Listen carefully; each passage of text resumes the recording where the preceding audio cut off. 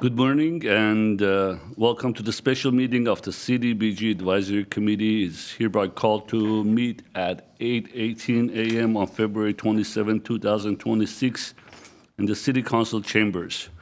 May we have roll call, please? Certainly. Committee members Avetisian, Present. Ani, Here. Quinones Gabrielian, Here. Vice Chair Manukian, Here. and Chair Garibian. Here. The agenda for the February 27, 2026 special meeting of the CDBG Advisory Committee was posted on or before Thursday, February 26, 2026, on the bulletin board outside City Hall. At 2 is minutes. At A, approval of the minutes of the February 28, 2025 CDBG Advisory Committee special meeting. At B, approval of the minutes of the September 8, 2025 CDBG Advisory Committee special meeting. And at C, approval of the minutes of the October 27, 2025 CDBG Advisory Committee special meeting. And you can take those separately or you can take those together. I move approval of all three meeting minutes, which includes the February 28th, September 8th, and October 27th CDBG Advisory Committee special meetings. I second. All in favor, say aye. Aye. Anyone opposed? Okay. Motion carries. Thank you. Item 3, introductions and presentations. At A, recognition of outgoing Commissioner Zanko Armenian for 13 years of service to the Community Development Block Grant Program. Well, good morning, everyone. Mr. Armenian, I don't know where to start. Not only we have served for years, 7 years together on the diocese, but we're also friends outside the commission, and our friendship has continued. So I'm going to let my colleagues do their talkings first, but definitely we appreciate you being here and done everything you have done. So please. On behalf of myself and as a member of this advisory committee and also this community, I have served with you for many years on this committee, and I so appreciate it. I also have served with you in the utilities industry for decades and decades. And you are, like I told my colleague here, a legacy, not just here, but in our community. And you are so appreciated. Thank you for the leadership that you and the collegiality that you showed while you were here. I learned a lot from you. You are certainly a great mentor. Thank you, and I wish you well, Zanku. Thank you. Go ahead. Ladies first. Thank you. Zanku, on behalf of myself personally and as part of this advisory committee, I want to thank you for your service. When I first joined, or when I was first asked to join, I reached out to you, and you were a mentor to me when I started on this journey. I appreciate your wisdom, experience, knowledge, leadership, and balanced approach to all of our decisions. I thought that for every major decision that we had to make, that your input was very useful. And I looked up to you to be able to do my job here. So I really thank you for that.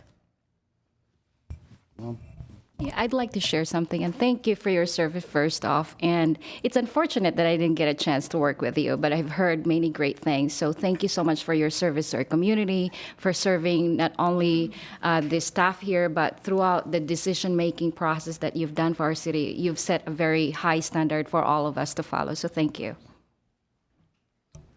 I want to echo all my colleagues. On top of everything else that I've served, I think the longest term with you on the CDBG Advisory Committee.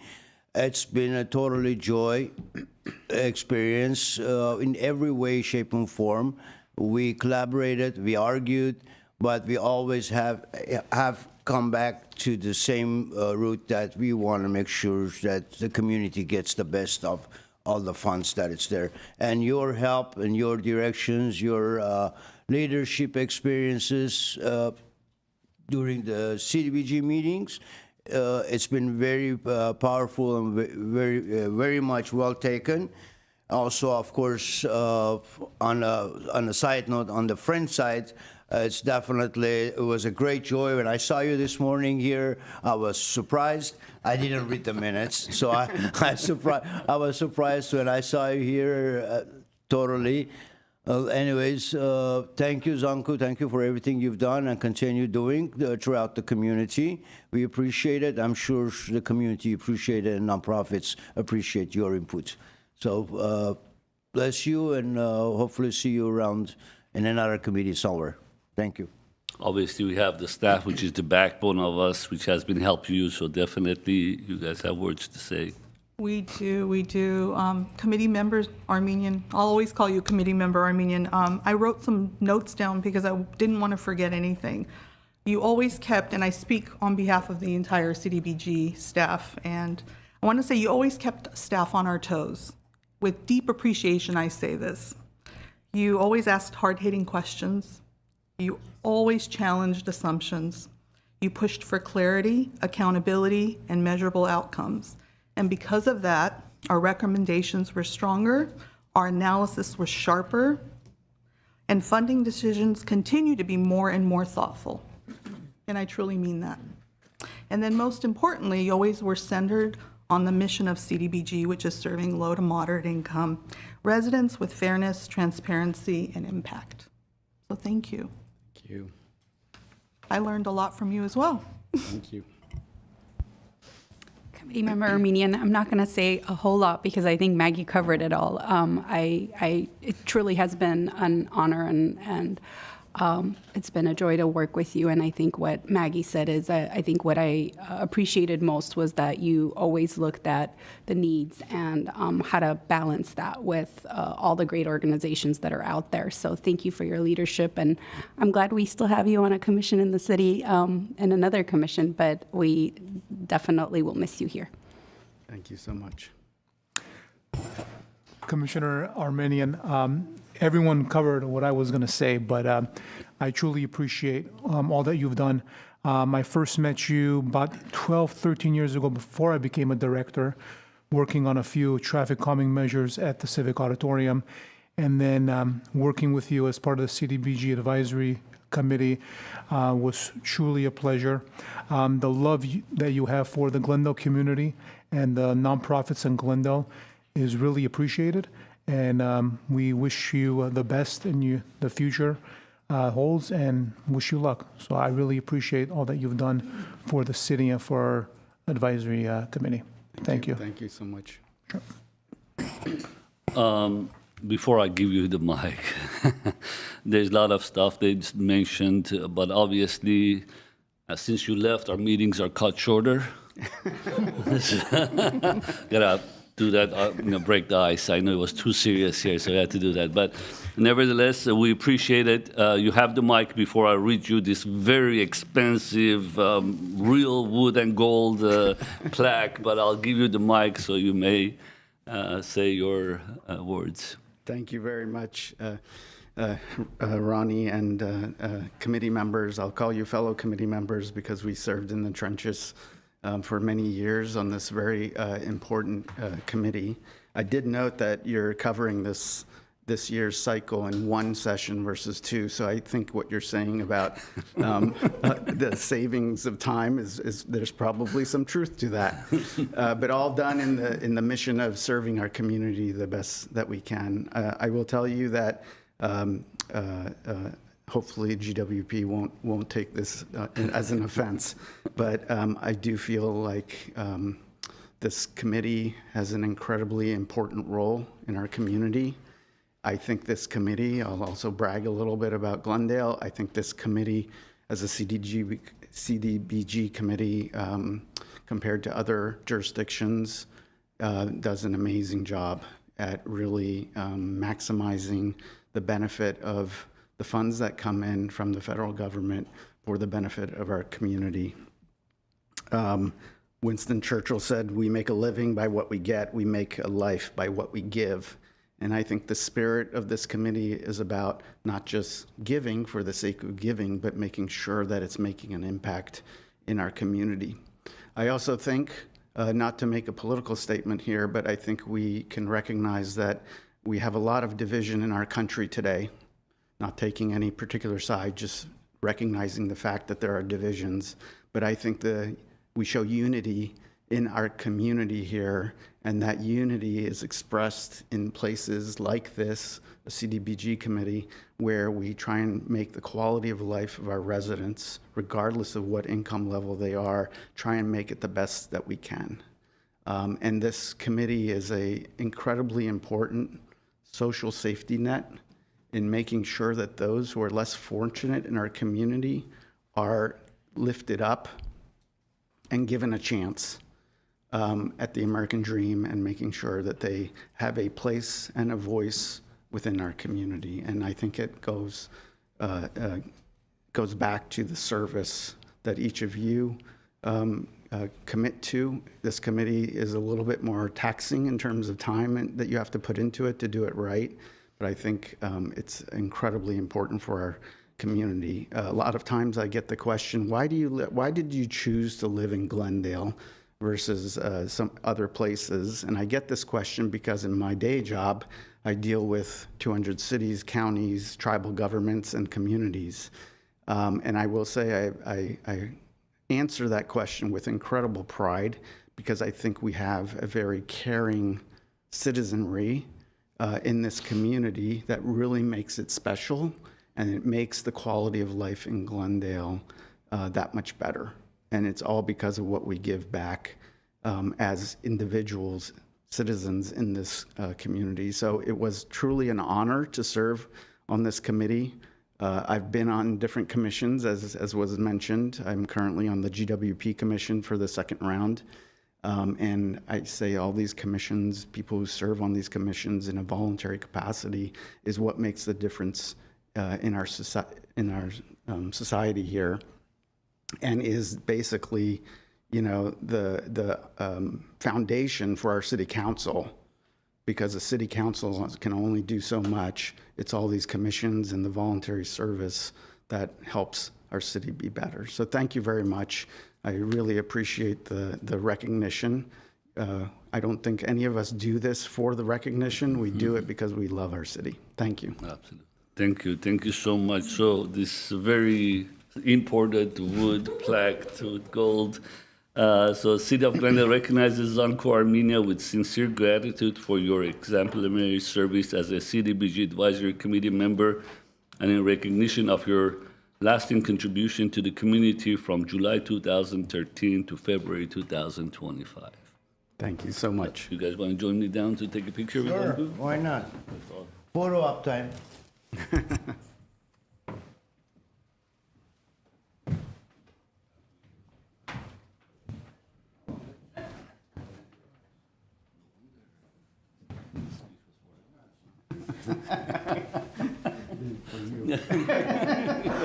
Do this photo up.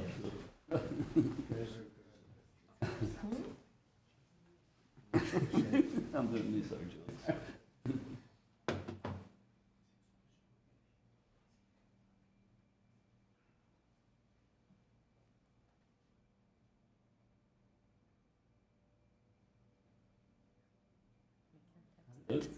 Oh, thank you. Thank you, Zanco. Thanks again. Don't be a stranger. Always see each other in the city. So.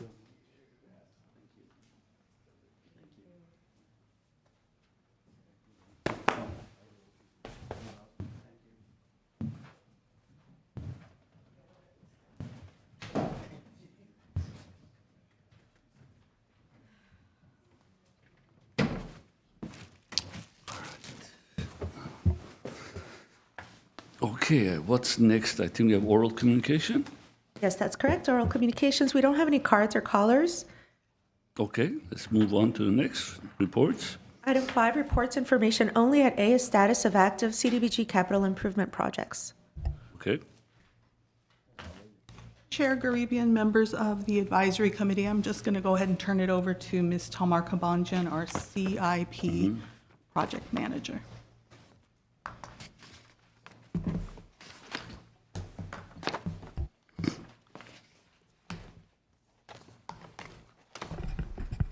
Good morning, CDBG committee members and CDBG staff.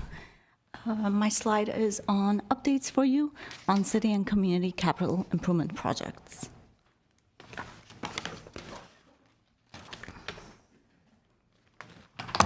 For our city CIP projects, we have El Camini Park Playground Project. It is construction ready. Palanquoni Park Renovation Project, also construction ready. We have Pacific Park Natural Grass Project, design phase. And we also have Pacific Edison Artificial Turf Replacement Project, currently in construction phase. For our community CIP projects fiscal year 2025 to 2026, Lexington Office Historical Building Preservation and Rehab Project, YWCF Glendale and Pasadena, it is an environmental and SHPO review. For fiscal year 2024 to 2025, we have Glendale Community Center Roofing Project for Catholic Charities of Los Angeles. We have recently completed the project. And we also have a bathroom renovation project for Home Intimate Art at Main Campus, currently in construction phase.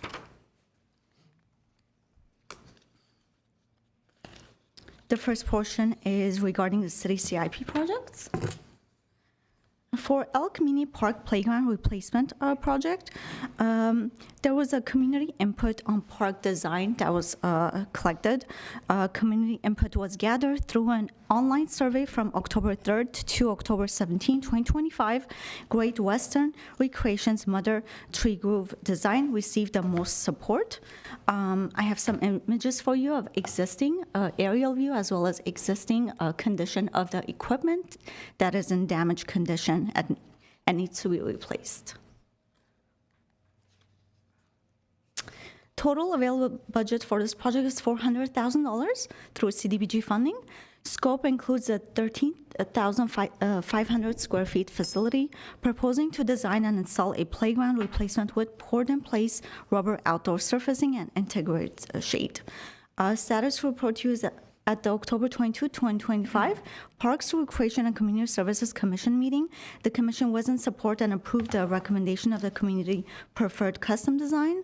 Staff worked with Great Western Recreation to apply for and successfully receive funds through the 2025 California Parks and Recreation Society statewide health play funding, so that the new El Camini Park Playground will become a national demonstration site and utilize a play-on.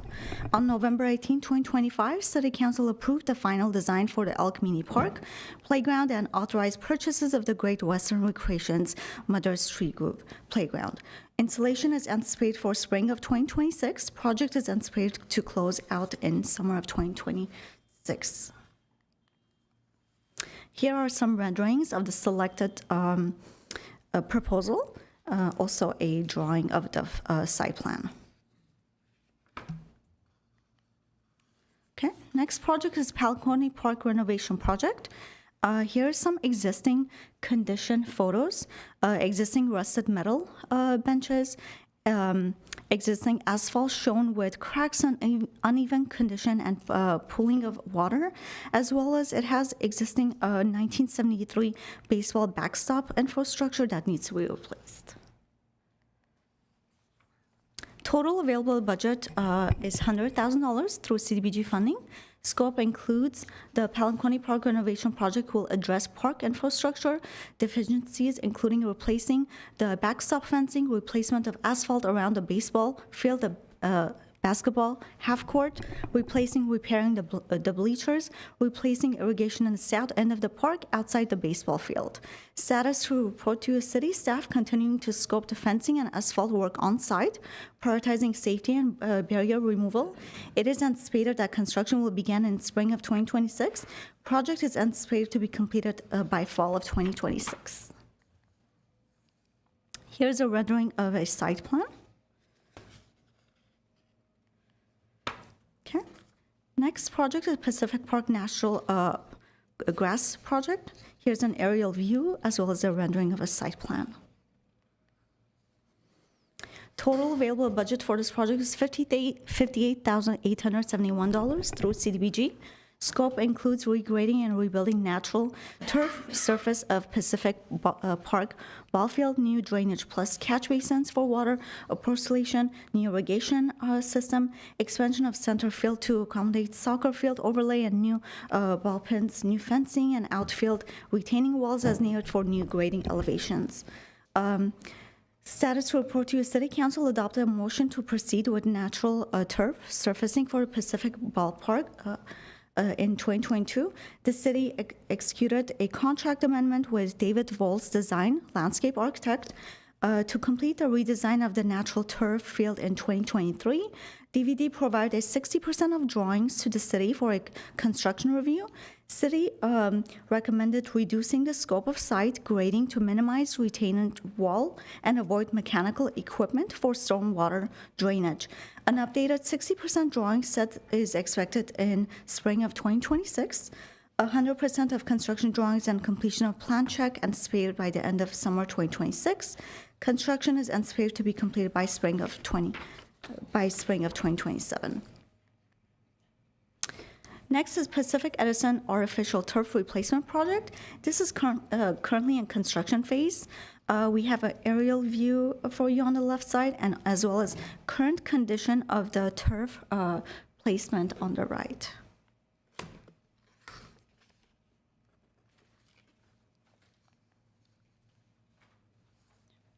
Total available budget for this project is $1,828,171. Scope is through replacement of artificial turf field, improving field drainage to address stormwater runoff issues, increasing north fence height for safety purposes, improving seating and field access, caping the raised planter with concrete along school fence lines, new privacy screening and new field stripping, and elevation of the current turf system will be performed to determine the ideal solution for this field, since the city opted to switch to organic infill options.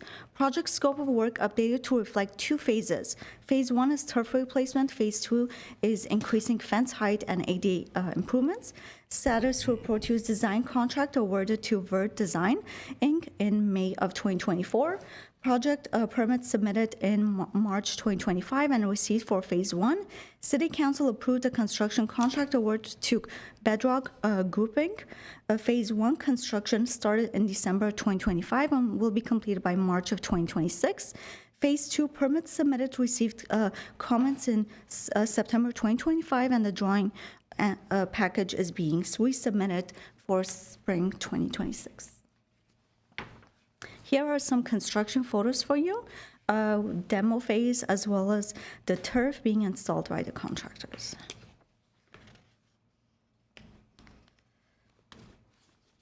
Okay. The next portion will cover the community agency CIP projects. We have Lexington Office Historical Building Rehab Project for YWCA of Glendale and Pasadena. The building was built in 1939 and is 13,971 square feet building. The services are provided to 2,600 members annually. The programs provide life-saving services for women and children, meeting spaces, and recreational facilities. The facility houses a domestic violence for service center, which offers wraparound services to help women and their children to achieve lasting independence from abusive situations.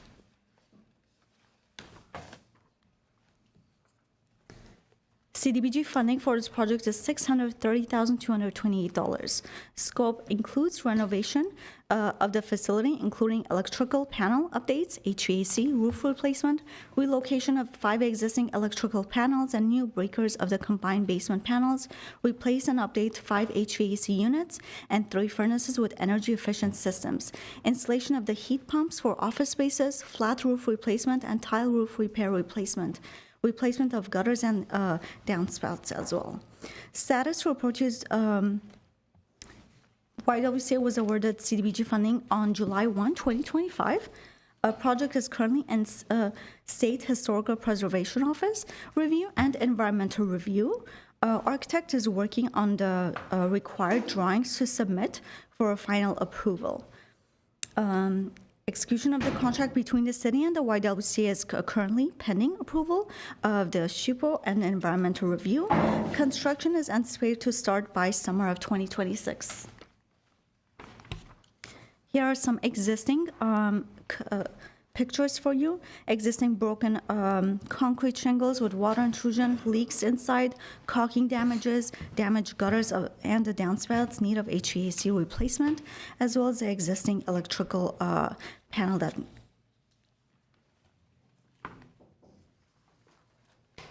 Next project is Catholic Charities of Los Angeles, Glendale Community Center. The building was built in 1980s. The building is 6,658 square feet, serving of 4,000 annually. The facility provides services of food pantry assistance, case management, and homeless assistance.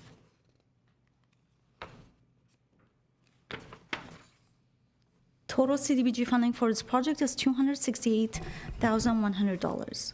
Scope includes demo of the roof area, installation of mid-roof cool system, and 20-year warranty, testing inspections, electrical abandonment, mechanical relocation, roof installation, and crickets. Status to report to you is agency was awarded CDBG funding on July 1, 2024. The bid walk was conducted on March 4, 2025.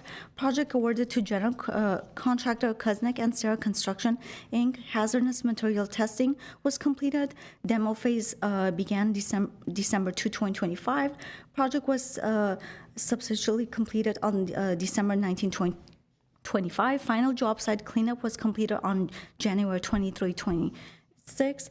Architect conducted a punch walk and submitted a punch list. Currently, general contractor is working with the architect to finalize the items on the punch list. Notice of the completion from LA County is pending. Construction is complete. Here are some before and after photos for you. Before showing the water stains on existing parapet, roofing damages, damaged flashing, leaks in the interior roof area, steel post base with damages, flashing, sealant, roofing membrane with visible corrosion on the steel plate and anchor bolts and post. And here's we successfully completed the project, and here are the after photos on the bottom.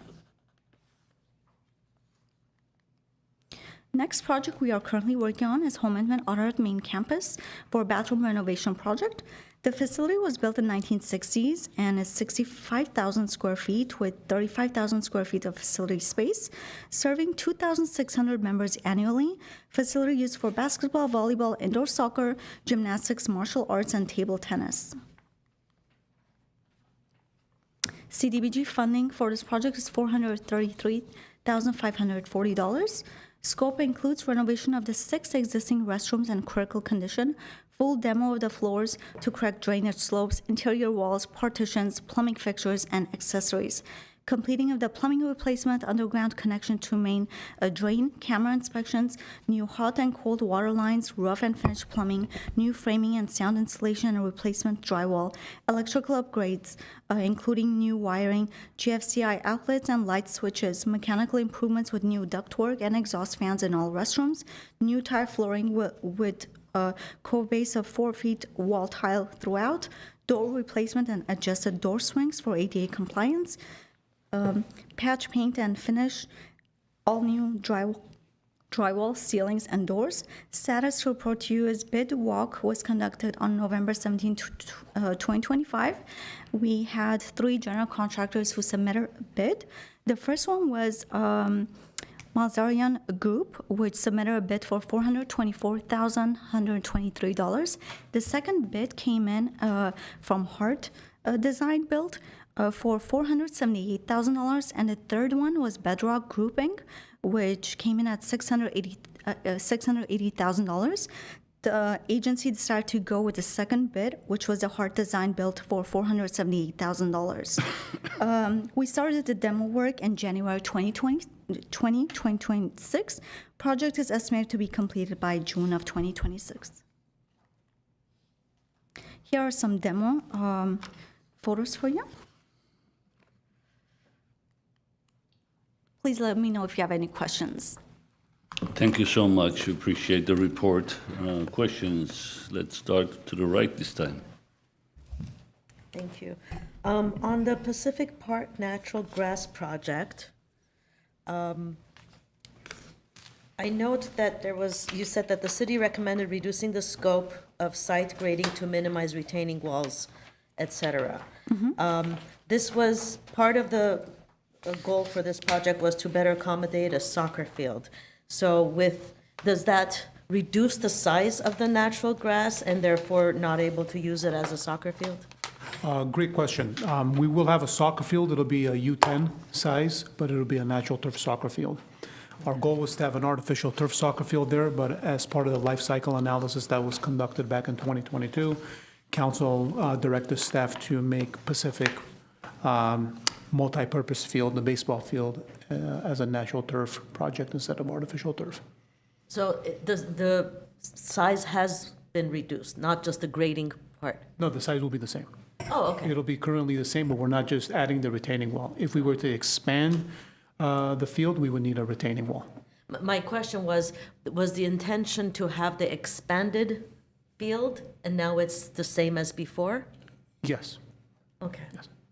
And do we know why the city was reducing the site grading and? The cost? Cost, The okay. cost, yes. Thank you. Anyone else? Mr. Avdisian? I'm going to go to the left later. Good. No questions? Two things. As far as the parks are concerned, I know we're pretty much in that phase of almost finishing it up, but environmentally, did we use maximum possible as far as the material we use and all that for environmentally heat-sensitive ones, or be able to Are save you talking in regards to the artificial turf or all of our parks? all of our parks? All of our parks? Great question. So the artificial turf project, let's start with that, the one at Pacific Community Center. The old field had the rubberized material. We are currently installing the field with organic infill. So the organic infill will reduce the heat island effect by 10 to 20 degrees, and it's organic, so it's environmentally safe. The playgrounds, all of our playgrounds are 88 to 93% recycled material. So they'll be using recycled material to build the playgrounds. And as far as recycling the waters, are we doing those, any of them, for like irrigation or any of those? Currently, the fields won't be irrigated, but Pacific is on the purple line, so it's our reclaimed water. The fields won't be watered with reclaimed water because it's not good for the material. Okay. So we do have potable water in that area if it needs to be cleaned and washed. Thank you. As far as the CIP, did any of the projects, which one of those are actually started construction, which ones haven't yet? Or they all started constructions? Well, Catholic Cherries, we completed the project. We're just finishing up the punch list.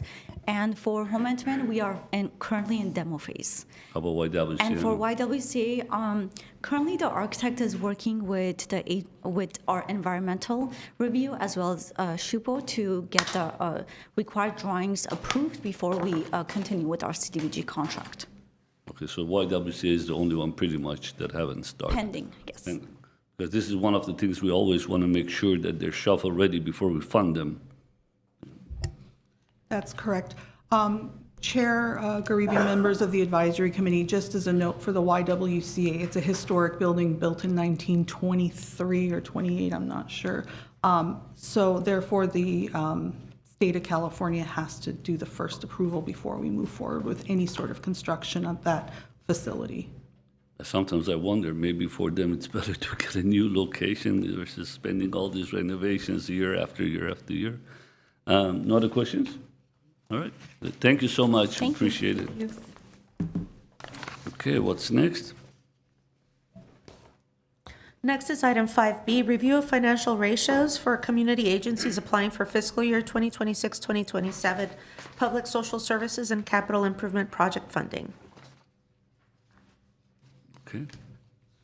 Chair, Garibian, members of the advisory committee, I have a short PowerPoint for you that we present each year on the ratio analysis that we do for each of our agencies during the proposal process. This is something we like to present to you as an additional tool to review and ask questions during the interviews as well for both public social services as well as capital improvement projects. So as an overview, the committee direction is to have agencies complete a ratio calculation tool. This is done through the agency's public accounting firm, and it calculates 3 ratios: debt ratio, defensive interval, and reliance on source of income. CDBG staff reviews and verifies the calculations, and then the ratios are viewed as an additional evaluation tool for the committee.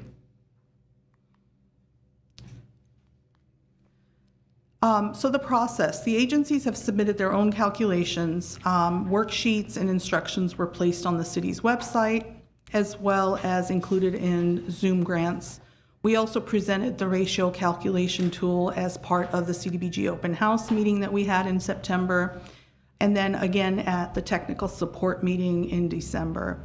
So additional support was also given one-on-one because this tends to be more of a daunting task for the agencies. So we'll start with debt ratio first. So debt ratio is total liabilities over unrestricted net assets, and this reflects the proportion of debt a company has relative to its assets. So a ratio less than 1 is a really good sign, which indicates that the company has less debt than assets. At this time, we have only one agency that was out of range. It's been out of range for quite a few years, and there is a reason why. This is the YMCA of Glendale, and they can explain further, but they have deferred revenue in their liabilities, and they'll explain that a little bit more because they have a property that they had acquired. The next is defensive interval. Defensive interval shows what liquid assets they have over the average monthly expenses an agency has. And this reflects the number of months an organization can operate if funding were to stop and no additional funds were available. So a higher ratio reflects an expected longer period of operation if funding were to stop. Now, we have quite a few agencies out of range, and we ask that you ask these agencies this question because it is important, and that is the Armenian Society of Los Angeles in year 2025, Ascensia in year 2025, Glendale Youth Alliance in 23 and 24, Vertigo Hills Council, Scouting America, year 23 and 24, and then the YWCA of Glendale, year 24. Lastly, we have reliance on source of income. So this is the largest revenue source that the agency has over the total revenue it has. So this identifies a potential risk if that percentage of the largest source of income were to be eliminated or reduced. So a lower percentage indicates less risk if the larger revenue source were to be eliminated. And thankfully, none of our agencies are out of range on this. And then lastly, and the importance of these ratio calculations. Agencies submitted the most current financial statements for 2023, 2024, and some were able to provide 2025 with the period ending June 30th. Financial ratios provide an objective measure of organizational stability and performance. They evaluate liquidity, solvency, and operating efficiency. And then they also identify financial trends over multiple years, especially with our agencies that have come back over the years. It also supports our committee in making informed funding decisions, and then it also provides some insight for projected financial health in 25, 26, and then beyond. So this is kind of an additional accountability tool. And in summary, the ratio calculations that are not expressed opinion on financial health. They should not be evaluated as standalone basis, and these ratios truly only provide an extra additional evaluation tool for the committee. Any questions on this? General question, if I may. We noticed that there's few of the organizations that this year's organizations that have applied, few of them, their ratios are not there or not presented or not updated at the last final result that they were supposed to, and the timing wise, after the staff questioning. Now, have any of them come back after fact and updated their files or anything in that factor? Are they allowed to do that? Because I see a few of them that they're still missing, Okay. not updated. Excellent. These are two separate questions, truly. First question I can answer for you. The Zoom grant system doesn't allow anyone to go in unless we as staff allow them in. So we leave it open for them during the time frame that they are allowed to address weaknesses and make updates or changes. That's the first thing. What you are probably seeing are number signs. And if you're seeing number signs, that means they don't have any numbers in that particular year. So they haven't filed their financial statements for, say, fiscal year 2025. So that doesn't mean it's empty, it's just that they haven't filed yet. We don't have the paperwork yet for them. So they'll present 2023 and 2024. I'm trying to figure out which ones are you seeing as empty? 25. The 25 is my concern, honestly, because 23, 24, whatever has done, it's past and gone. We really can't do much about it. But 25 is the question that if the reliances and everything is not there, and how is this organization going to be able to leverage or support these projects continuously? Understood. And unfortunately, some agencies, their year doesn't close out until December 31st, 2025, and they're just not prepared yet. So they rely on their accounting firm to prepare these documents. And most of the time, this is really where we're at. We'll get a good picture of the two previous years, but 2025 is pending. There are about 4 or 5 agencies that were able to complete June 30th, 2025, but most are just not ready. And they do have that leeway to finish. I believe they're given about 6 months to finish, or it's 180 days as we had put in that footnote to complete. Thank you. Other questions? No? Thank you. I have one question regarding the reliance on source of income. Some of them, which we're familiar with the agencies, they're pretty much consistent. It's obvious that their style, like Door of Hope or Glendale Youth Alliance, it's pretty much consistent percentage-wise, but some of them vary a lot. And what happens to that variance? What happened to the source of income? What changes? For example, maybe this is a question I have to ask them. You probably wouldn't know, but just YWCA from 74% to 56%. It's a huge drop. So their source changed? Did they start collecting less money somewhere or more money somewhere? Well, with reliance on source of income, Chair Garibian, it depends on what the greatest source of income is, and they have various funding sources. So they receive donations, they host events, they have grants from certain organizations. Each agency is very different in their source of income.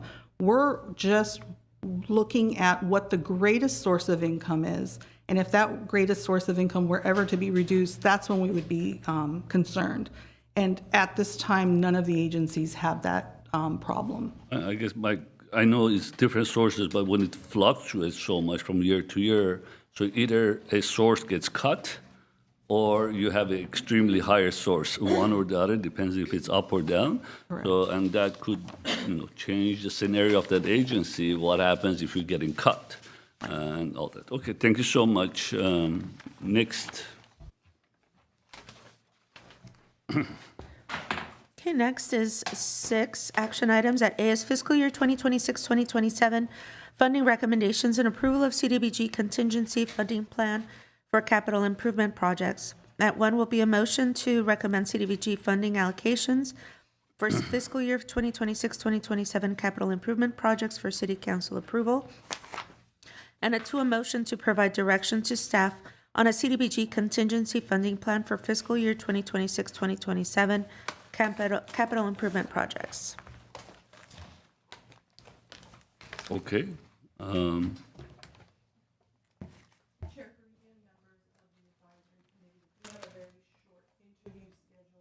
Mike. Sorry.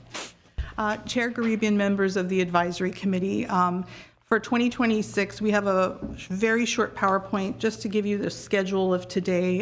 For those of you who are returning, it's going to be an impacted day. Capital improvement project schedule, we'll do that first, and we'll kind of stop before we get to the public social services so we can give you a refresher. So today, anticipate 4 agency interviews. They should have started at 8:20. We're a little late, but I know we catch up real well. And our public comment period is at 9:40, and we're going to deliberate up until 10:40 a.m. Then we'll have a short break and applicant scoring. I know we had gone over this with the committee members. You have the Zoom grants. You can review your applicant scoring within Zoom grants. And the agencies know that they have a 5-minute presentation time as well as a 15-minute question and answer period. So capital improvement project deliberations and funding recommendations. This year, we are estimating availability of $1.1 million. Agency requests came in at $1,459,998 So now we have about a $355,000 difference to work with. Please also note, this is the first and only year that the city did not request funding for capital improvement. So all the money this year in the pot will go to our community agencies. Good job. And I'll stop right there. That's a good news.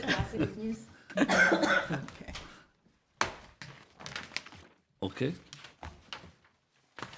Okay, so the first agency is Armenian Society of Los Angeles for the Armenian Society of Los Angeles Solar Project. Who do we have here? Alex Alexanian will be presenting. Sure, everyone. Sorry, as a reminder to all agencies, please state your names when speaking. Thank you. My name is Thomas, known as Tomik Alexanian. Henry Abrari, electrical engineer, designer. Good morning. Hovik Gabikian. I'm the Vice Chair of the Board of Trustees, Armenian Society of Los Angeles. Thank you. Good morning. Thank you for having us. I think we have presented our documentation. I am not the expert, but I can do to the best of my knowledge to answer any question that you might have. And also I brought with me our consultants who assisted us to prepare this documentation. So I'm ready for your questions or whatever I made. I think you know Armenian Society, we will be celebrating our 70th birthday anniversary next year. We have been in Glendale since 1978. It's the same year that I came from my native country, Iran, and been in Glendale since. And I've been, from the day one, the member of the Armenian Society, among other organizations. Mr. Alexander, if you don't mind, just to go on the record, anyone wants to introduce the project very short, briefly, just to be on the record, even though we have it, but anyone wants to introduce the project real quick? Yeah, Henry Abrari. I was asked to help out with the design of the project. This is to just give you just a quick synopsis of what we're doing here. In this project, we've designed, because of the limited roof space, there are air conditioning units and fans and so forth on the roof. So with the available roof space that we have, we are installing 88 solar panels. And this solar panels actually feed 2 inverter sections. And we did an analysis of what is the power usage currently for the Armenian Society.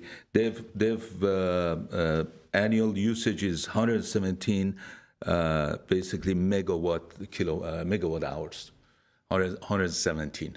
And with the 88 solar panels, we have a software that actually calculates how much power we are producing for the whole year, and that adds up to 61,000 megawatt hours, which is approximately about 60-70% of the power that generates the roof can generate, which is quite a bit of saving. It actually also helps the green energy, which I'm sure the city and GWP is well in support of.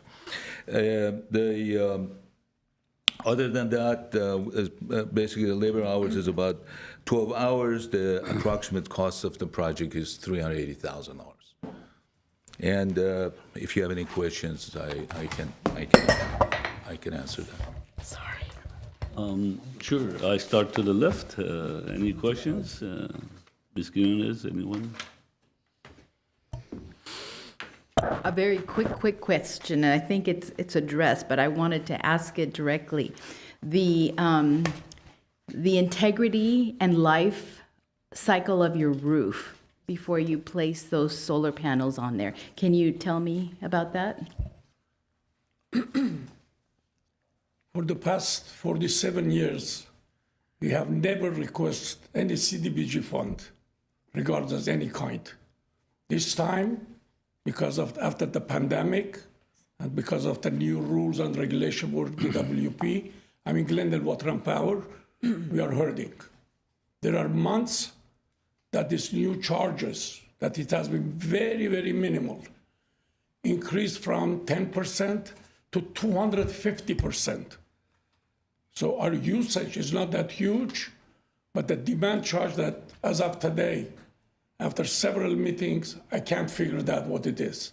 But it's needed for us to survive. Everyone is hurting. There's nothing new. So we really need this. And this is the first time that you are requesting. And we appreciate your kindness. You are looking to this matter and help 70 years old society, organization that gives service to this community. Thank you. Ms. Kavarian? I appreciate. Oh, go ahead. Chair Garibian, members of the advisory committee, committee member Quiñones Gabrielian, the Armenian Society of Los Angeles did put in a roof certification document in Zoom grants, and the roof has been certified and it has 10 years and it's in good condition and has 10 years remaining in its lifespan. And that was one of the questions that we included within Zoom, within our proposals, because we wanted to ensure that each agency that is requesting funding has a roof that's intact and is in good condition before we put solar panels on there. And let me be a little more specific. With solar panels having a 20-year life cycle or over 20, we accept a 10-year certificate? Is that something that is acceptable? It is acceptable at this time, yes. Okay, thank you.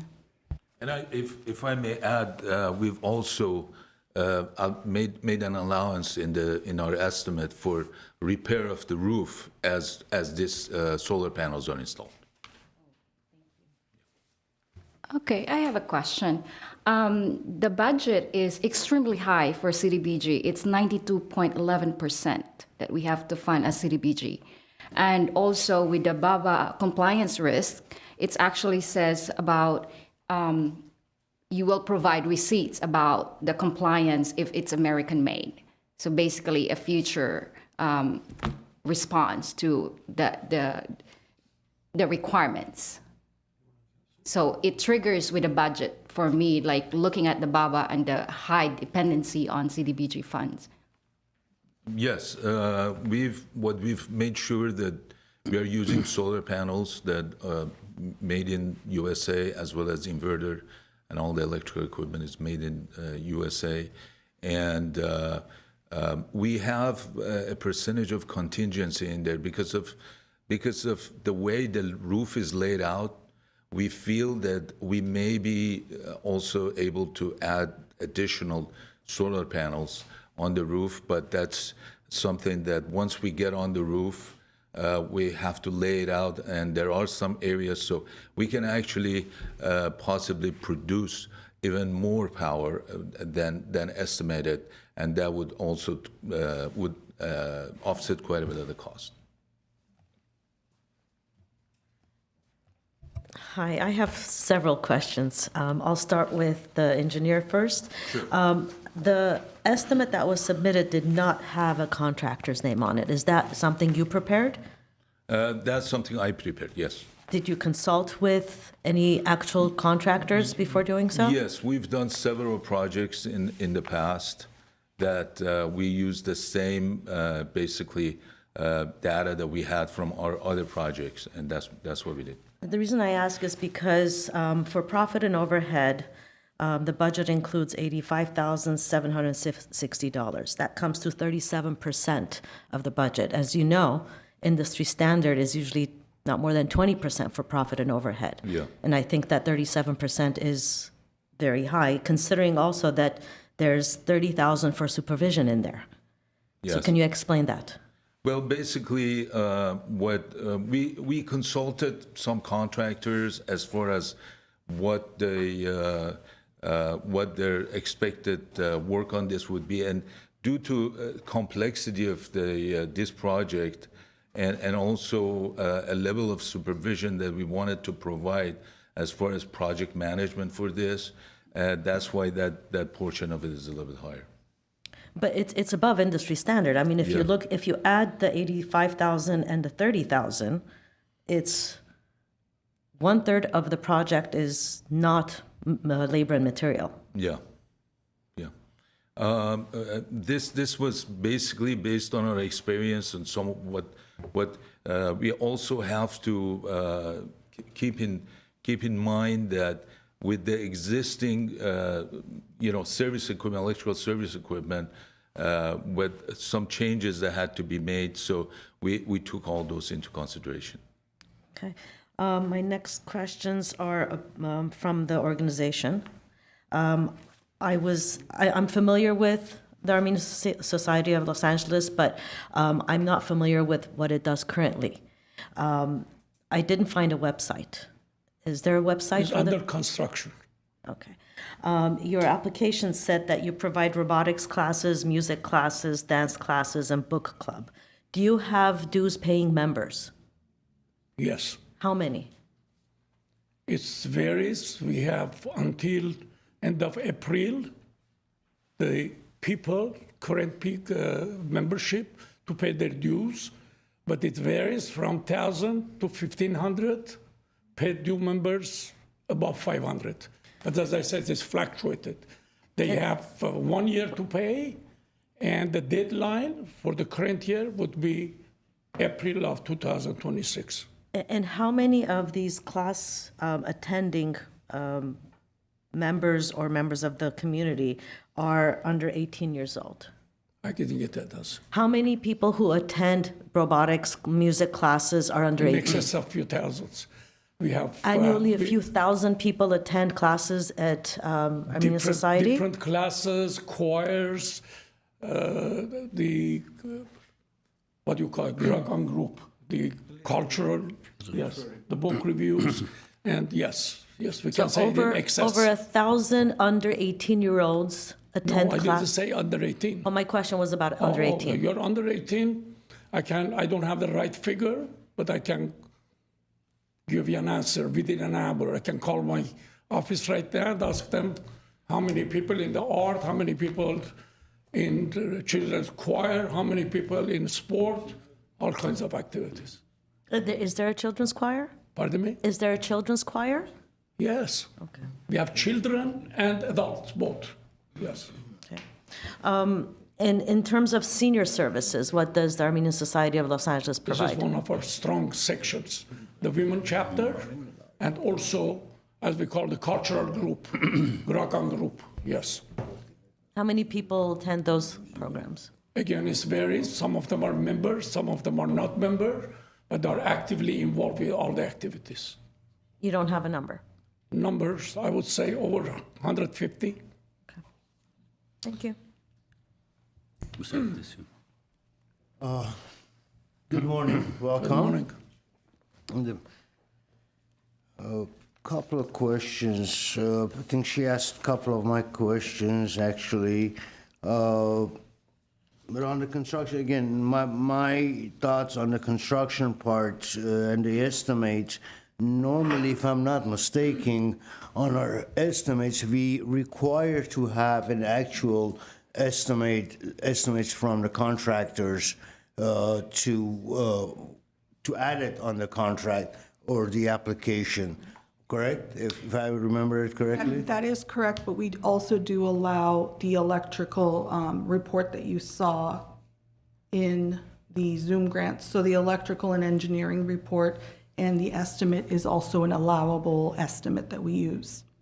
The estimate of the construction I'm talking about, not Correct. yet. We're still allowed to use that, and we've used architects that have Architects, okay. provided that as well Okay, in the that- past. that- It's allowed. Okay, thank you. I didn't remember that part of it. Again, as you mentioned, cost of the construction or the cost of the project management and overhead, it's a little bit, to me, it's a little bit too high. I know cost of construction, by the time you're ready to start the construction, the prices could very well change and goes up, so you need to have that cushion. I just went through a project similar in a different city, but very similar. We know that the project prices just jumped from one place to another. The only thing that if you have contingency on your roof, to make sure that the roof is truly not just repaired, because patchwork definitely will give in. Replacement of that, at least that portion of the roof that it's the solar panels are sitting on, will be sitting on, because that would be, if you have to remove the panels and repair the roof and then place it back, you're talking about additional 10, 20, 30,000, depending on how much of an area that you're gonna have to remove. So I would highly suggest that to make sure, once you get there, to do double, triple check, make sure your roof life, it's really, it's not just a patchwork repair. It's actually replaced if necessary, as much as needed. On the classes, I think she read my mind. She asked all my questions.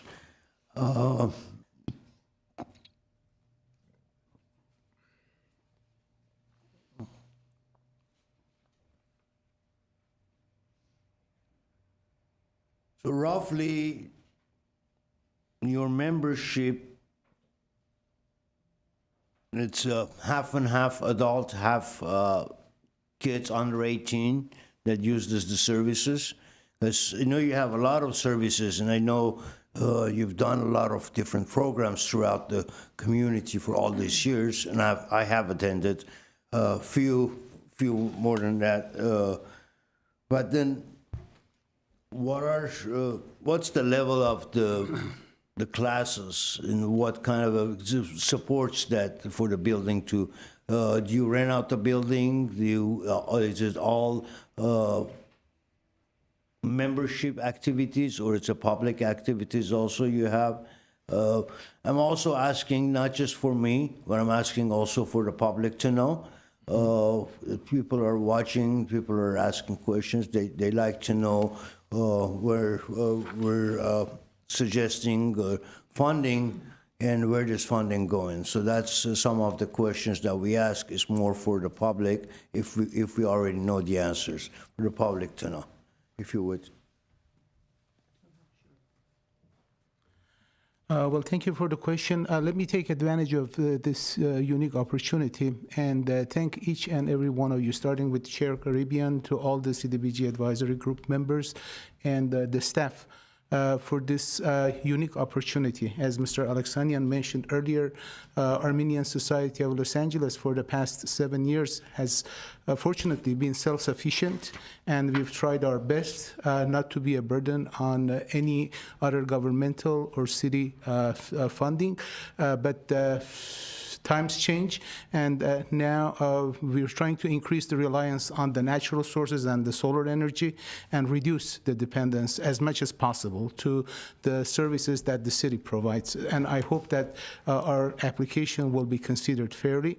In regards to the general public viewing, we welcome each and every one of our Glendale residents. This is a volunteer-based organization, and we host a lot of events, not only for for our members, be it youth or the aged individuals, but also community members that have various events. They can approach us, and we do have it throughout the year, that they come and they try to organize various events, and we try to make it as affordable as possible. Sometimes even if our situation allows, we'll try to make to find sponsors and to make these events happen. Different cultural projects that we organize throughout the years, especially through our Zangakner, the youth choir group, and also the adult choir group, are literally events and meetings.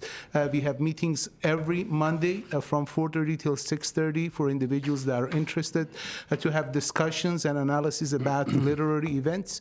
And they have monthly, at least one event introducing either Armenian or non-Armenian. You know, it's an international program, and people can join there. The range of programs are Hiking Society and several others, like we have the Bingo, which is a very popular program for the women's chapter, and the list goes on and on. So I'm very lucky, and I feel very fortunate. I'm blessed to be a member of this organization for the past 20 years. I will take advantage of the opportunity and will thank each and every one of you and the members of the CDBG that have served the committee in the past. I've also been a member of Glendale Homenetmen Ararat for the 37 years, and I've been one of the beneficiaries. I've seen all the improvements that have been made through the funding provided by the CDBG, so I definitely appreciate, regardless of the results, but what you do is very honorable and very important. I can't thank you enough. I appreciate that. Thank Do you have any other questions? One quick final question. Obviously, we know the budget limitations, and you may not be able to receive the full funding, what you're asking at $350,000. How are you going to, what would be your number, the bottom line, that you can actually do the project, continue finishing the project from the CDBG, whatever funds you receive? And do you have any leverage money that you can add on to the project? Of course. Thank you. I appreciate the question. Obviously, the cost analysis and what can be done in terms of negotiating a deal as need rises, we're definitely willing to go into, to try to find other avenues if needed in order to complete the project successfully, because this is not just about, saving on the cost of electricity rates that are unpredictable, and the rates are constantly increasing on annual basis. It's also about our financial stability and about our future for the next 20 to 30 years. So we are very flexible, and we understand that as the information was presented earlier, and as you mentioned, there may be some shortages.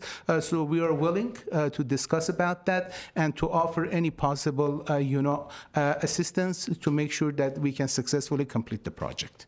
All righty, thank you. Thank you very much. Thank you. Appreciate that. Yes, sure, I have a follow-up question. absolutely. And I appreciate the Armenian Society of Los Angeles and the fact that you've been around serving the community for so many years. It's not a problem to ask. That's exactly why we're here. So when you need it to facilitate it, to become more efficient in providing your services, you're very welcome.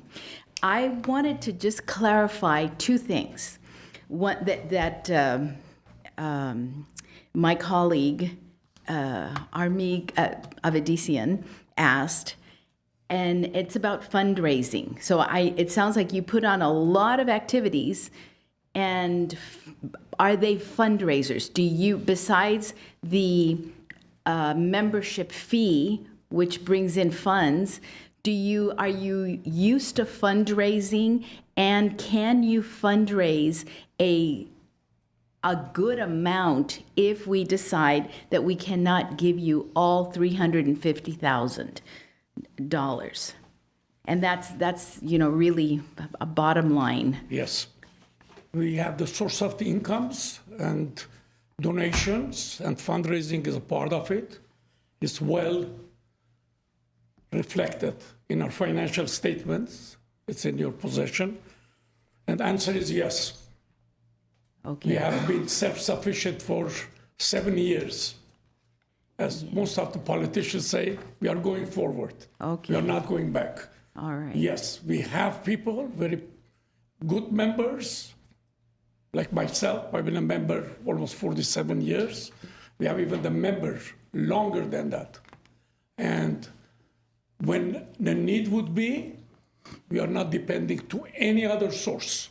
This is the first time the fund is available in Glendale, and we want to take advantage of it in order to survive. But we will survive. Okay. But it will help us to reduce our cost. Monthly cost is used to be 2015, 2,500. Now it's in excess of 5,000 to 7,000. So this is going to be a great help to help us instead of paying high expenses and high bills.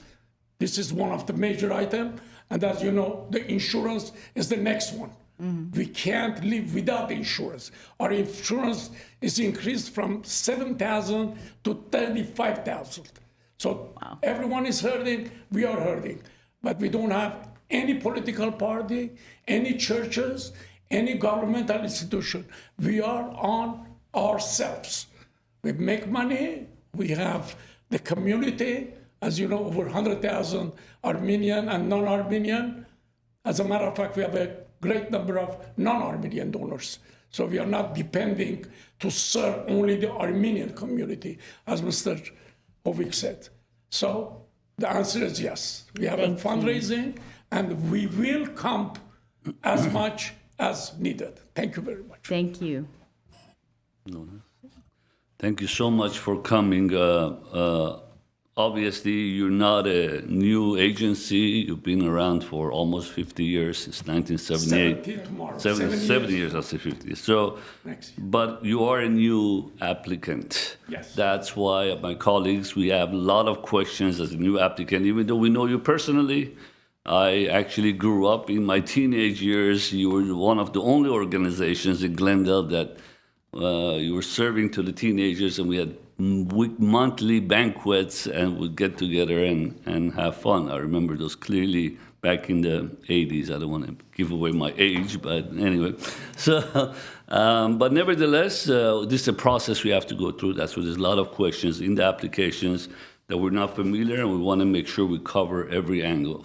I'm going to get into numbers, which you mentioned about 61 megawatt versus the 117 megawatts. So based on the numbers you have given us without even going into the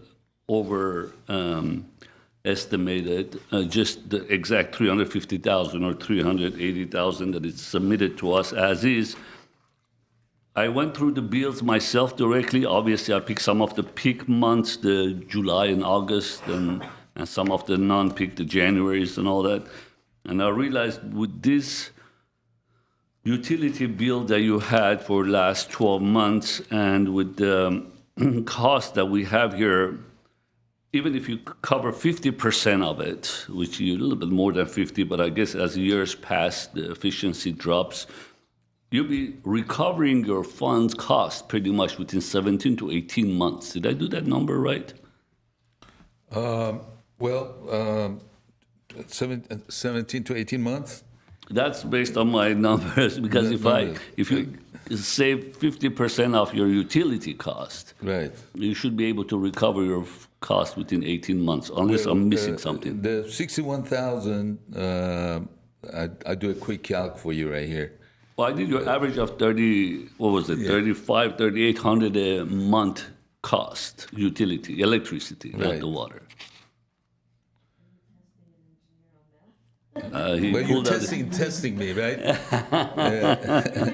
Well, that you're looking at, if you look at 30 cents a kilowatt hour, which is what the commercial rate is averaging about, you're looking at 18,300 for the 12-month period. I wasn't talking about the kilowatt. I'm talking about if you do $3,500 a month cost, dollar.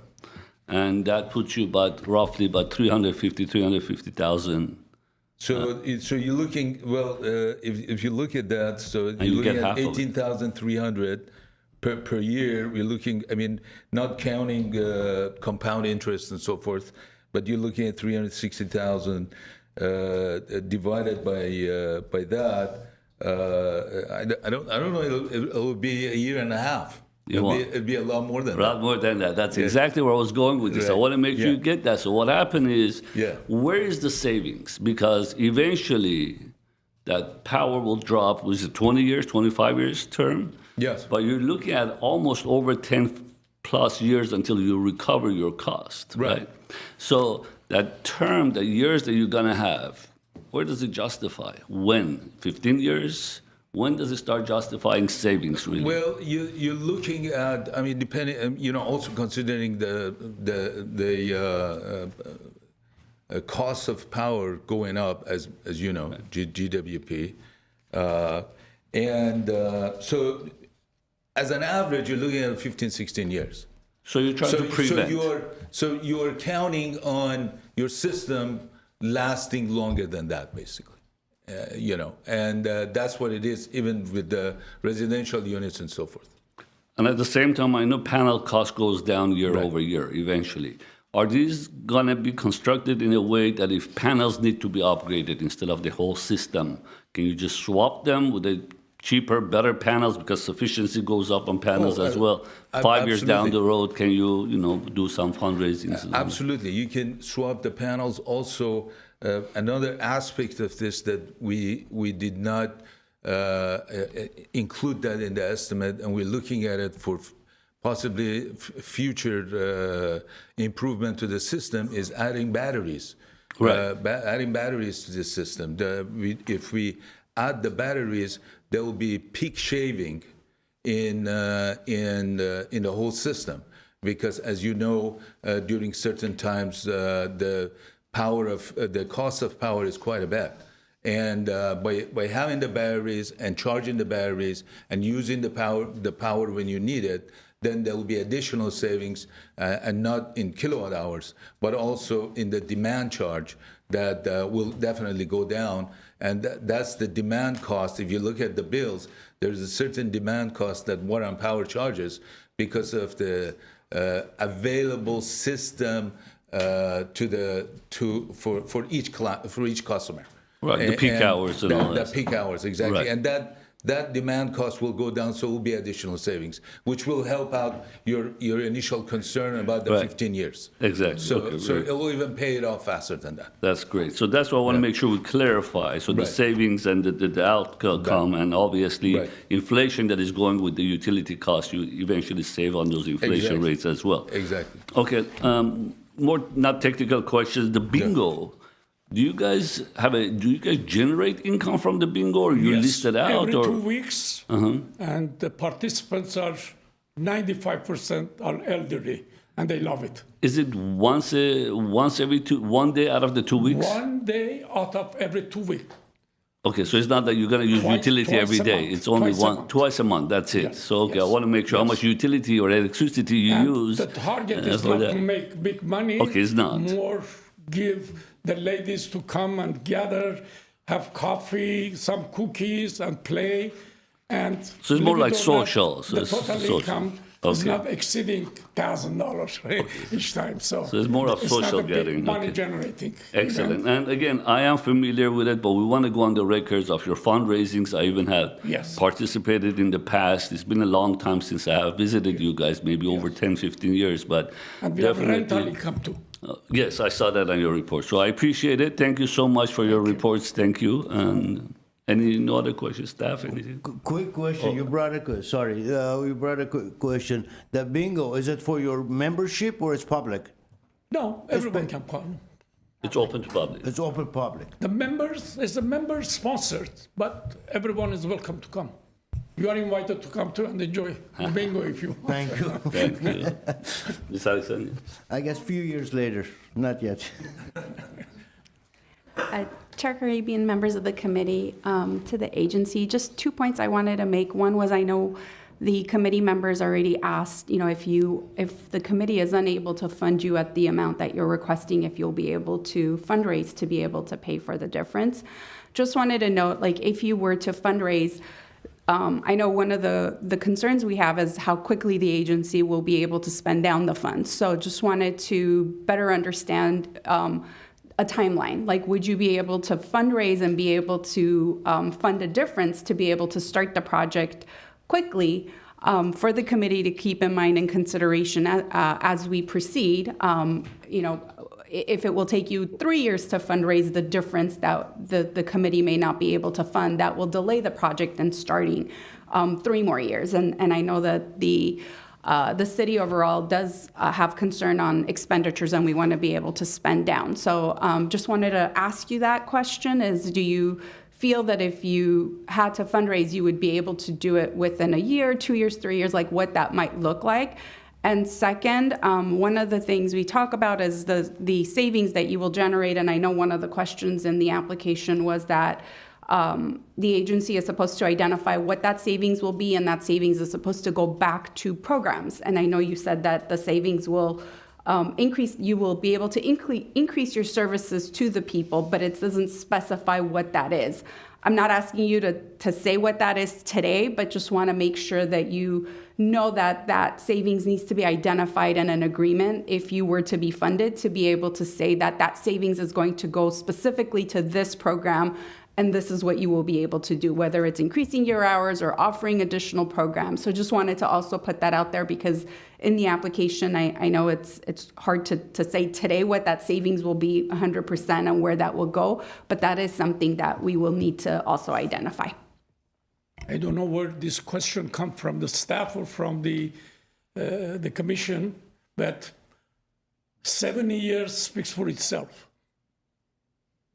We never asked for any funding, did our own fundraising, and we stood on our feet. Same thing is going to happen. But this is going to help us to survive better and offer the programs that we were offering to whole community and even to city. April 24, for several years, our choir stood up there. We had the prominent maestros as of today in the past. And we want to continue that. All these things has a cost. So we want to substitute something that is available to us. That's why we are requesting. We never have done it for the 7 years. This is the first time. Thank you very much. I really appreciate your help, but as much as you can. Did I answer the question? No. I And didn't. you know Okay. what? I'm sitting here saying, I want to help you. Yes, I I want to know, help I you, know. but help us help you. So Yes. how, if you're explain asking, if you're asking for 350, no, it's okay. If you're asking for 350 and we can only give you 250, Yes.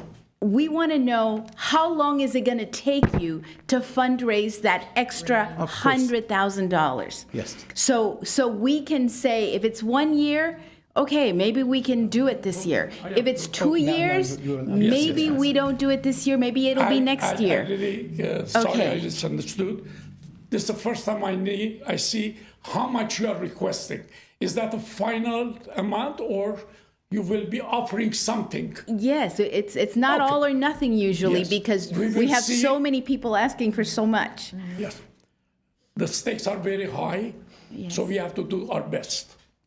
We go to all of our sources and try to chip in as much as possible. So whatever is needed, we have to see. I know we have some fundraising capabilities, but if you tell me just do certain number and it's difficult, then when we come and ask you for a little bit more lenient to us. So the less fundraising is better, because we do the fundraising, but we have so many programs, as I said. I'm sorry, misunderstood.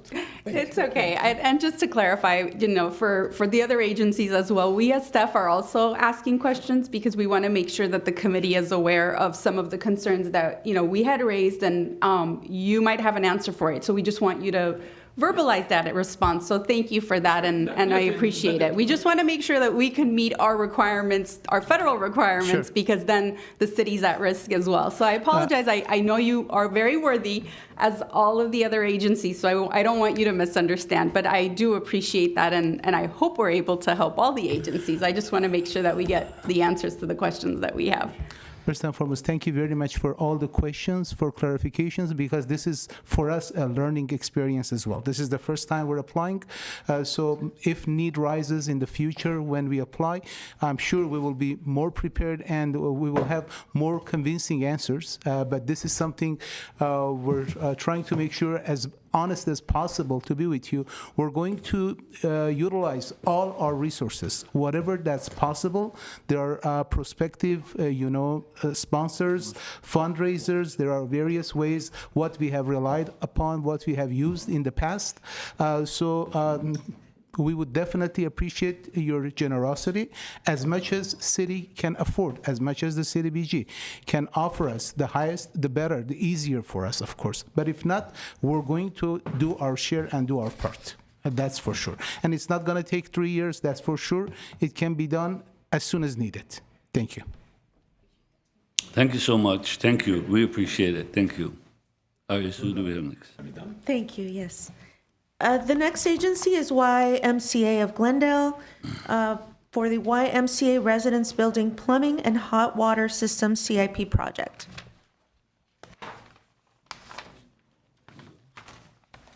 Good morning. Good morning, Chair Caribbean, members of the committee. My name is George Saikali. I'm the President CEO of the Glendale YMCA, and I have with me. Hi, I'm Robbie Messler, Director of Programs and Communications at the YMCA of Glendale, and help to assist with this grant. This building, I just want to be brief. I'm hoping most of you are familiar with the YMCA.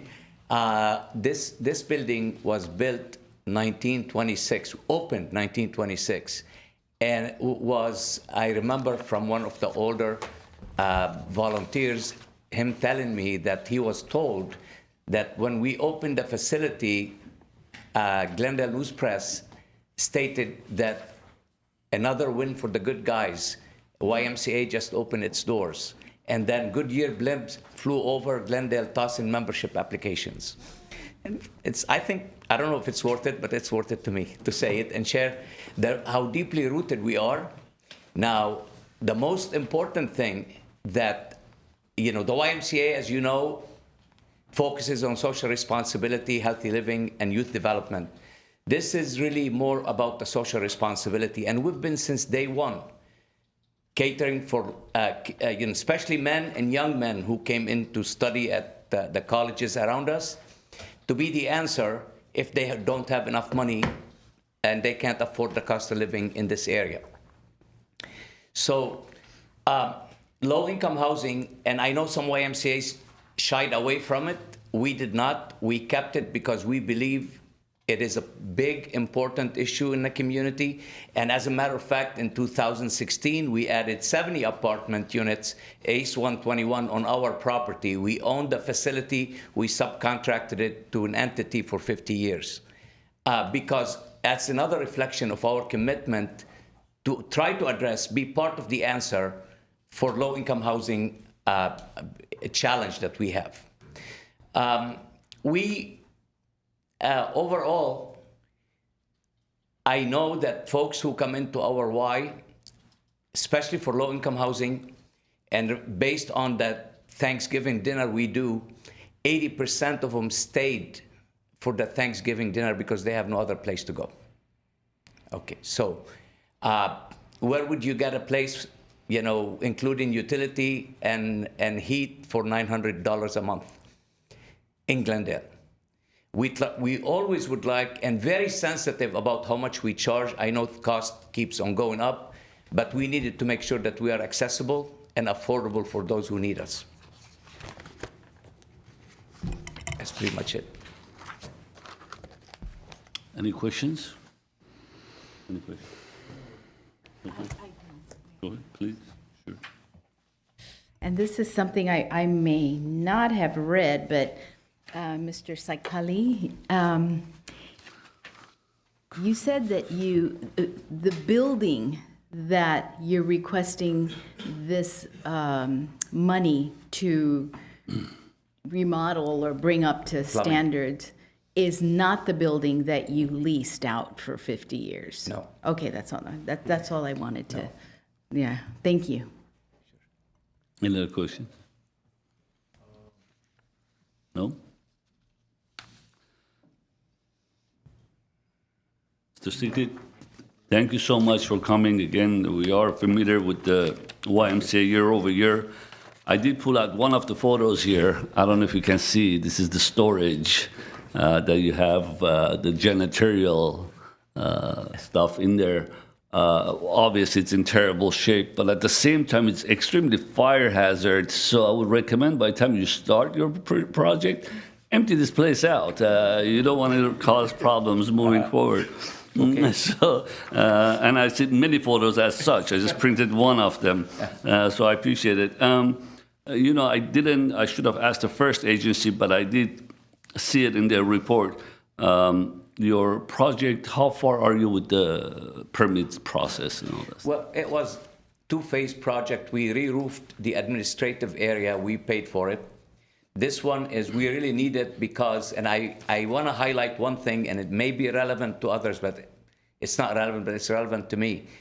Our residents, if they want to do their laundry, they have to go 2 miles away. If they don't have a car, it's a challenge. I would like to have, and that's how I found out that our plumbing needs to be replaced, because I wanted to do a laundromat, take 2 rooms and make a laundromat for the residents. And I found out when we got into details that we can't do that because we have a plumbing problem. Yeah, the photos were horrendous. I mean, that thing is ready to burst. Thank you so much. There's a question? Oh, please. Yes, I just like to commend you, YMCA, because you really served our community in the best way possible. But in terms of your contractor estimate, do we have the written confirmation based on current Davis-Bacon prevailing wages? Because that was one of the notes that was stated by the staff. Do we have that document? Yes, we have. What we did is based on our knowledge in the contractor, which is 50% higher than the minimum wage. All right, thank you. Sure.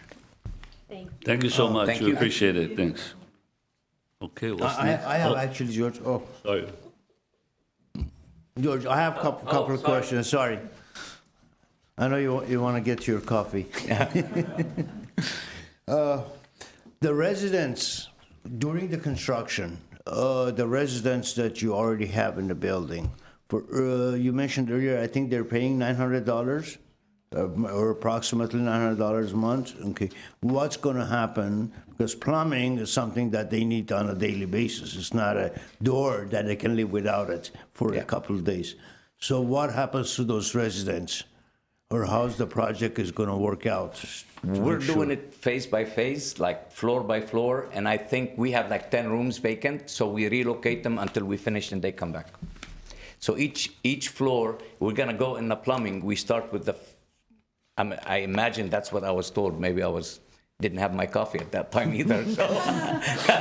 So it's each floor they have to go down. Okay, and once they replace it, the residents will be relocated into the vacant rooms we have. So they're not going anywhere. Nice. So they'll stay. They just stay in the move building. around. Okay. Yes. It's not a CDBG requested funds, but then again, your other sources, the funds that you're doing. I think I noticed that you have 2 costs that you're bidding cost on your project. I noticed that you have bidding cost part of the construction, and then you have a soft cost, which you explained bidding also in it. So I want to understand. One is a $6,100 bidding architectural, plumbing, and pre-construction, the $6,100. Then you show it also on the soft cost, Again, printing, beading, advertising, so another $7,000. So I'm just trying to figure out the numbers, if it's a mistake that numbers are set up that way, or it's double cost. That was a mistake by me. For miscellaneous soft costs, I accidentally inputted the bidding, which it should be in the separate row. So that was a mistake by me. Okay. Yeah, And So we're the numbers are actually there. Yes. Okay. Number total is accurate? The total is accurate, just the wording Correct. is different? Yes. Wrong? Okay. Thank you.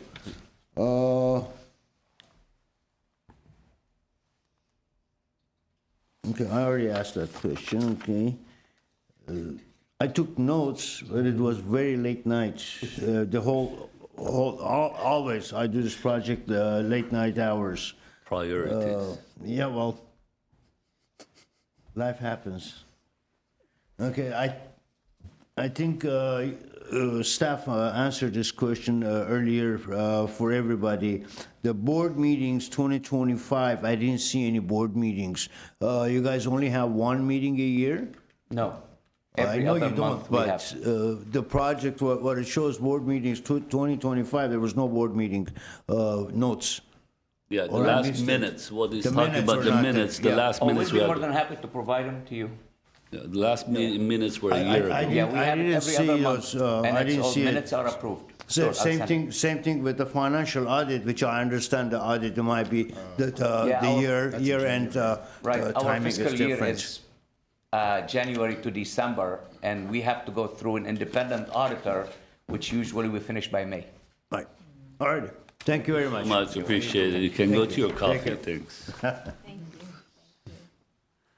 Caris, who do we have next? Yes, the next agency is Verdugo Hills Council, Scouting America, for Gate and Stairs Project.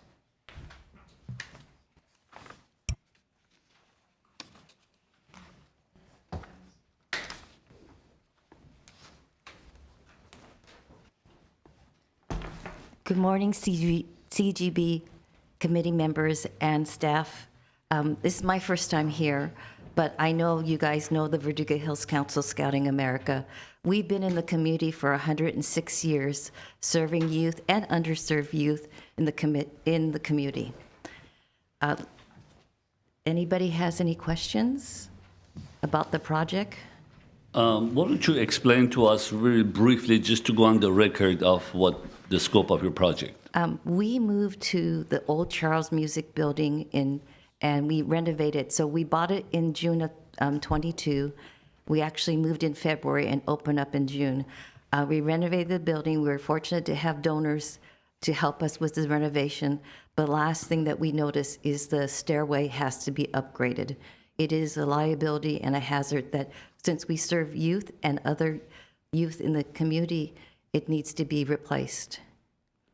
And so we're coming to CBG for help on this matter. Thank you. Questions? Mr. Avdisi, I'm going to go with you because... Okay, good morning and welcome. Thank you. One of the main questions we always ask, what will you do if you don't get funded or get partially funded? We're already prepared, and we have donors in the wing, depending on what happens with this meeting today, to complete this project, because it's very important, because we do serve a lot of people in the community. I know a lot of people understand scouting, but we've been a partner of the City of Glendale for many years. Our Eagle Scouts have done projects for Parks and Recs, for the police department, for GUSD, and we want to continue this and make it a safe place for not just only our scouts, but everybody. We really believe in opening up this to all community members, and we have so far under my watch. Thank you. Another question, will you be able to phase out this project, or are you willing to phase out if you don't get the funding, like do the stairs or one or the other, or how is it, if it's possible, or you're gonna, no matter what, you're gonna do the project, you're Yes, gonna we're gonna finish it do up?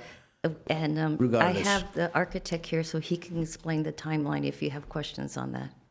Okay. Yes, I see Mr. Del. Sure. The phases and the timeline. Yes, please.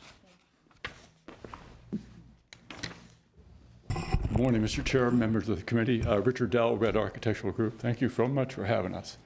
Let's go back. I think the scope of work is pretty succinct in the application. It's not only the stairwell upgrade, but it's also enclosing a back area that when the site was sold off, there's fencing that's not there.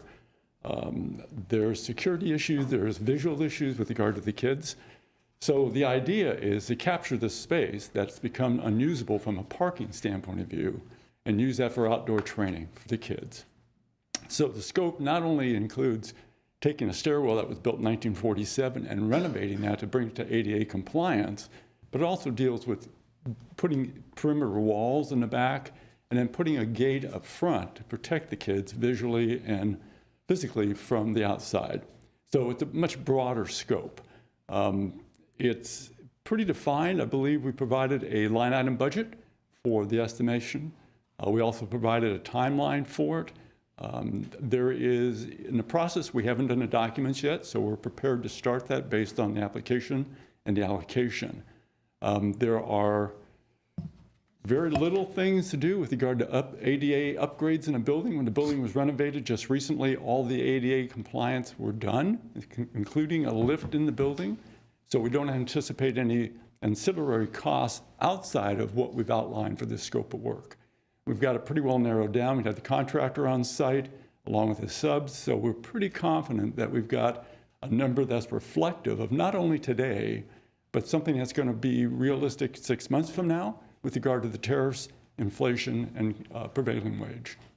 So I think the application is pretty succinct with regard to, we've got our budget covered, we've got a timeline covered that's relatively credible, something that's adjustable, and as Amy has said, they're prepared. If they don't get all the requested dollars, there are donors that are waiting in the wings to fill that gap. It's not something we anticipate phasing. It's pretty contained. In other words, not a very broad scope.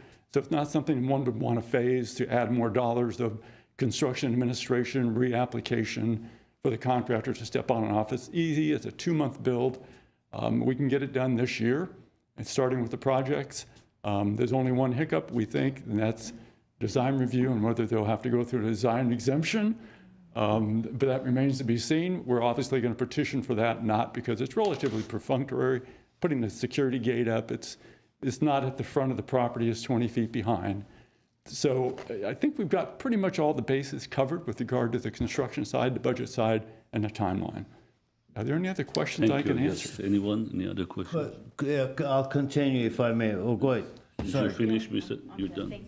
Oh, Mr. Baptiste, wait. Okay, quick. Yes, sir. How ready are you? Have you even applied? Ready for the construction? No, You're saying about 6 months, but we know planning and permitting and all that stuff, it doesn't take 6 months. It's much longer. So if you get the funding for, say, approval 2 months down the road, whatever, once the process is all done, how fast can you? Because we normally request to have the projects shovel-ready, almost shovel-ready or pretty much shovel-ready. If you're just looking at it, so most likely, although the project, it's a small project and it can be done real quickly, but getting there, it's going to potentially, if you're not ready, haven't applied, haven't looked at any of the documents, and you know better than I do with the city, what happens, not just the city, but the overall the permitting process. So this may very well take you out to next year or late next year. Actually, as we did, and I think it was included in the proposal, the application is relatively realistic. Because it's a small project, it takes about 2 months to get the documents done. It will go to plan check. Plan check, if you know today, is running about 3 months. We intend, because it's really succinct in terms of scope, we're going to dovetail our bidding process while it's in plan check. So we'll double up on that time. There's about 3.5, 4 months to get the contract done with the general contractor. There's probably 2 months to run it through the city attorney's office. All that 4 months or so of processing internally within the city, we plan to take advantage of and use that. So to answer your question Commissioner, it's probably a 6 to 7 month period before we start construction. But again, it's only a 2-month construction. So from our perspective, we think it can be readily done by fourth quarter this year. But again, the document phase is the smallest part of it. It's the processing to run it through. Exactly. So, but we're ready to go. Thank you. I have a clarification. Hold, give me 1 second. Go ahead. I started this way. First, I want to thank the Vertigo Hills Council for its service to the community. I actually have 2 Eagle Scouts at home, so I'm familiar with the organization. But again, I'm a little bit of a stickler on budgets and estimates. So I noticed that you did turn in an estimate from a known contractor, Armstrong Construction, but the numbers are a little bit different than what's in the application. Because when I was, again, doing the profit and overhead percentage, it was closer to 25%, which, again, to me is above industry standard. But on the document, that is the estimate, there's a profit and overhead of 15%. And also the supervision amount is different on the estimate versus the budget. So, and the bottom number, the total number is $2,500 different than the $250,000 that you're asking for. So my question is, which is more accurate here? Because I'm okay with 15% profit and overhead, not so okay with 25%. The document we submitted for the application showed the overhead and profit of 15% based on a $123,000 construction, which is the overhead profit shows at about $18,000 and change. 19,000 change, so I'm not quite sure where that discrepancy lies, but however, if you ask us the question which number we'll take the higher number. I mean, obviously, but if there's a discrepancy, obviously we'll work with staff and get that resolved, but we'll take the higher number. I mean, also, the supervision is $15,200 in the estimate provided from the contractor, and in the budget on our end, what I'm looking at is project management is $7,000. So there's a bit of a discrepancy. So again, it might be something we have to work out with staff internally because the numbers we submitted seems like there's a slight discrepancy in that. Yeah. But it's something certainly we can work out with staff and back into it. We did incorporate the overhead profit for the general contractor, the 10% contingency. We have all that in there. So I think if there's a discrepancy, we'll work it out with staff. Okay. But I don't believe it to be dramatic with regard to something we can't adjust accordingly. No, it's just that I'm a stickler. I don't think that I want it to be as lean as possible. So if the profit and overhead is 15%, that's acceptable according to industry standards.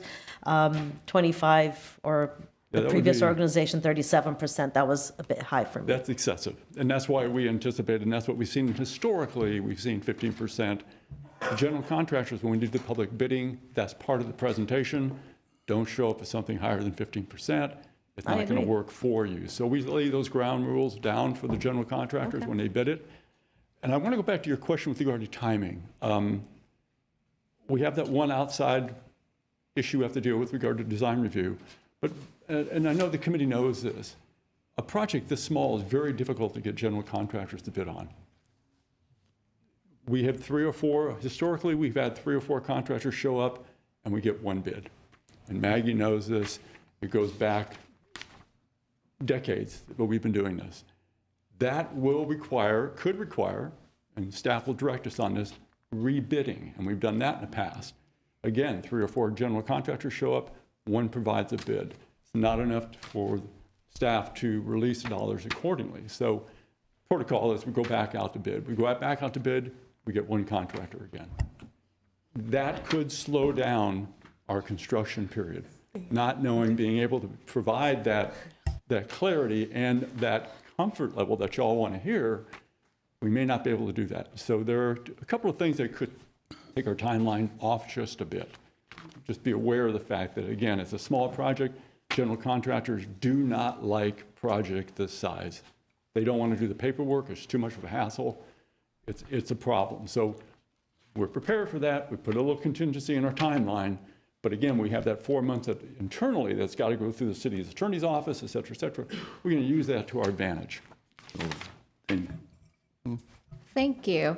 And like my colleague here, I'm also a parent of an Eagle Scout, so I know the kind of work you do behind the scenes and in our community, raising, and building characters in our city. So my question, I have here on my notes, prior CDBG award, approved and not executed. So there's like 2023 Community Center project, approved and 0 expended, so the money was returned. So what has changed that will ensure us that this can be executed and be What has compliant this time? changed is because I am a person who lives in Glendale. My kids have gone to GUSD, and the Scout Executive runs the organization. It truly does. I believe in the program. Many people have known me throughout this thing. We partner with all kinds of organizations to share the word of Scouting. I really, truly believe this project will go forward because the person who was in charge at the time did not understand what it requires and went ahead and did the project and thought he can ask for forgiveness. I've known Maggie and Tamar for a while through the other funding they give me. I do know there's a lot of paperwork, but I'm very appreciative of this board who's given us money to be able to serve some of the kids who have started in Scouting back then, still are in Scouting, because we have taught them the lessons, how to raise money, how to be good citizens, how to give back to the community. And this is my goal and my mission, is to update the building. And I know I'm coming back to talk about the social public part of it, but I truly believe that this is a great opportunity for the city, for our council, for the community to partner with us on this, because we go out everywhere, to the schools, to parks. We are at every single place that we can go to promote Scouting for everyone, not just the ones who could pay. We have 1,000 kids in Glendale. 20% are subsidized by my willingness to go look for funds. And so I'd rather not take the money we have to work with it. And thank God we have some donors, because some people want to do building, some people want to enrich kids. So that's why I'm asking for help to upgrade the building so we can provide the outdoor activities. So those who knows it's Scouting, we cannot set a fire in the building or else the fire department will come and see us. Yes. And that's why we need to have this outdoor set up for it. Because when we bought the building, it was one of 4 buildings. Before, it was you could park, it was a throughway. Unfortunately, the people behind got tired, so they shut us off. There was a walkway next door, they shut us off. So there's no way to be usable, walking, whatever. And then we noticed about the stairway degrading after we opened up. And this is something I truly believe in, the safety of anybody who comes, not just Scouts, people who come and visit. And we plan all kinds of these activities for other people to come to learn about Scouting that are not our Scouts, that can enjoy parts of Scouting. And maybe they'll join, maybe they won't. Maybe they'll learn a lesson, something they'll take on.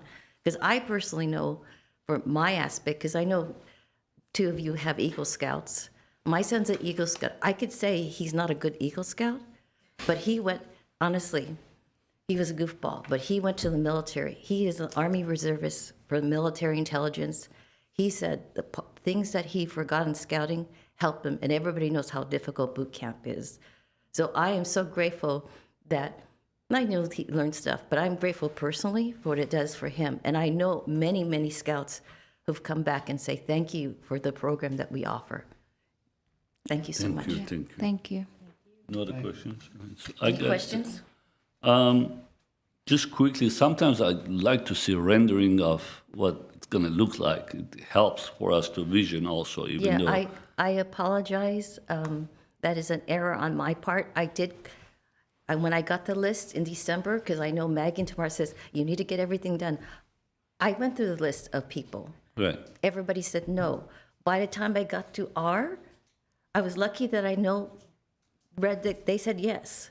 But that was a quick turnaround for them, and I'm blessed that they want to partner with us, And so unfortunately, we wasn't able to get the drawing, but if we are given money, I'm sure Richard will quickly do a drawing for us. If I could weigh in on that. Yeah. Obviously, dollars are tight. All right. Those visual tools cost money to do. What I would suggest for your consideration is that it's really a utilitarian area, and we're going to turn it into something that's going to remain utilitarian, so that if they want to teach the scouts how to start fires outside, things of that nature. Lashings. It's really not a visual thing one could want to spend money to elaborate on. However, what I would submit for your consideration is that perhaps you come and stand in that little courtyard so you can see it. It's really leftover space. It was a driveway that ran through the property into parking. So it's not something we're trying to spend money to embellish and make it look rendering ready. That's not the intent here. The dollars is to fix the stair and make it safe, make it ADA, enclose the space so it's utilitarian so they can use it for that. There'll be trash bins. So I'm not quite sure I'd want them to spend the money on us to do a rendering for you all. And I apologize for that, but well, these days with AIs, you can get it done very cheap. So there are ways. There's money to be spent there rather than with us. Right. And I think if you're inclined to do so, obviously come out. Well, certainly host you, stand in the space. You'll see what we're talking about. It was utilitarian to set up with the electrical equipment, things of that nature, the stairwell. It's not. Right. It's not something we'd want to render. Okay. So my question is: these stairways, is this secondary access or it's a primary access to the second floor? I want to make sure I understand that part. It could be considered first or second depending on when somebody uses the building. So when we're open, there is a stairway and there's a ADA compliant elevator that goes up. But if somebody's using the building and wants to use the stairway to get down, that becomes the first. And it's also currently, as you know, because if you read the thing, we did have a car crash into a building June the 21st. We're almost close settling with the insurance company to rebuild the front.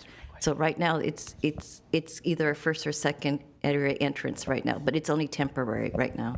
Okay, so from inside, you have access to the second floor. Yes. But from outside or exit, I would say, in case of emergency, you're using the stairs from the back. Okay, so it's more of an emergency exit or access from outside. Yes. But beside the accident, you are not using it on daily basis, are you, right now? We are currently not, because we're asking everybody to go up the building so that I don't want to have anything that happens to anybody that use it. And this is where this picture comes in. I don't know if this is very smart to do so, have a child sticking his head out with no supervision, falling down into his second mother story. was a couple stairs down. Okay. It happens to be an employee's child. And by the time you get the permits, if it's within the 8 months, I would say somehow secure it with some ropes or cables right now, or something. we have tape, but because I wanted to show the severity, there's no tape there. Okay, all right, very good. I could So, elaborate on that stair. The second floor is larger than a mezzanine to require 2 stairs. So technically, from a code standpoint, it's a primary exit. Okay. right, okay. All right. Mr. Alexander, Ms. Alexander, you had questions? Thank you, Chair Ramian. I think you answered the question I was going to ask, but just to reassure the committee and staff, the accident that happened that impacted the building structure, I was trying to verify how long you think that would take with insurance, because sometimes things are delayed, and whether that would impact the project that you're proposing structurally. Of course. Thank you for asking the question. We hired a property accident attorney who's speeding up the process. So as soon as the accident happened, we had the boarded up, we have the sign saying we're still open with limited access. We just got the structural engineer.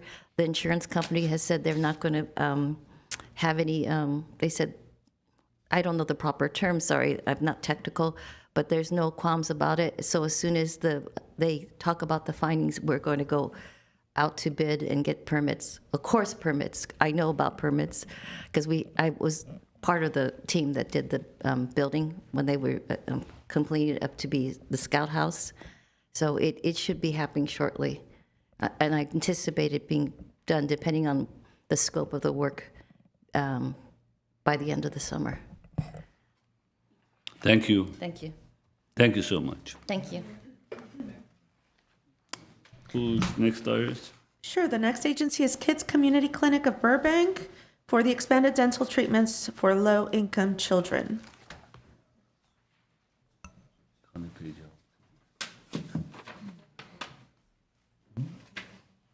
Good morning, CDBG committee and Maggie and staff. My name is Dale Gorman. I'm the executive director of the Kids Community Dental Clinic, and this is my board member. Good morning, committee. My name is Artin Darahanian. I'm one of the board members of the Kids Community Dental Clinic. This project is about medical care, serving children, special needs children, and offering services that are hard to find throughout all of LA County. Dentistry for low-income children and families of the working poor. We perform vital, critical services on a daily basis. We're dealing with full mouth decay, multiple abscesses, pain, confusion, long-term illnesses, fear, and lots of barriers to dental care. We have ability to change lives. We have the ability to change bad habits into healthy habits. We have the chance to impact overall health and long-term overall health of a children who turns into an adult. Remember that one cavity, no matter how small, becomes a larger cavity, becomes a root canal, becomes an extraction, and becomes an implant. It follows you your whole lifetime, and many of us know this personally, like myself. And thousands of dollars can be avoided if you learn how to take care of your teeth from a young age. That's part of our mission. This is an aggressive endeavor. This will double our size. We operate on a shoestring budget, mostly with volunteers. We save our pennies, but we have the heart and the desire to grow and to expand so that we can help more children, especially children with special needs. There's not many places that will take them, and many dentists are scared to help children who are very fragile. We've been serving families for almost 50 years. Yes, it was in Burbank, but that's a different story. We serve children from 6 months to 21 years of age. You can see the population we serve will help but we'll help any child who needs it. So if a parent calls us with a child in pain, we'll help them no matter where they come from. Our sources of funding, you can see that our target is to raise $4.6 million, which includes building debt. Construction is targeted at $2 million to $2.5 million. Our budget in the proposal is $2.5, and these are projections we received in December 2025. So far, the HHS, or Health and Human Services, federal government, has allocated $1.2 million through partnerships with Adam Schiff's office, the senator who is in our area and who has advocated for Kids Community Dental Clinic in the past. We have $200,000 from early foundation commitments and private donors. And we just received $250,000 from a donor this past week, but it's a non-designated expansion funding. So that means it could be used for equipment or operations or any shortfalls that we might have. We have several long-term donors in addition who we are at various stages in the application process. Some of them will not allow us to apply until we're a certain percentage over our capital campaign amount. So we have to adjust with all of those different rules and guidelines. Our capital campaign is yielding meetings and site visits regularly, and we are scheduled over the next 2 months. We're speaking to one large foundation for debt reduction. So that's in addition to construction, which we're applying for here. And we have a long-term donor, the Amundsen Foundation, who is interested in equipment needs over the next 3 years for us. The City of Glendale's investment in this project will push us close to the finish line and helps us qualify to request for more funds for other organizations with specific donors. We understand the complexity and the cost. Dentistry costs a lot, no matter how you slice it. When you go to the dentist, everything costs. Everything we put on that tray costs money. It's disposable, but it costs money. So the cost of dentistry is very expensive, and we are looking at a hospital-grade building. We have to be approved by the state of California, the OSHPD group, which verifies that you have everything in place in a manner that is approved by them. We have 3,820 patients who are active. We have, they're all low-income families. So we serve Medi-Cal families and families that are up to the guidelines that you provide us. Generally, they're about 200% above the federal poverty level. And we have some families that are the working poor. So they are slightly above the federal poverty guidelines, but they still can't afford dentistry. They can barely afford rent. So dentistry is a luxury to many of them.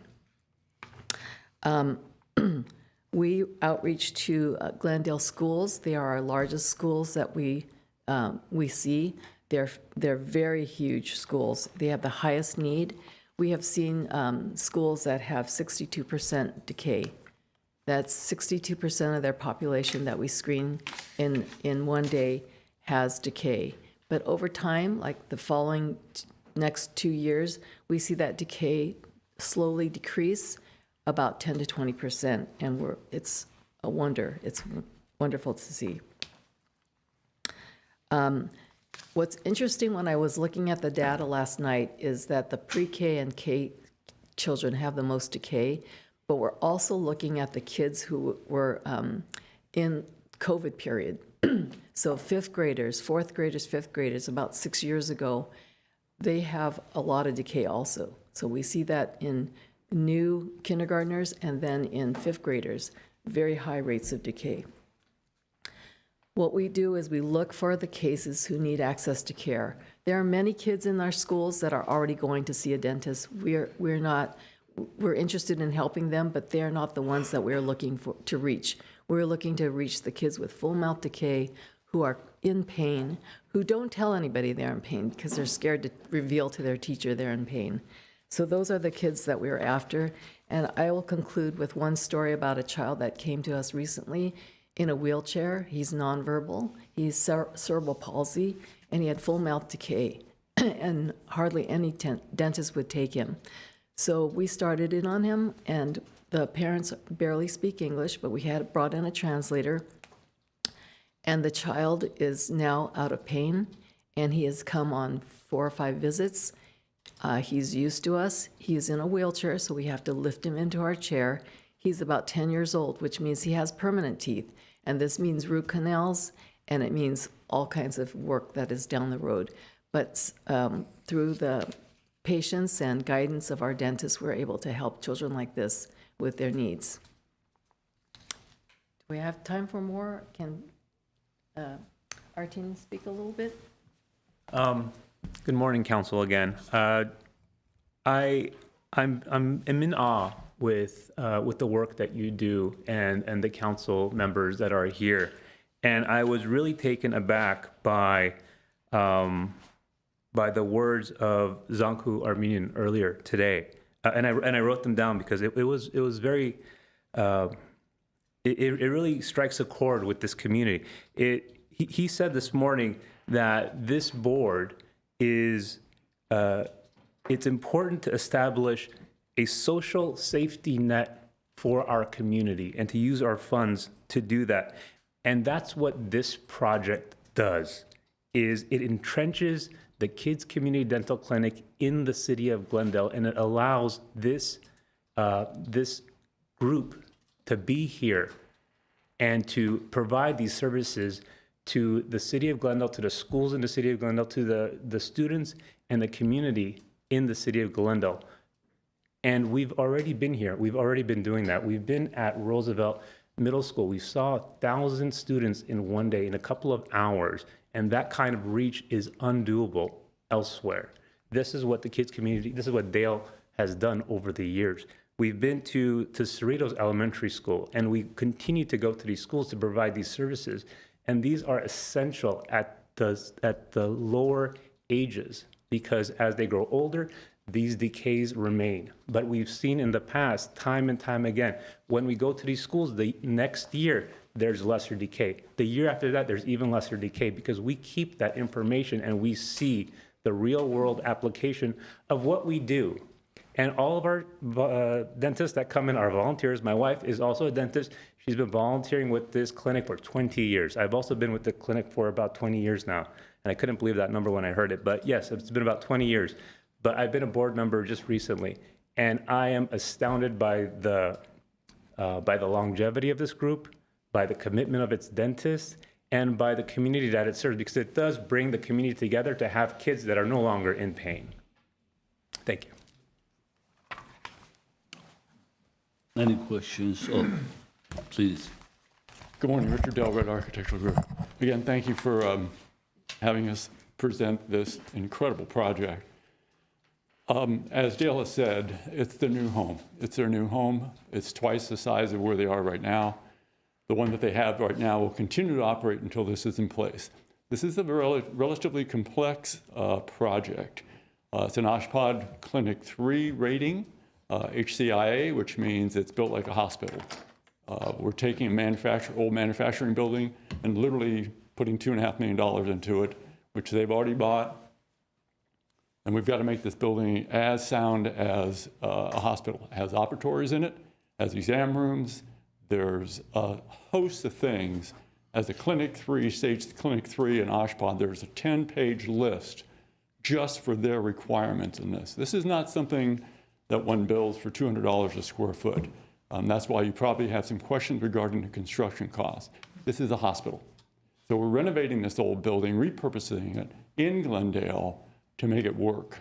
Entirely new electrical system overhead, new switchgear, stand-up gear, an incredibly efficient and responsive HVAC system because the operatories, exhaust, the things of nature. This is a hospital. This is the level that this has to operate at. Ergo, we've got a lot of different things we have to do to this building.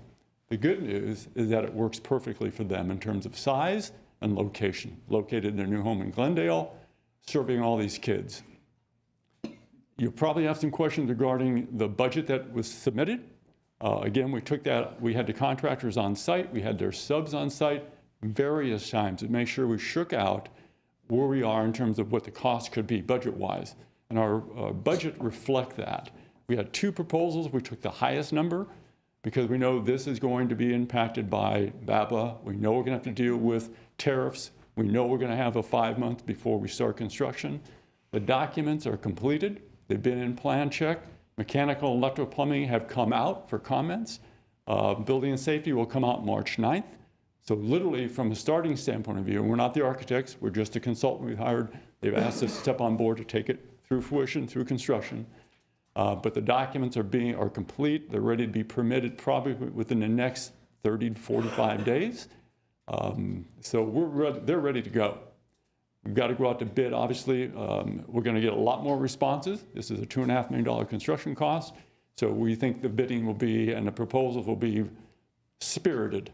There's a lot of interest at this level. But the documents have been shaken out through building and safety, and MEPs, mechanical, electric, plumbing have come out already for comments.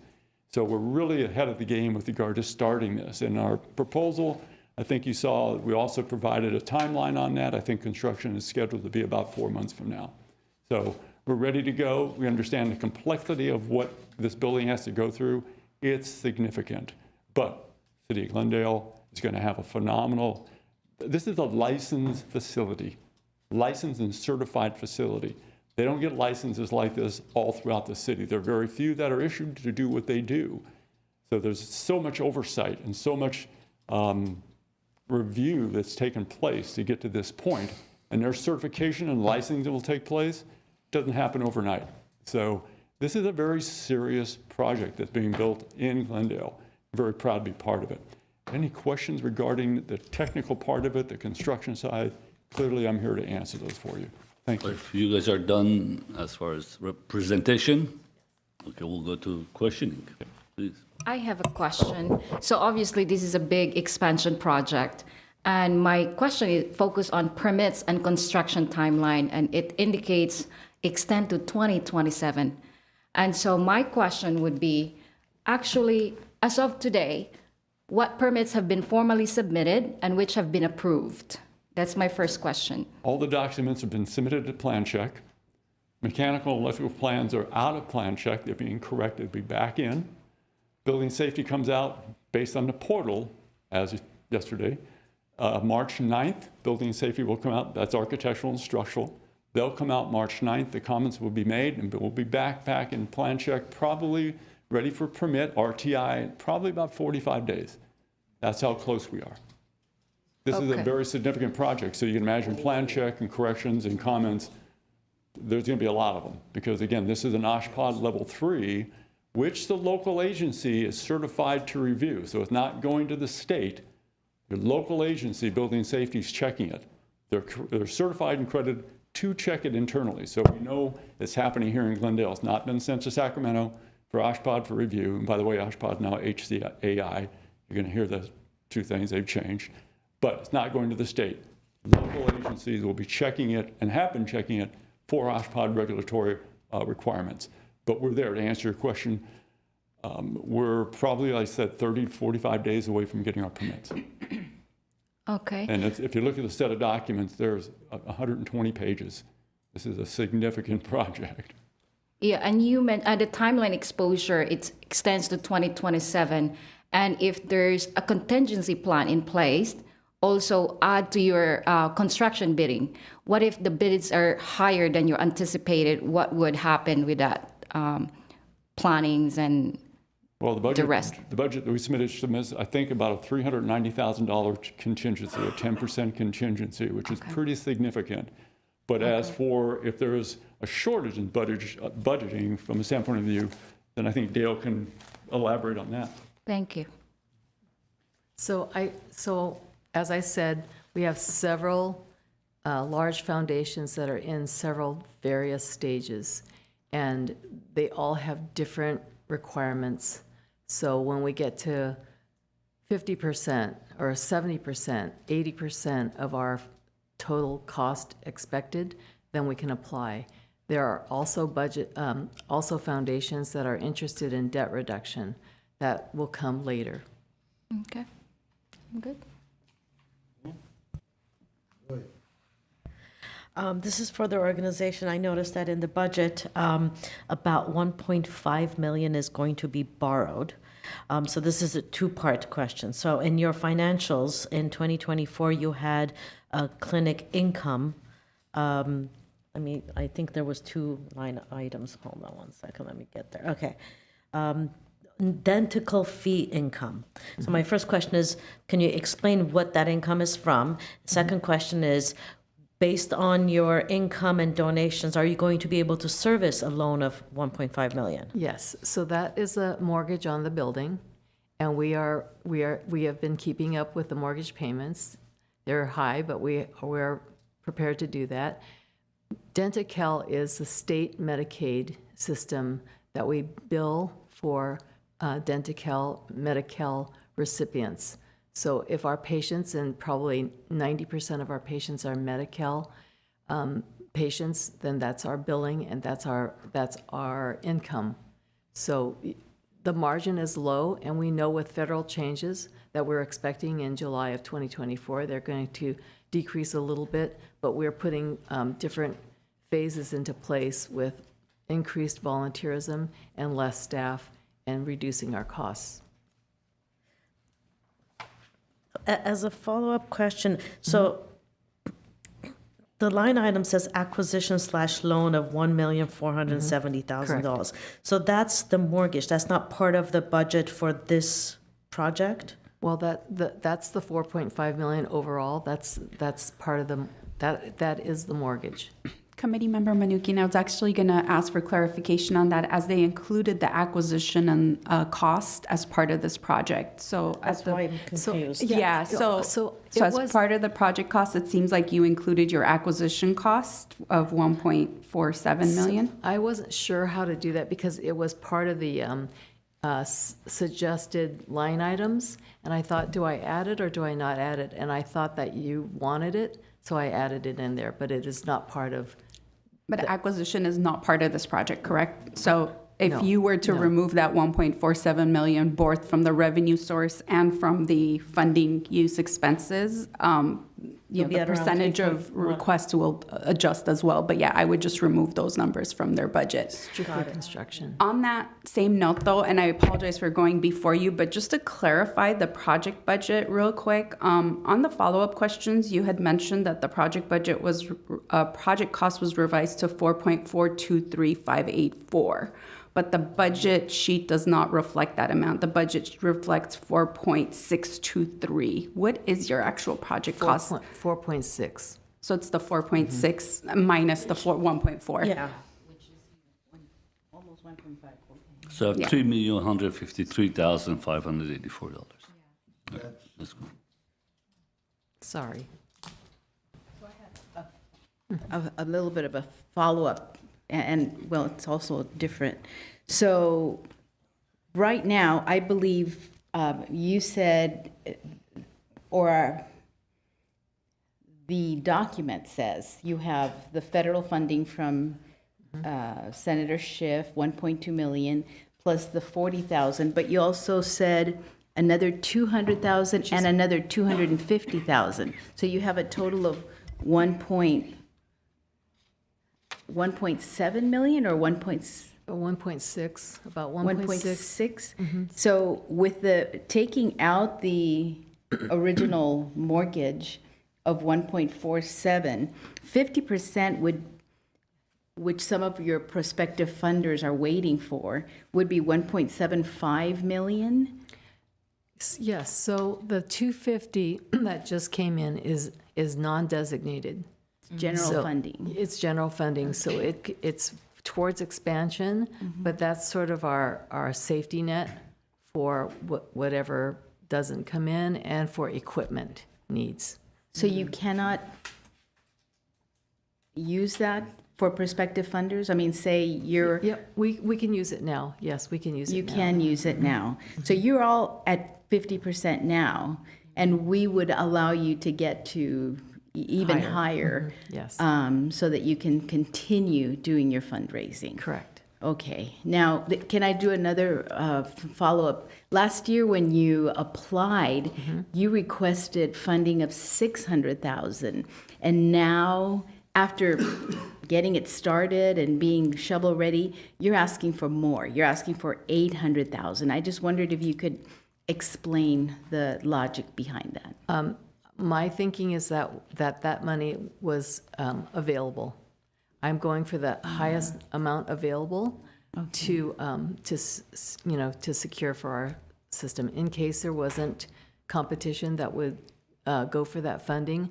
My understanding is the HUD gives you funding that you've got to use, or you kind of lose it the following year, and I didn't see any organization giving you more than you requested. They would probably give you less than you requested. So I'm going for the whole amount. Okay. That was my Maybe I can thought. elaborate. Yeah. Allow me to elaborate on that. Last year, the documents were not completed, so the budgetary numbers were estimates at that time. This time, when the numbers were submitted, they were based on documents. So obviously, there's going to be a fluctuation based on the anticipation of a general contractor looking at no documents versus a set of documents that the contractor can actually give us harder numbers. That's pretty typical that we'll see that adjustment take place from no documents to documents. So the That's a two huge bids you difference. just got in December. Exactly. Okay. Exactly. The All right. documents were not done a year ago. A year later, we now have something hard that the contractors can get their numbers on. So it's not uncommon for us to see that discrepancy take place. Okay, thank you. Thank you. Start with this. Well, my colleagues asked most of my questions. I'm starting and marking them up. And yeah, they were good. But, Let's move on.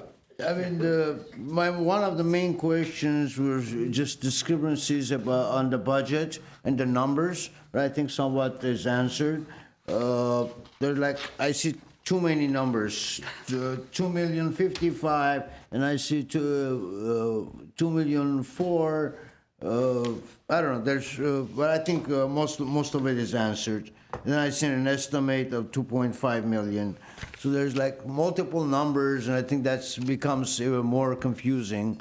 If you can, in the future, I guess, obviously, make it as clear as possible. One number, whatever your estimate is and whatever is your ask is, it's pretty easy. You don't need to add additional funds and numbers in there. Okay, what is your minimum that you would accept or be able to work without cutting off the project? That is so hard to say. Anybody want to take a stab at that? It's hard. I think what Dale has outlined is a pretty specific path of budgeting. The donors are there. They're waiting to see what this organization will do. And based on those thresholds, they'll jump in and make the difference. To answer your question directly, I think the request is for 800,000. I think, obviously, we'd love to see all of that because we need it for construction. I think the fact that as you consider the application, and I'm not sure Dale was very clear on this, that most of the people, the dentists that work here are volunteers. To bring this to fruition, we would clearly like the $800,000 to be able to bring this great service they provide to the city to fruition. Obviously, taking less, they'll have to make that work somehow with the other donors that are standing in line, waiting to find out what you all give us. Based on that, they'll come and make the difference. But would it be nice to be able to get 800? Yes. Will we be ecstatic to get 700? Absolutely. That's your consideration. But I think based on what they do, the number of people they see, the fact that they're reaching kids at the LMI, the low income, moderate, Medicaid, clearly warrants that this is a gap that this organization is filling for the city of Glendale with their new home. And I think that's, when you weigh that, how do you put a number on that?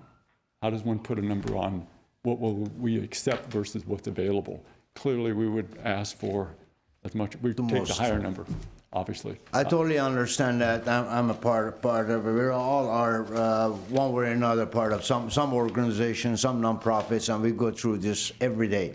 I personally do go through this every day. I live it day in, day out. And I understand all that. However, of course, knowing what we have and what we could do is two different things. And what we like to do and what we can do is two different things. One only other question. I think we have asked this before last year, if I'm not mistaken, but you serve multiple cities. And early on, you mentioned that you will accept anyone that walks in your door, regardless. Now, of course, each funding is specific to that city or whatever the parameters of the funding is. How do you identify a Glendale resident from a Burbank or an Eagle Rock resident, or how do you manage those funds in order to identify, where to use it or how you use that? The funds that we apply for, are you talking about going out to schools? Regardless, in your answers, you say that we do serve Glendale, Burbank, Eagle Rock, whatever other cities. So Glendale is giving funding you as part of your project or some of your project. Yes. Now, how do you identify that clients that you receive? How do you identify the funding reservations? I don't know what's the exact word for it. So our experience is that low-income folks and folks that are recent immigrants, they don't know where to go for services like this. They don't have a good network. They don't have a place to ask for help. That's why we go to schools. We go to schools to introduce dentistry to them. Toothbrushing and cavity prevention is not taught in school anymore. There's no curriculum. So we feel strongly about teaching children at the youngest age and teaching parents in preschool parenting classes how to take care of their teeth. That is our way of getting children to come to the clinic. So after we go to a school, we work with the school nurse and the health coordinator to contact every child who has open decay to invite them into the clinic. If you have your own dentist, please go to your own dentist and tell them decay was found in my child and I'd like an exam. If you don't have a dentist, then come see us. This is how we find 2 to 4% of the children who have urgent cases, who have abscesses that are currently, bleeding. I'm sorry to interrupt you. I understand all Okay. that, and for the sake of time, my question was very specific. But how do you identify Glendale residents within your budgeting numbers that you have to supply to City of Glendale, that you've used that money, services for Glendale residents against the Eagle Rock residents or Burbank residents or whichever other city? The majority of the How many of your clients are? Okay, the majority are Burbank and Glendale residents, and they increase the more we see Glendale children. So the other cities, they don't come as regularly, but the majority are going to be Glendale residents because they're going to be in the community. So are you asking me out of all of our research, over half are Glendale schools, over half are Glendale children. I don't know, does that answer your question? Yes. Okay, yes, thank you. Okay. Thank you for that. Yeah. Committee member, could I just add something to that?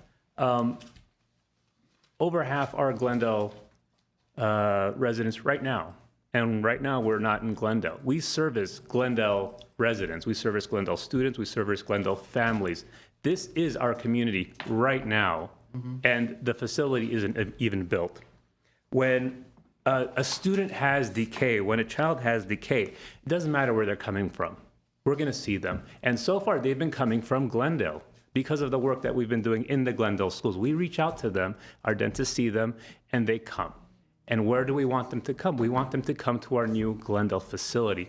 The funds that will be allocated by this committee will be used in this new building in the city of Glendale. So when we do go to those Glendale schools and say, you have decay, the people that can't have dentists will go see their dentist, but the ones that don't can come to a facility within the city of Glendale and be seen and be treated without fear of financial repercussion later on. And that's the gap that this facility serves, that this safety net serves as. So yes, and from the past, we have been seeing more and more Glendale residents. In fact, if we're in Glendale, we're going to see much, much more. Ms. Kavarian, let's see Ms. Kavarian, please. Chair Garibian, members of the advisory committee, just as a reminder to you all, there is an applicant information form that all agencies must fill out. The agencies are well aware of this. And for Glendale, they need to have 60%, minimum 60% of the residents or the individuals that they serve be Glendale residents. And we do capture that information, and that data is collected each quarter. Thank you. That answers Mr. Avedissian. So 60% is the minimum they need to serve. Thank you, thank you. Sure. Thank you. I do have a follow-up questions with regards to the community that you served. So far, how many numbers of kids you've served? Because you're expanding it, I'm assuming there's a lot, there is a need for our community to be served. And then also on top of that, we have Dentical, you mentioned. So those are covered by our state funding, right? So they pay. So to what capacity, you mentioned decay and all this and all that. I know you have a representative from schools as well, but the numbers, I want to know the numbers served thus far and the goal moving forward. Well, we typically serve about 13 to 16,000 a year at our outreach events. This is screenings out in the public, at schools, at parks. We go to Pacific Park about 4 times a year. We go to various places. So that's generally broad and all over the San Fernando Valley. But you didn't have Glendale residents number for that yet? Yes, they're Okay. over half. Over half. half of that is for Glendale. All right. Thank you. I'm just going to get into a couple of other technical. Lot of volunteers you mentioned, but I see payroll expenses $680,000. So I assume not everyone's volunteer. Secondary, as far as one of the building relocation project, $2 million, what is that under your assets? You have a $2,164,000 building relocation project listed under your assets. That is money saved and earmarked for this project. So, but I don't see this penciled into your budget for the construction. It's the HHS money. No, I understand, but you give us a budget for the construction where you're getting your money from. This money that you have here that are allocated for building relocation project under your asset, it is not penciled into your total budget. It's savings, it's debt reduction, and it's for, it's the ratio of having 6 months of. So it's more like your reserves. It's my reserve. So it's not part of it, even though you titled the building relocation project. So it's probably reserve on your assets? Okay, I'm gonna go with that. As far as numbers when it comes to budget expenditures, just to recap the numbers that everyone else we just talked about. Obviously, acquisition loan, we take it out because if you do put it in, you have to put the value of the real estate too, so that sort of balances each other out, or even more.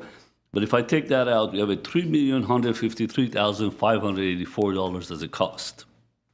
From that, about $2 million we have from either state funding, fundraisings, private donations, so on and so forth.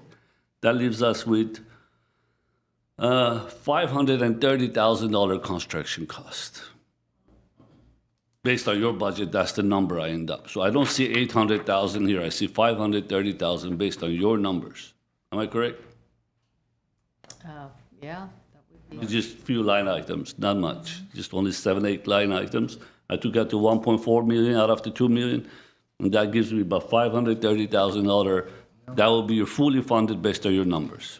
So you took the 2.5 in construction? We took your 4,600,000. We deducted 1.7 for the loan. 1.4, sorry, for the loan acquisition. So that ends up with 3,150,000 is your total. You have $2 million worth of already allocated fundings from state, local, private donations, and fundraisings. No, the 800,000 in my numbers are to be applied for. Well, yeah, but it's a line item. It says foundation funding. That's $853,584. That's how I'm going to. That is still left to raise. I understand, but same as the 100,000. I assume same the 1.2 million. Yeah. All right, so these are all remain to be included. So if I add those up and deduct it from you, end up with $530,000 to finish this project. 500 plus the 800,000. No. That's still remaining to be raised. The 853. Yes. Well, so is the other ones, isn't it? Did you receive the 1.2 million already? Yes. Okay. It's in a holding account. So what happens if you do not receive the 853,000? I'm in various stages of applying. No, I understand. But what if you don't receive it? I have to receive it. Then because you're going to have to receive it, that means that gives us with $530,000 of the construction. Am I correct? Looking at the numbers, and I wasn't sure what your total revenue that you were looking at. Even if we adjust the 1.4 million that they had, it looks like they would have the 2.3 million that you said that they would have available through private donations or federal and state. If you take the 2.3 from their 3.1, I think they're still going to be short the 800. Yeah, it is. Maybe I'm just not speaking too close to it. Because the total that they had identified was 800 in CDBG funding, 100,000 in private donations, 1.2 million in state, local, federal funding, 853,000 in foundation funding, and 200,000 in dental equipment. Correct? So that comes out to 3.153584. If we take out the 1.4 million from their total, that would leave 3.153584, correct?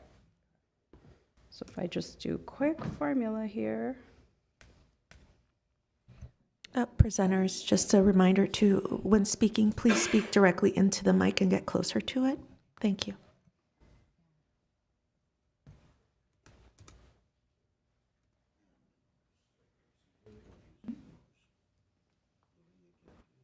It's still 800 that they'd be short. It's to be 800. Yeah. I know it's hard to, because we're removing the 1.4 million, they'd still need they're still requesting or would be short another 800,000 even if we remove the 1.4 million. Assuming the numbers that you're also looking at are the ones that they put in their budget, which is the total 2.353. So we also have this 2.1 million relocation project reserves that it needs to be, you can tap in for the construction if you don't get full funding from us. Say that again? Okay. The building relocation project of $2,164,000 that you have in your reserves, you can use part of this if you're short in funding to finish the project? No, I don't see that. That's not a, is that a number that was on our spread, on our, Assets. the asset is the building. No, under your assets of the Kids Community Clinic of Burbank balance sheet, you have building relocation project of under assets, total assets of $2,164,000, the relocation project.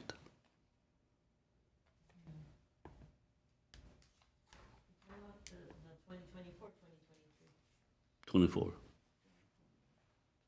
and 23 is in under both. Well, that's their balance sheet, right? But it's a budget allocated relocation project asset under asset. Right, but I mean, we're looking at, it's a separate project? I guess I was thinking of it as two separate projects. One is the building renovation, and then you also have, you're not asking us for any money to relocate from your existing building to this building. That's additional. That's additional. Right, that's the money that they funds already required. have. They're not asking for it. It's just It the is an money. asset, it is an asset, and they've already got it there to relocate from your existing building to this building, but it has, but can you, that's to relocate. Yeah, this is But that's not what it costs to relocate, is it? No, 2,100,000? no, that is the building. That's the That is the building. value of the building. That's how much you bought it for? Yeah. So you have it under projected budget? Is it under asset? The relocation project? Okay. All right, that's all my questions. Thank you so much. I'm sorry, I do Yes. have one more question, if I may. In the application, you had mentioned as a follow-up question that if you were not to get funded, that you would continue to fundraise, I believe you said 36 to 48 months after construction ends. Just wanted to clarify that. How would you pay for the project if you were fundraising after construction That's ends? for debt reduction. It says the gap, the 2.4 million, it says we Speak will into the continue mic. to raise funds for 36 to 48 months after construction ends. So just wanted to clarify what you mean by that.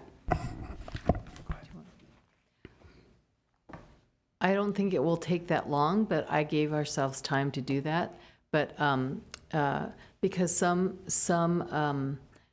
will give us pledges that will go out that long. I don't know, does that answer?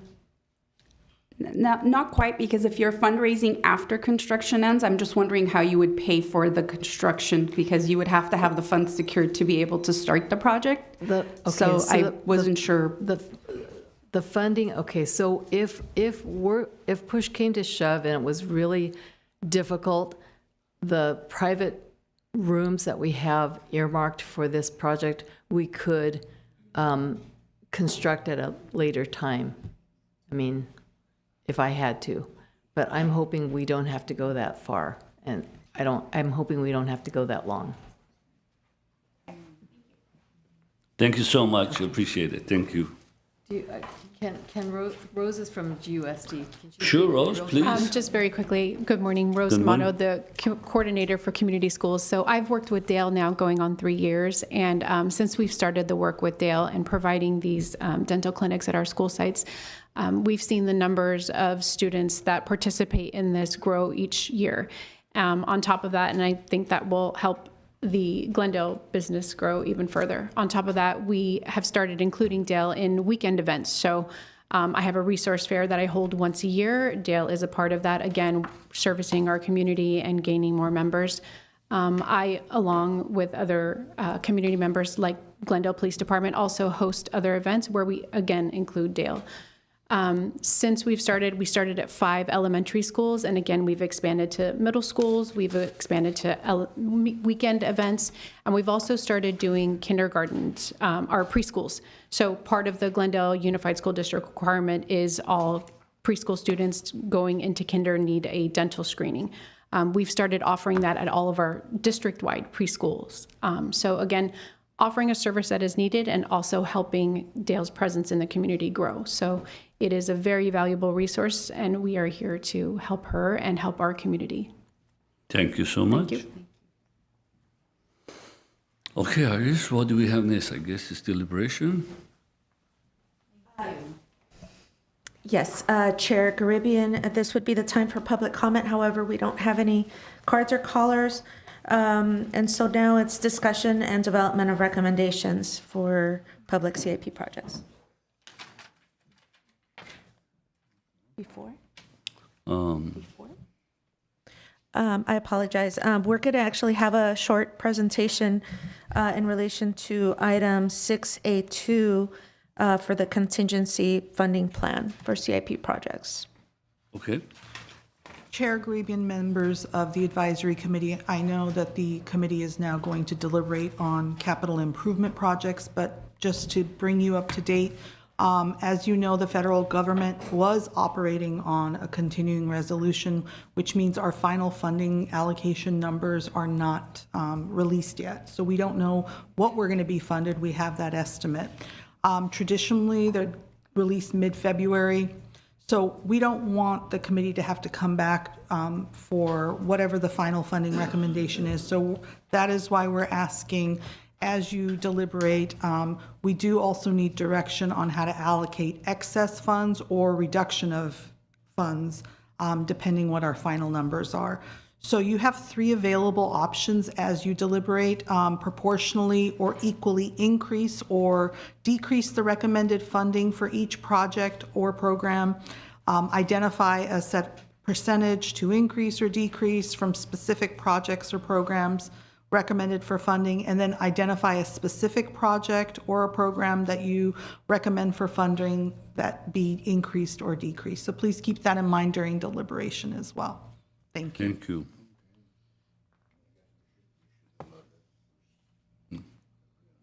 Okay. Sorry, so this would be the time for you to deliberate and then conclude with making funding recommendations. All right. Who wants to go first? Or any?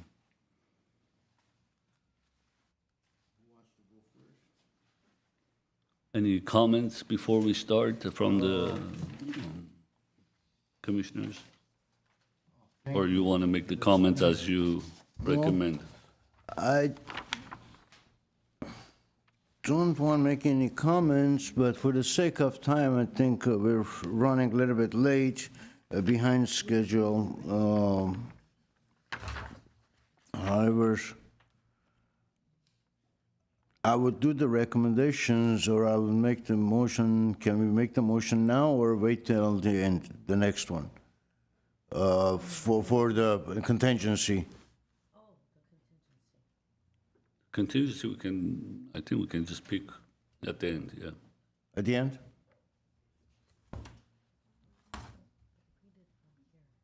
Hmm? Right. Oh, I see. Yeah, this is what happens when they talk too much. Stuff's working. Uh-oh.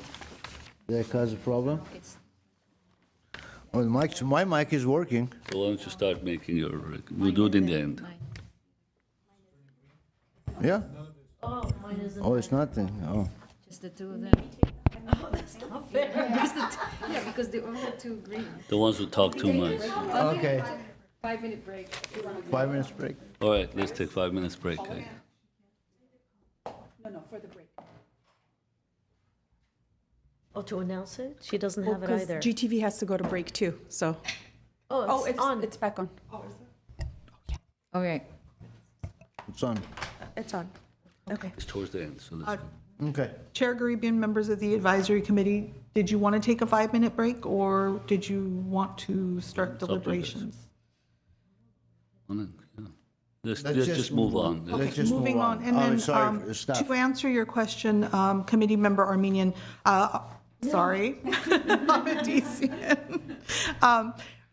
You can do the contingency plan after deliberation. Thank you. Thank you. All right. If you want to go first, he's not ready. Yeah, go ahead.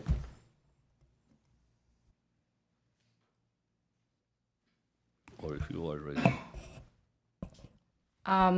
Before we discuss individual awards, I want to ground this conversation in our responsibility as commissioners. We are stewarding $1.105 million in federal capital funds, and our obligation is to ensure measurable benefit to low and moderate income Glendale residents, clear national objective, compliance, and projects that are realistic and executable within a reasonable time frame. So I think we should evaluate this project using 4 filters. Does the project directly stabilize vulnerable residents? Is the project shovel-ready? Is the national objective clearly defensible? And would we feel comfortable handing this file to HUD in an HUD in an audit case? So for YMCA residents, for plumbing and hot water, this project's for deeply affordable housing, so you guys are doing really good job on that one. And the agency has demonstrated prior successful CDBG execution, and the dollar request is modest and relative to your impact, so we appreciate that. And there's just a few minor documentation that needs to be clear and appear on our documents as well for final revisit. For kids community clinic and dental build out, this is a high-impact health access and expansion for low-income children. And however, it's not fully shovel-ready based on your presentation and potentially would extend to 2027, which is high risk. And the funding structure is complex and requires milestone safeguards. So I don't know how the staff would go over on those, logistics. And given the size of the request, compliance risk must be tightly managed. For Verdugo Hills Council Gate and Stairs, this physical safety improvements are legitimate and it requires original application and compliance budget inconsistencies. So we need documentation and clarification for that. The project is obviously CDBG funded, majority of it. And to ensure documentations are, again, financial audits are ready and we'll be able to check them again and revisit. So for ASLA solar project, this project reduces operating cost, potentially in the future. So the benefit to local and moderate income households in Glendale is very direct and the leverage is very low. So as a committee, I think we need to decide whether energy efficiency ranks above life safety infrastructure. So obviously we cannot fund everything. The question is not whether these are good organizations. The question is which capital investments most clearly and defensively serve low and moderately income Glendale residents that will protect the city of Glendale compliance risk as well. So I think that's it for me for now, but the numbers, should I give the numbers now? If you're ready, go ahead. If you have it, you may I say. don't have that number yet, so I have to put it down. All right. Who's ready to go? Anyone else? No, I feel like I'm a little behind here because I didn't hear some of her. She had just comments in regards to everyone Okay, in general. I'm not ready. Okay. I'm not ready yet, no. Mr. Avedisian. Somebody has to go. I guess somebody has to start somewhere. I'm going to start throwing some numbers out. Let's put it out, and then everybody can chime in, and we can adjust everything else. I think let's start from the smallest project, which is the YMCA. I think we should just, regardless of their project size, to the smallest, I think with the $50,000 with the YMCA, start with that. 59. Their ask is 59, almost 60,000. Yeah, so 50,000 on that end. Going to the list, or okay, let's just go up to the ASLA. I think we can go up to 280,000. I apologize. Did you give a number for the previous one? ASLA 50? 50. Oh, yeah, YMCA 50. Thank you. Sorry. ASLA 280.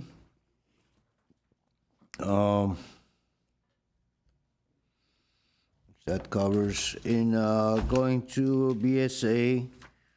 Think I haven't even totaled it or calculated it, but 150. In whatever balance is left, will go to dental health care. And again, I think we all mentioned that every single organization here, it's valid services that they provide to the community, everyone in a different level, from medical to social to everything else. But then again, of course, we're, as usual, we're always short of funds. So we try to make something good for everyone. At least everyone gets a part of it, in my mind. So, I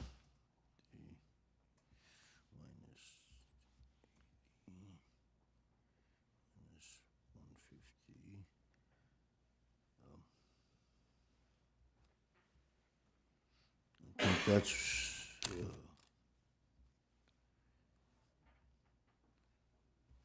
So the balance will stay if I keep it at, it will be $570. It ends to Kids Community Clinic. Still gets the largest. Number, Avadisian, the number that Iris is following along with you, but the number total, if you were to do 280, 50, and 150, the total balance would be 625.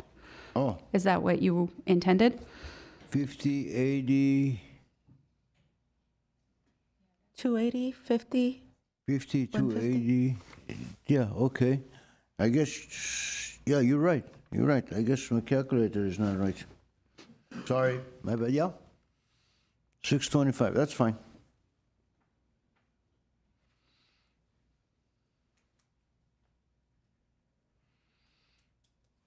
Okay, yeah, that's fine. Anyone else ready to move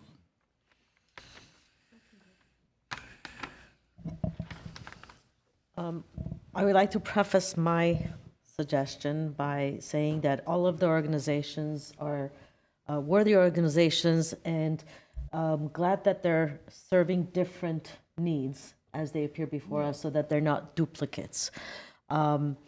With that said, I agree with Commissioner Member Ani, am I pronouncing it Ani? That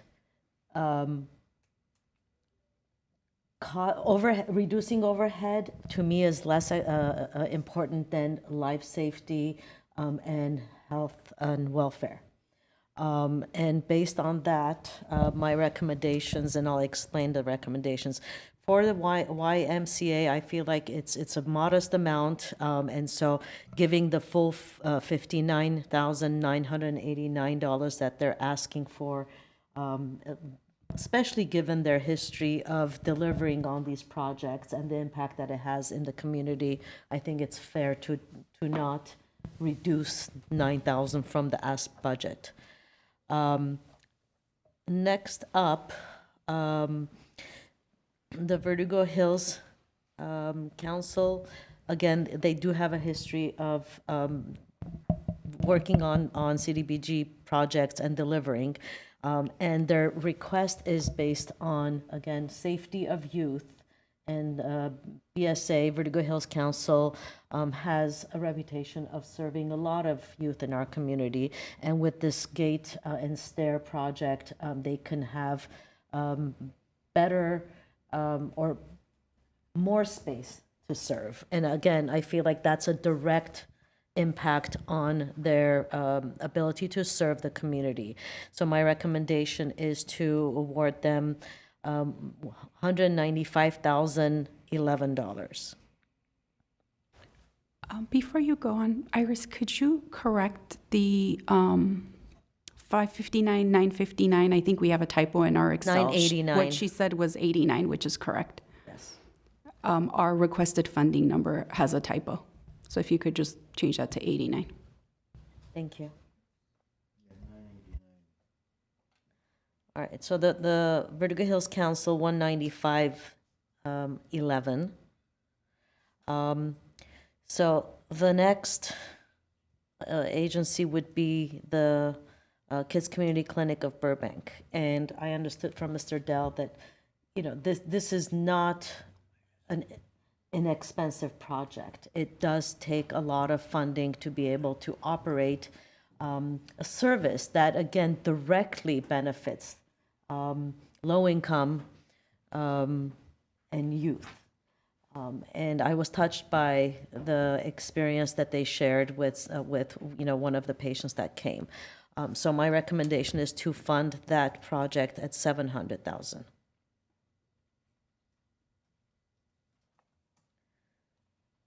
Finally, the Armenian Society of Los Angeles. As I said, I am a stickler for lean projects. I think that having a 1/3 of the budget being for supervision, overhead, and profit is not lean in terms of our responsibility. We have a fiduciary duty to our community and to the funds that we have been entrusted with to spend them wisely and lean on lean projects, and based on the percentage of profit and overhead and supervision, and also that it is more lowering operating costs. And for me, I've known this organization since I believe it existed when I was a child, but I couldn't access a website to see what youth services were available. And how many people were benefiting from it. So my recommendation is to fund this project $150,000, which is the remaining amount. Thank you so much. Are you guys ready? I am. Please. Oh, I'm raking. Okay. Thank you, and I echo that. I'm so happy to see the diversity of service to our community reflected in these grant requests. All very worthy organizations, and all did a wonderful job at defending their requests. So I have the following. I'm just going to start. I'm just going to go down the line. For the Kids Community Clinic of Burbank, expanded dental treatment, $600,000. For the Verdugo Hills Council Scouting America, the entire amount, $250,000. For the Armenian Society of Los Angeles and the Solar Project, $195,011. And for the YMCA of Glendale, $59,989, the entire amount.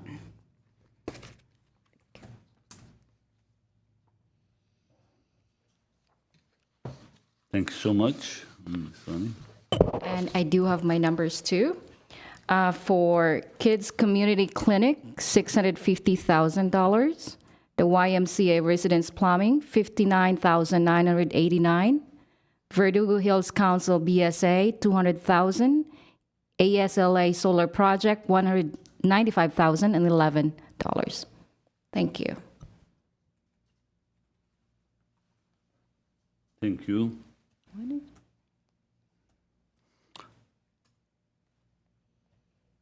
Just want to make sure we clarify the priorities. We don't have it in an order as we had in the past.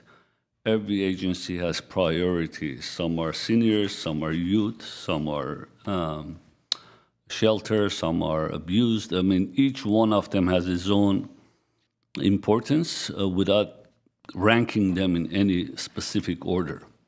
So I want to make sure that's on record so we do not take one agency's preference over the other one as part of our recommendations. But having said that, we're also always short with funds. This year also we're short about $355,000 approximately. That means whether we like it or not, we cannot fund all the agencies in full. Having said that, we have new agencies. I want to make sure we encourage new agencies that every year, we know the staff does a tremendous amount to be able to bring in new agencies and new nonprofits to the city. So we'll be able to help even the ones who are staying away from us for multiple reasons. One being the paperwork compared to the size of the budget. That is one of the number one issues. A lot of agencies are shying away from applying for these grants. So having said that, again, me going over the numbers last night and being able to see where and how I can justify fundings and use the shortfall. Some projects, granted it's small or not, sometimes it's easier for an agency on a smaller project to be able to handle the funding themselves. Sometimes when it's too large, that also backfires, especially in the past, we had asked the large agencies to give us potentially, if there are phases we can use, so we can fund and some of their phasing. We had agencies in the past, for example, we funded just the kitchen versus the entire remodeling of the place. Or some cases we had it just to do the floorings because of the funding shortage.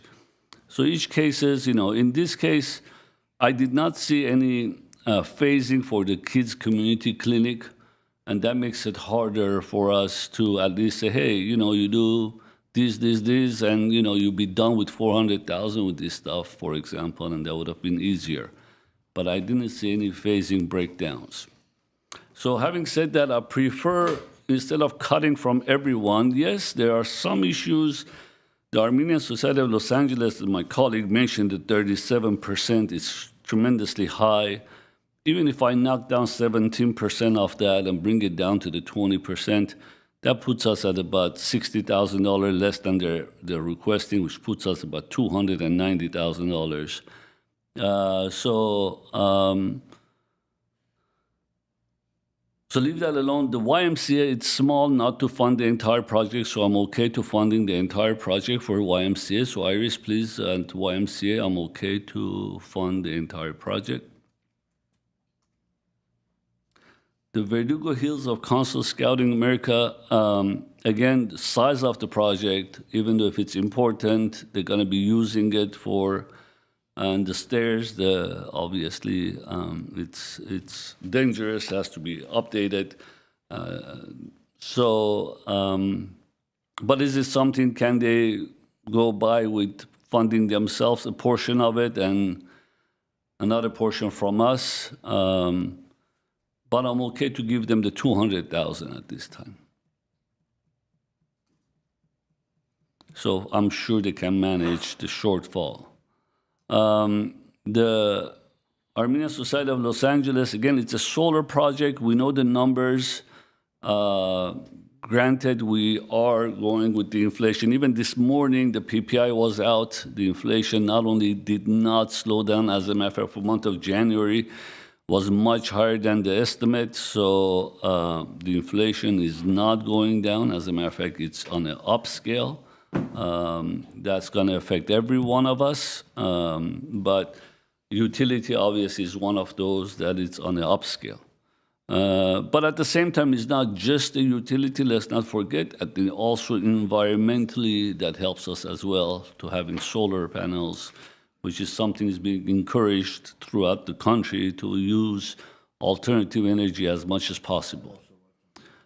So having said that, I'm gonna take out that 17% out of the 37% overhead, drop it to 20%, and that's gonna give me $290,000. As far as kids community clinic, again, the scope of the project, it's huge. We're looking at roughly about, as our consultant mentioned, this is not a $200 a square feet project. At 3.1 million, we're looking at close to $800 a square feet project.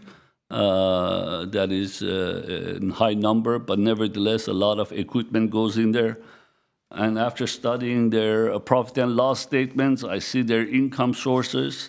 Even though it is helping the kids who are in need, there are sources of income that they do apply for those children throughout the state and county insurances. So they do recoup as much as possible. The amount of donation that I saw them received from private donation, I assume for an agency at this size, serving a size of kids, they would have a lot more private donation coming up to them versus just $100,000. I think the American Society of Los Angeles raises more private donations than you guys do. So I want a remaining balance left of $549,989 to be allocated for them, and I'm sure they can raise another difference of 200,000 change to fulfill that gap. Chair Garibian, according to my calculations, the difference or the remaining balance is $555,011. That's fine. Your number then is wrong somewhere there. Thank you. Because your line funding request is 549. Okay, so that's my recommendation. I think the shortage of 250,000 they can raise.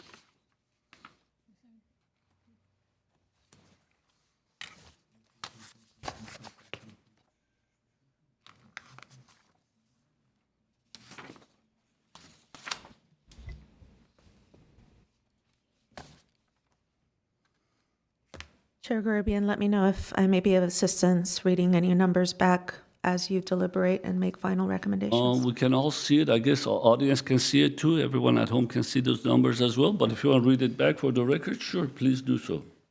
Oh, I'm sorry. I meant The average? as you come up with the final Oh, recommendation. yeah, absolutely. We'll do that. I guess my colleagues are thinking, so. I was going to suggest to start with the low-hanging fruit, and if we can all agree to the full requested amount for the YMCA, and the average for Verdugo Hills at $200 or $195,011, then we can discuss between the Kids Community Clinic and Armenian Society of Los Angeles. Was that? I concur. I do concur also. I just wanted to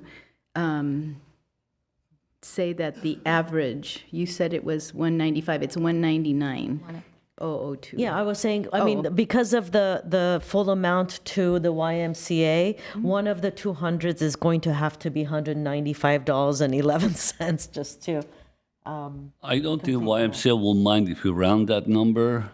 Do you guys mind if we round that number to 59,000 and call it a day so we don't have to have these pennies?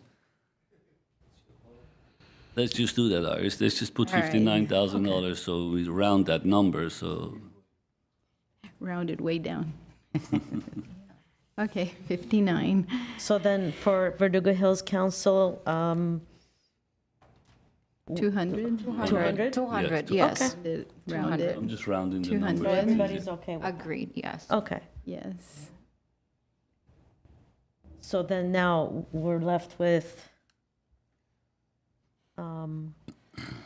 between the Kids Community Clinic and Armenian Society of Los Angeles, and we do have some gaps.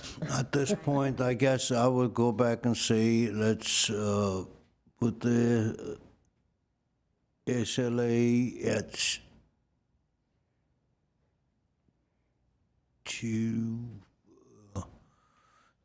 275, and the balance goes to, You're changing yours to 275, is that what you're trying to say? well, yeah, I'm looking at everybody else's numbers in a I guess way. Mr. Avedisian wants to change his 280 It's to not right, 270. no. Yeah, I don't agree with that. I'm recommending it in the final line. Final No, number, no, I I don't agree with No, that. that's too tall.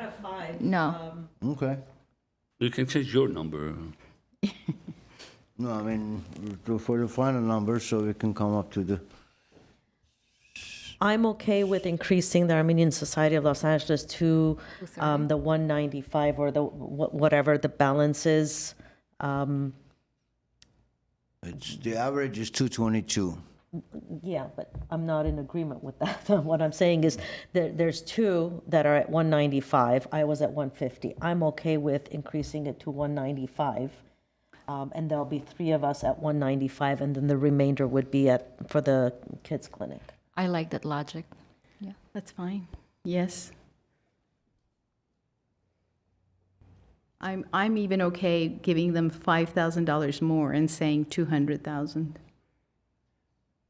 It's $5,000, just round it up to 200,000, and then the rest for the kids clinic.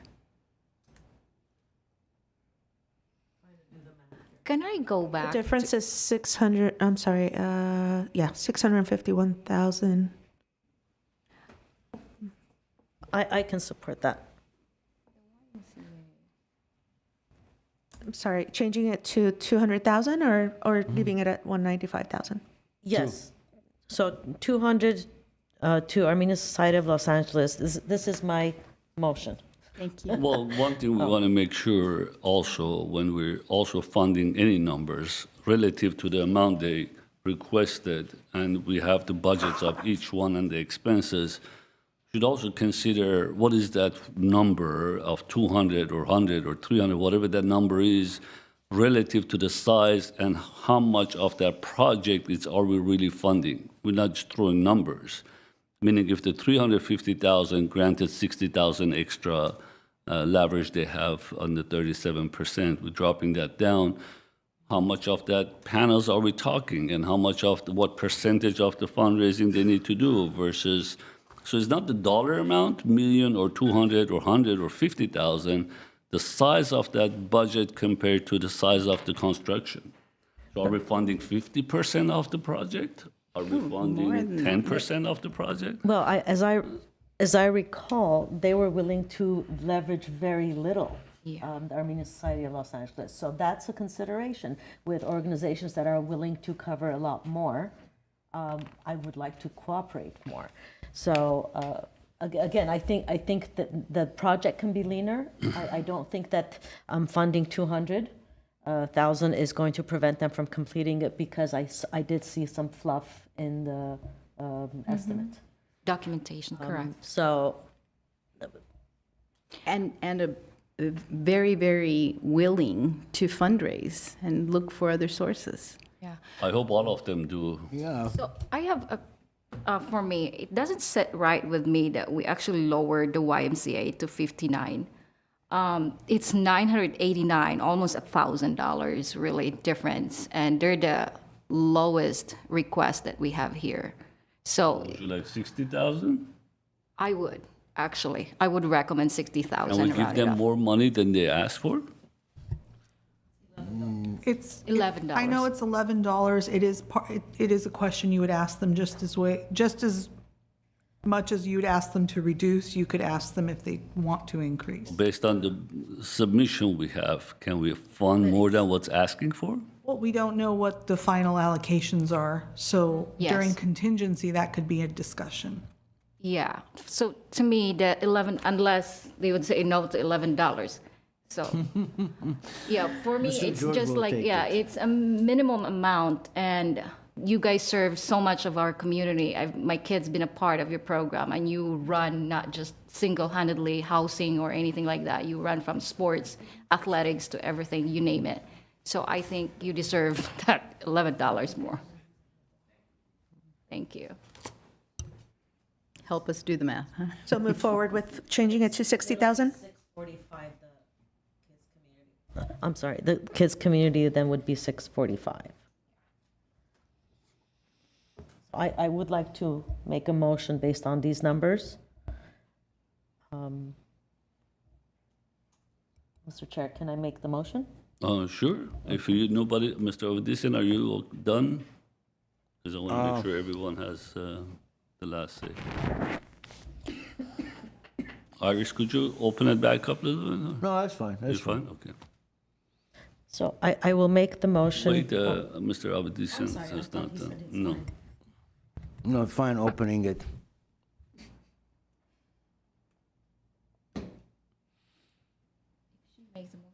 I think he wanted you to open the whole graph. That's fine, that's fine. Go ahead, make your motion. All right, never mind then. All right, so I move to fund the CIP projects in the following manner. Armenian Society of Los Angeles, 200,000. YMCA of Glendale, 60,000. Kids Community Clinic of Burbank, expansion of dental treatments for low-income children, 645,000. Vertigo Hills Council Scouting of America Gates and Stairs Project, 200,000. I second. Good. Would you like me to take roll call, or can I just check for consensus? Just check for consensus. Okay. All in favor, say aye. Anyone? Okay. Aye. Aye, yeah. Okay, anyone opposed, say no. Any abstentions? Okay, motion carries. Thank you. All right, congratulations. Yeah, the contingency motion, we have that too, Rana? Separate. Do you want Can I to make read? that motion? You know which one you're going to make that? I'm going to propose the first option, which is what I think we've traditionally done, to proportionally and equally decrease the recommended funding for each funded project. Can anyone second that? Yes. You have a second? Okay. Okay, all in favor, say aye. Aye. Aye. Anyone opposed? Any abstentions? Okay, motion carries. Thank you. Okay, what do we have? Next is item 6B, fiscal year 2026-2027 funding recommendations and approval of CDBG contingency plan for public social services. At one is a motion to recommend CDBG funding allocations for fiscal year 2026-2027 public social services for city council approval. And at two would be a motion to provide direction to staff on a CDBG contingency funding plan for fiscal year 2026-2027 public social services. 37. Chair Garibian, members of the advisory committee, we are about an hour behind today. So we were supposed to start at 10:45 with our first proposal applicant, and we have 13 total interviews today. We did have lunch set for 11:45 a.m.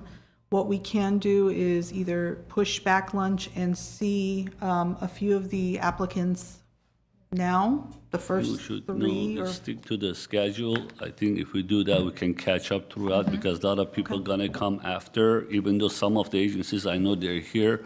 But let's stick to the schedule, so hopefully we catch up versus pushing it back and then have more delays in the back. Okay. So let's, 5 more minutes, we can go for lunch now.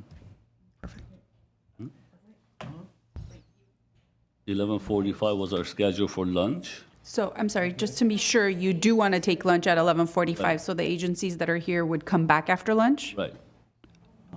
Okay, because they are here and waiting, so if, I would suggest we push through because they're here. Kids Dental is here.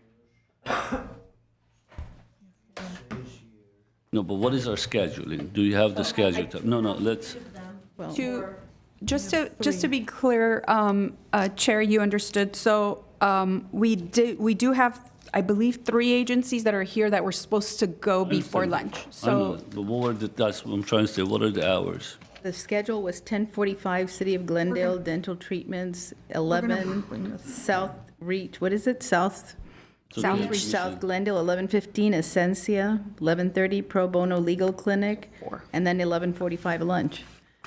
So if there were, What we have up on the slide is the original interview schedule, so if you could take a look at that, that's where we should have been.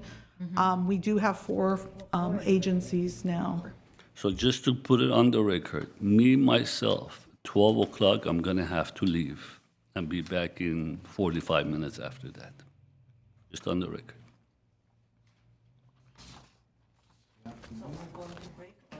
It's up to you guys. I'm going to leave at 12 o'clock.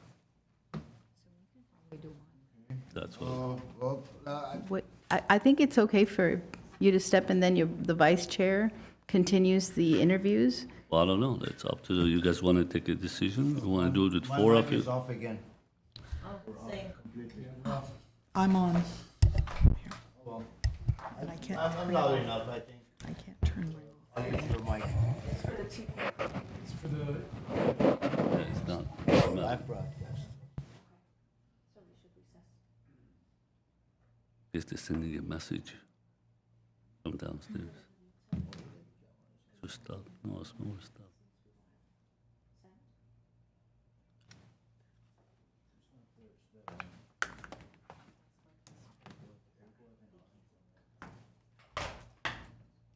As it turns out, GTV is recommending a recess so that they can check into the issue. It keeps going on and off, so unfortunately, even though we can hear ourselves in this room, But they can't hear it. And it's not on the record.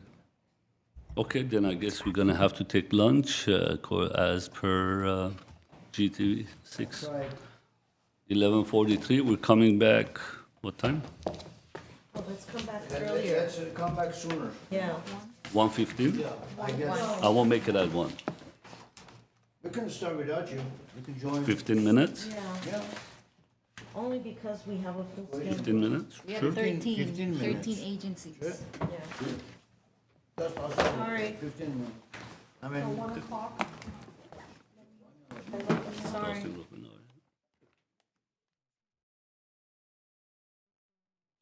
Welcome back to our special meeting of the CDBG Advisory Committee. What's next?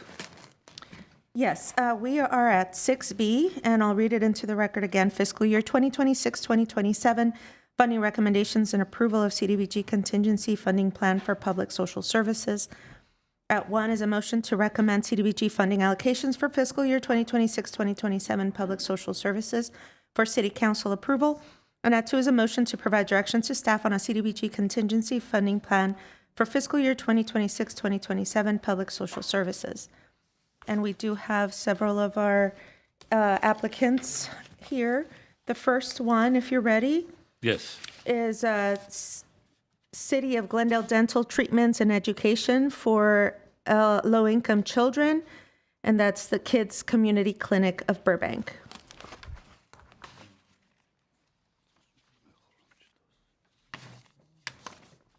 Good afternoon again. Thank you for having me here. I've never applied for social services here, but we have been seeing Glendale schools since about 2016. And then there was a big break during COVID, and it took a while to get back into the system. But with partnership with Rose D'Amato from the Glendale Unified School District, it's made it very easy. She helps us pave the way to get into the different schools. I'm requesting $20,000 to see about 557 children, 572 children total. My target is Cerritos Elementary, but it could be any elementary school that she has 5 that she oversees.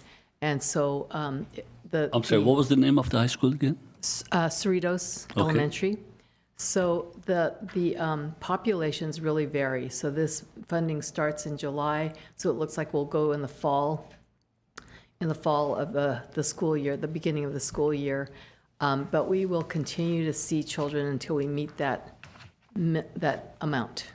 So we go to several schools in the Glendale area, plus Head Starts through Pacific Clinics, their Lexington and Glendale sites. We also go to all the preschools and pre-K groups coordinated through Rose and Glendale Unified School District, Cloud, Jefferson, several of them. So we will use that funding to take our dental programs into the schools and screen all the children, and then provide fluoride treatments for those who have parental consent. Thank you. Questions? You guys need a minute? Okay, good afternoon again. Good afternoon. Welcome. Let's see, looking at your budget, you're asking, where is it? I missed it, okay. You're asking for $20,000.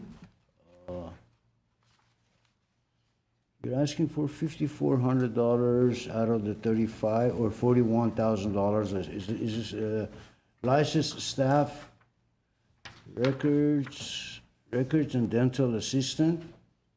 What is that? What does the Okay. records means and licensed staff mean? okay, Is that a salary? No, It's what- so when we go into the school, we have to have licensed dental professionals to see the children. Nobody that's not licensed can go in. So we take teams of people. Our ratio is about 1 to 11 to 1 to 30 children per adult.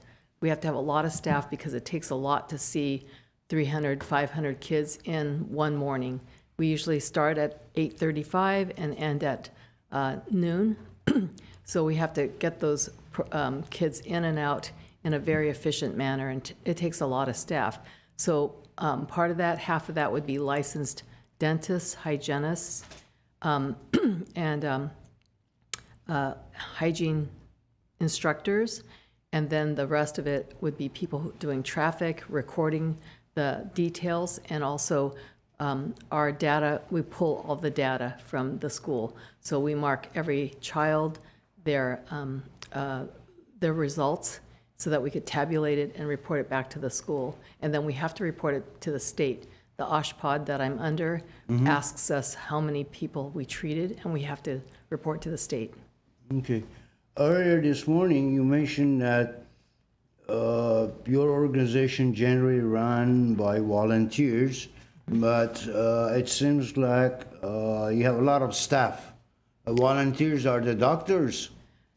We have a variety of volunteers. So we have about 135 volunteers total.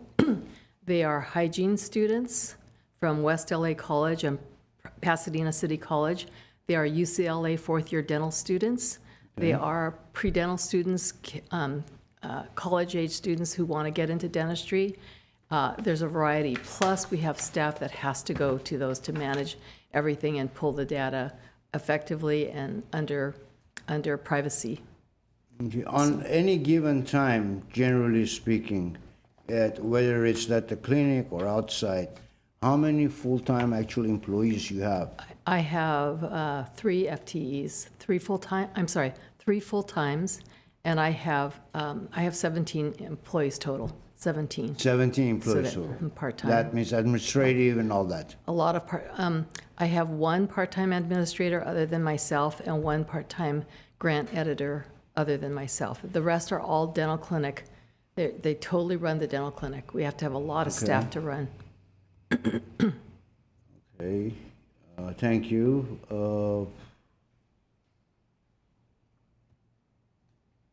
I think I have a couple more questions. Go ahead, guys. I don't want to keep waiting. Go ahead, and then I can come back. I have a quick question.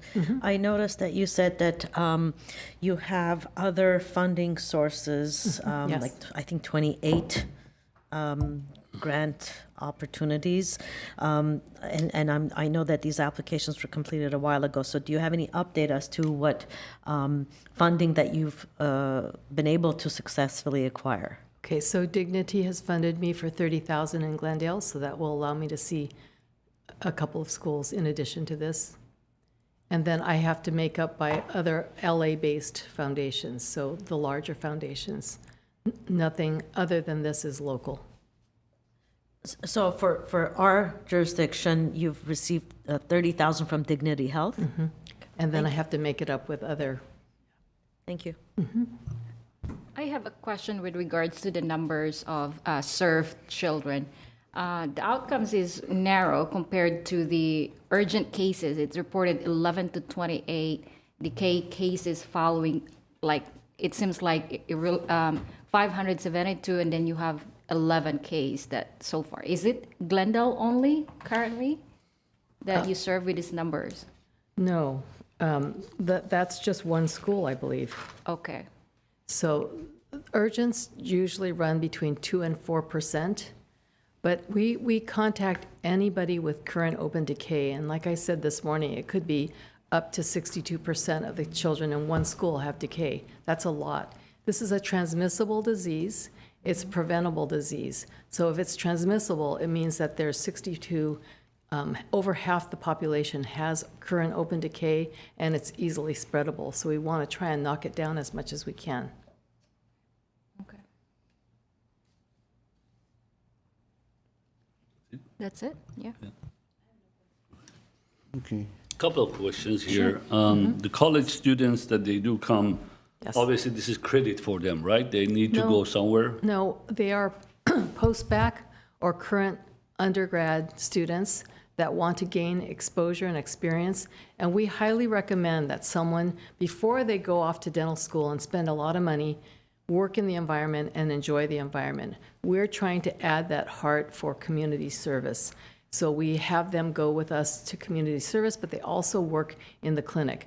They have to have a certain certification to be able to work in the clinic. They have to have state guidelines dictate Infection Control and Dental Practice Act, and then they can help in the clinic. So we have about a dozen students that come to us wanting to get into the dental career. It helps them with the resumes also? It does. It helps them with the resume, and I write a recommendation. I've had over 70 kids get into dental school over the past 18 years. So it's a win-win situation for both. It is. For everyone. It Okay. is. Next question I had, your overall, the coding, billing, do you do it in-house or you contract it out? And when you In-house. apply in-house. So when you, if they don't have insurance, that there's, the CalMeds and different insurances you apply for.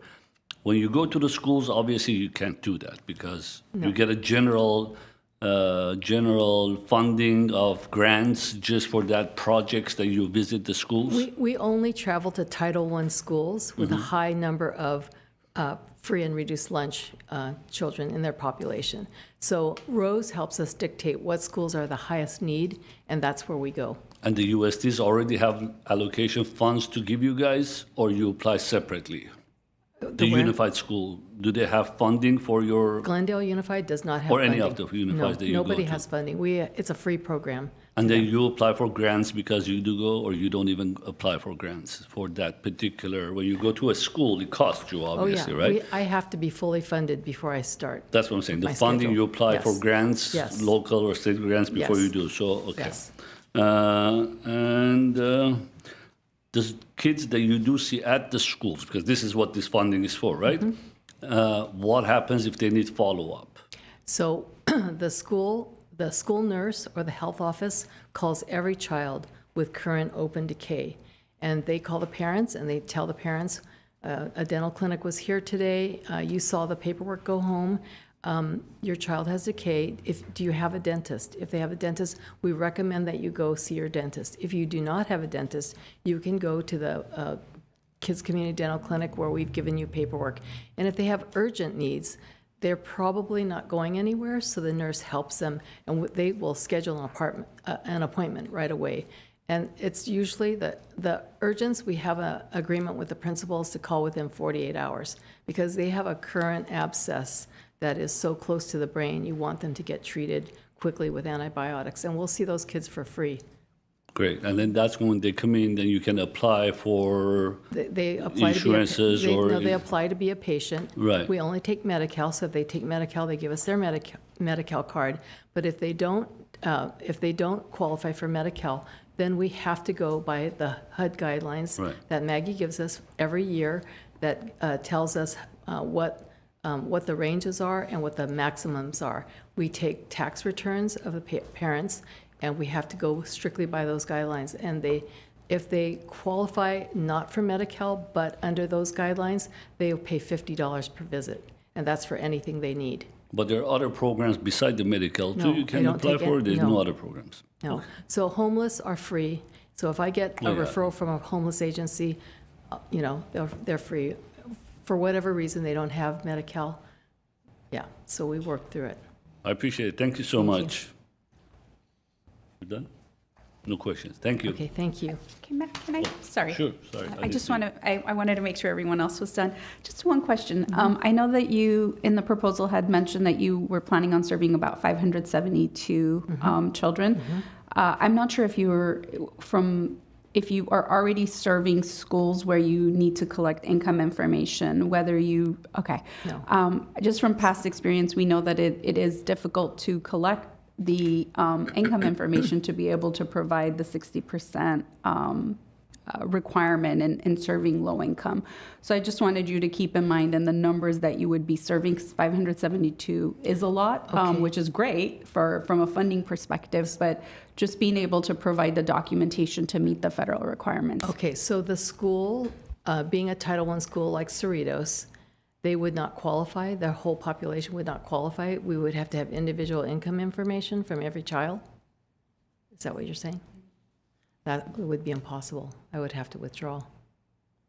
Yeah, because Rose would be able to help me with the income levels and the numbers of kids, but I can't say, only you poor people can come through the program and you are excluded. It's very hard to do that. Just to clarify, you don't have to exclude other students who would not qualify, but you would have to at least be able to serve 60% of the 572, which is probably a little over 300 of them have to be the low income. So you'd have to be able to collect the income information out of the 572 to then be able to show proof that at least 60% is low income. Okay, so the school couldn't provide that. The parents have to sign up for that? Correct. The families would need to. Okay, Thank you so much. thank you. Oh, follow-up questions. Does this mean you're withdrawing? I would have to. I couldn't do that. It would Okay. be impossible. No, hardly any parent's going to sign up for a free program and give their income information. Okay. It would be difficult. We can ask if everybody, who has Medi-Cal, that would help determine, but there's privacy and it would be really difficult to Right. collect. Okay. Yeah, we strictly go to low-income schools where the district determines there's a high need. And if the district tells us there's a high need, then we have to believe there's a high need. So that's how we do it. Thank you. Okay. Thank you. Okay. Who's next? Next is Verdugo Hills Council Scouting America for Scout Reach South Glendale program.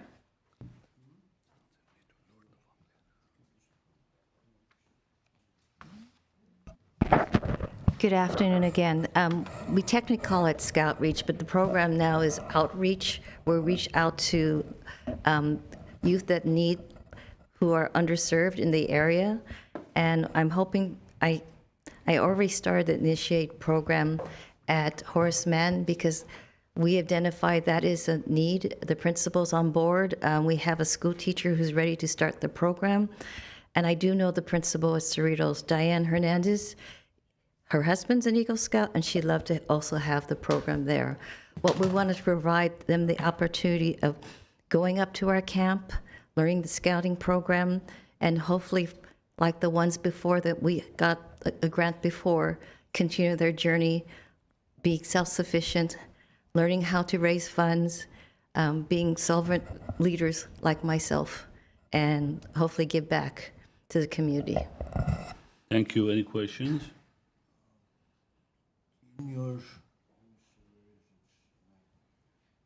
In your application, I noticed that you were planning for a camping trip. Yes. Family camping trip. Yes. And when that, is that completely free Yes. for the kids and the families? Yes, it's completely free for the family and. Oh, I'm sorry. Oh, mic wasn't on. Yes, Sorry. but I did hear you, but the people who's listening may not.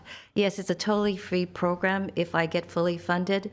I believe not only a child should go camping to enjoy the experience with their family, because if a family understands scouting like the child does, it becomes a very wholesome experience. What they learn it translate to the family and other family members. In our organization, not like other organizations, we allow siblings to come too. And so there may be people, and it's the average, 1, 2 kids. We have annual events called the Rocket Academy and Cub Hunt. And those kids learn how to do BB gun safely, archery, and it's all done by age groups. Swim if they don't learn to swim, because they have lifeguard safe people there, and just have a good time. It's easy camping. So we'll rent out tents, sleeping bags, cot what they need. They don't have to cook like most people have to, and it's a good experience. Those who have joined Scouting have a wonderful time. And I can say for myself, because since 2017, I have not turned anybody away. So out of the 1,000 people out of Glendale, 20% of those have some kind of subsidy. I would like to increase the number because our national office, because we are one of many councils in the area, wants everybody to grow in Scouting. So having this money will help me grow and also instill good habits in them. I believe Scouting is not just for youth, but teaches the family. They become leaders, because this whole program is run by volunteers. I have a very small staff, but people who run these programs at the school level will be one teacher, probably be another parent. And it just blossoms into some wonderful things that the kids can do. And now that I got the stairway, we can teach them fire outside. So thank you. Sure. Also in your budgets, you had mentioned you show handbooks. Yes. That you're spending about $2,500. Yeah, it's then you have handouts for another $1,000. Handouts is. Then you have supplies. No, what was it? I saw another one that printing, another $5,000. Aren't they all this one package? Printing. Well, I would assume the handouts and everything, it's a part of that printing thing. So double dipping in a way, in my mind? It isn't. So the handbook itself is the program. There are other aspects of Scouting that you might have to teach a parent, because this program is run by volunteers. So also parents who are not registered could follow along. So we may have to print out a handout, because the child has their own handbook, and that's something they get to keep. We also get them a cover on it so it doesn't get destroyed. And so we may have to teach the child how to do it. Maybe they'll go home and show the family how to do it. But there's also a printout instruction. Do me a favor, please. Yeah. Just answer the question for the sake of the time. Yes, I'm okay. sorry, but for the sake of time, we're already late on our end. It's our fault. But just answer the question. No, I'm not double dipping. Okay, guys. All right, thank you. I appreciate that. But the numbers say it in a different way. The explanation and the numbers say it in a different way. Okay. Thank you, anyways. Appreciate it. I've been in a scout since I was, I don't know, what age, in my adulthood. When even I had my own kids, I was still a scout leader. So I know the process, I know the game, I know how scouting works, and I appreciate it. It really brings into discipline to the kids. That's for sure it does. Thank you. That's without a doubt. I have a question. Yes. 200 unduplicated youth only at Mann Elementary School. It's Mann with the possibility of Cerritos. So because the thing about the whole program is, we anticipate it just being at Mann, but the thing is that, as you know in Scouting, it's who's interested. So we're going to do some of the costs come out to, we go to, parks, we go to community events in the summertime saying, join Scouting. And I do know Cerritos really wants a program, but we pick Horace Mann because they have the greatest need based on their income levels. Yeah, and that's a projected number. So I'm aware of how Scouting works. So this is for Cub Scouting. Yes, Cub Scouting, yes. Yes. So when we say unduplicated youth, that means you only buy the kits and all that for, once. However, my question would be, it's very tricky to get into Scouting and the numbers of students or parents that actually get involved. So this program, Outreach, or Outreach as we call it, is not the traditional program per se. It's run like it, but it's similar, but you don't have to have, when you start Cub Scouts, 5 leaders, a den leader. It could be multiple den leaders. We pick a subject matter like tying knots, but it's based on who shows up. A kindergarten can't tie a knot like a 5th grader, which is a Weeblo. And that's how the outreach program works. And what West LA is a next council over in Van Nuys has done this, and they started their outreach program. They've gotten to the point where it's a hybrid, that now it's more of a traditional program where they have the 5 leaders, as you know, the den leaders, et cetera. But this is just a stepping stone for those who want to try scouting and get the full scouting experience without the full leadership, because that's the hard part. Is there are many kids who want to join scouting, but it's finding the adult volunteers, because nowadays you have to have all these compliance. We have strict safety things, training, and also the state has the AB 506 where you have to have the mandate training and you have to have live scan done. It's a big barrier for some of these parents who are low income to provide this, and then they have to buy uniform. It's a deterrent, and what I really want to do is share the scouting experience with everybody. Thank you, Ms. Taylor. That answered the question. Yes. Thank you. I have none. Thank you very much. Thank you. Thank you again. Thank you. Wait. Sorry, I guess just to address the same question to you on collecting income information, since you are going into the schools. yes, So how do you feel we- about being able to provide that? I have no problem because I've done it before, because I've got funding twice. And because the way the Scouts is and how they're covered, they have to fill an application.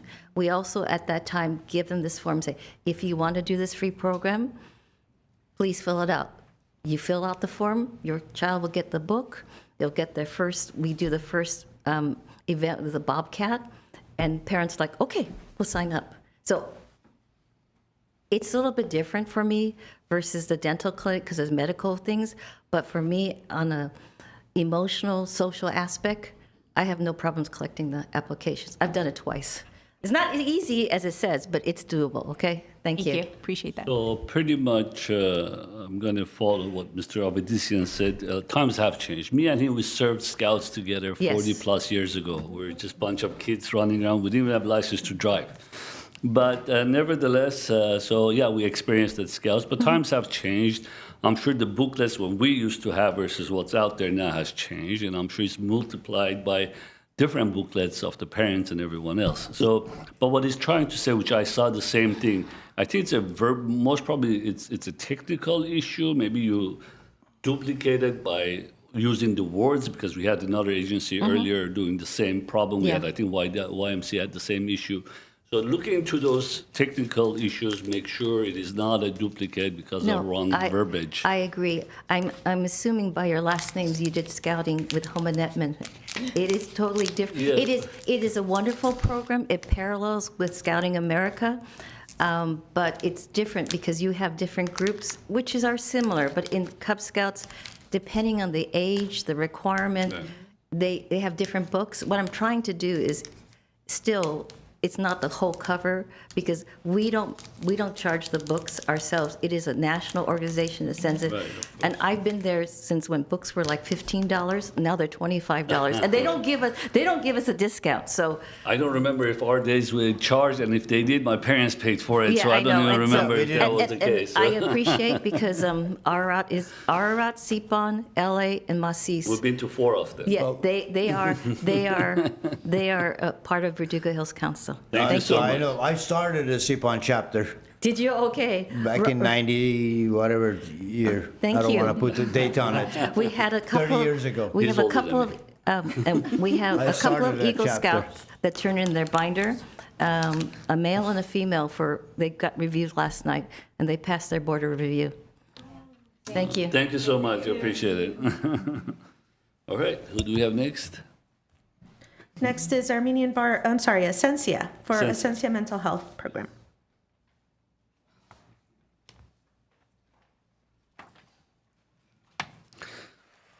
Good afternoon, Advisory Council. I'm Dr. Laura Duncan, the Executive Director for Essentia.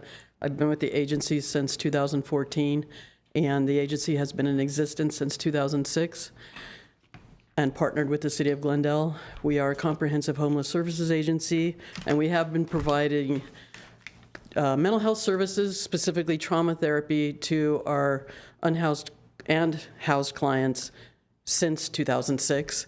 I do want to mention that we have 2 trauma therapists that have been with us since 2006. They take turns. They're both a little bit older than I am, so they're very seasoned veterans. And one's an CSW, one is a LMFT, and they both have special certification in EMDR and other trauma therapy-specific modalities, such as healing-centered engagement and motivational interviewing and all that kind of stuff. So they do meridian tapping and the eye movement desensitization modalities for treatment. It's very effective. It's evidence-based. And this is not a new program for us, but we are for the first time requesting funding from CDBG because sources of funding have been more challenging in the recent year. We expected that. It was great during the pandemic for CARES funding and all of that. And then the need just expanded like crazy because people's mental health deteriorated and decompensated during that time. And since that time, the demand hasn't really diminished because of a cluster of factors, including, the high costs of everything and the aftermath of 2020 and beyond.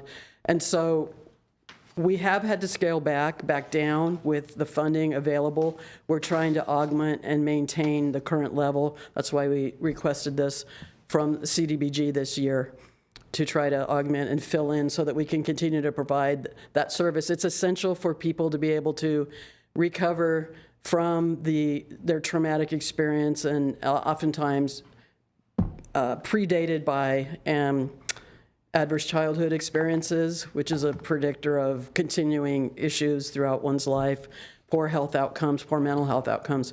So we work on all health-related services, including the mental health component for not only adults, but also children who have been traumatized by their experiences and somehow ended up in the unhoused situation, oftentimes through no real fault of their own.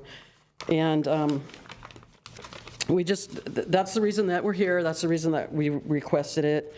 My director that was here with me this morning was unable to return this afternoon, so I will try to field any and all questions. Thank you. Questions? We appreciate Essentia's role in our community. You're a trusted agency we funded in the past. So we look forward to assisting you. But I had a question from the previous year's outcomes. I see that a percentage of total outcomes accomplished in the first goal, which is to have individuals exit the program to permanent housing. 46% of the outcome was accomplished. And I don't know if these numbers are accurate because I kind of feel like you intended to do 38%. So I don't know if 46% exceeds that performance or you accomplished 46% of the 38%. Am I making sense? I will be honest here because I'm an honest person. Sometimes people say I'm too honest, but that's how I roll. I didn't write this, and my director of programs, or our director of programs, not mine, is no longer with the agency. We haven't filled that position due to funding constraints, so that's why I'm here today. And I'm I'll say 98% certain that we exceeded that goal. It would not have been 46% of 38. That's what I was hoping to hear. I don't know if staff has any further clarity to provide on this. Okay, sorry about that. Thank you. I just have a clarification in terms of budget. It says here that you're receiving also 60,000 plus from City of Glendale. And so the CDBG is a separate ask, correct? We also receive funding from what? Private. The people next door, right? Yeah, and private sources of funding, yes. Okay. Any questions? Yes. Thank you. Mine is about your I'm sorry. Yeah. Mine is about some of your financial ratios. In this case, the defensive rate the defensive interval. It says that you are currently, or back in 24, 25, you have 2 months worth of emergency funds to cover your debt in case something happens in an emergency. And it's been going down. Yes. And I wondered if you could please enlighten us. About our agency financial Yes, position? yes. Okay, we had contracts with the city of Los Angeles to provide services. They funded us. We hired different groups of people to go work over there. In 2022, 23, 2020, and then we added a second program in 23, 24, which ended, one of them ended in 24, one of them ended in 25. It was, one was a pilot and one that went, the one that went 2 years, we mutually agreed not to renew after that 2 years because the city of Los Angeles is in financial crisis itself, and it took them 2 years to pay us. So it put us in a cash flow crunch, but we've been paid since, so we're flush now. And then the other thing that happened recently was the city of Glendale was unable to fund us with the HUD funding that was delayed. And that dates all the way back to the summer of 2025. And so we've been robbing Peter to pay Paul since then. But we're now starting to get the money. It started coming in last week, actually. And so we have been in a difficult position. We've maxed out our line of credit. We've got interest. We're paying on that every month. And our biggest responsibility besides paying all the mandatory things that keep the lights on is to keep our clients who are in the housing programs in those housing programs. And I've got a stack of unlawful detainers on my desk, stacks of them and 3-day notices, and I'll tell you, not one person's been evicted because I've been talking to those landlords. So I hope that addresses your question. And now we're going to be playing catch up on everything with the funding starting to come in. Okay, it clarifies it, yes. Yes. Thank you. All these programs that you've been running, everything is you're running the LA, Glendale, and every other city that you serve. You're running it from this one location, correct? No, we have multiple locations.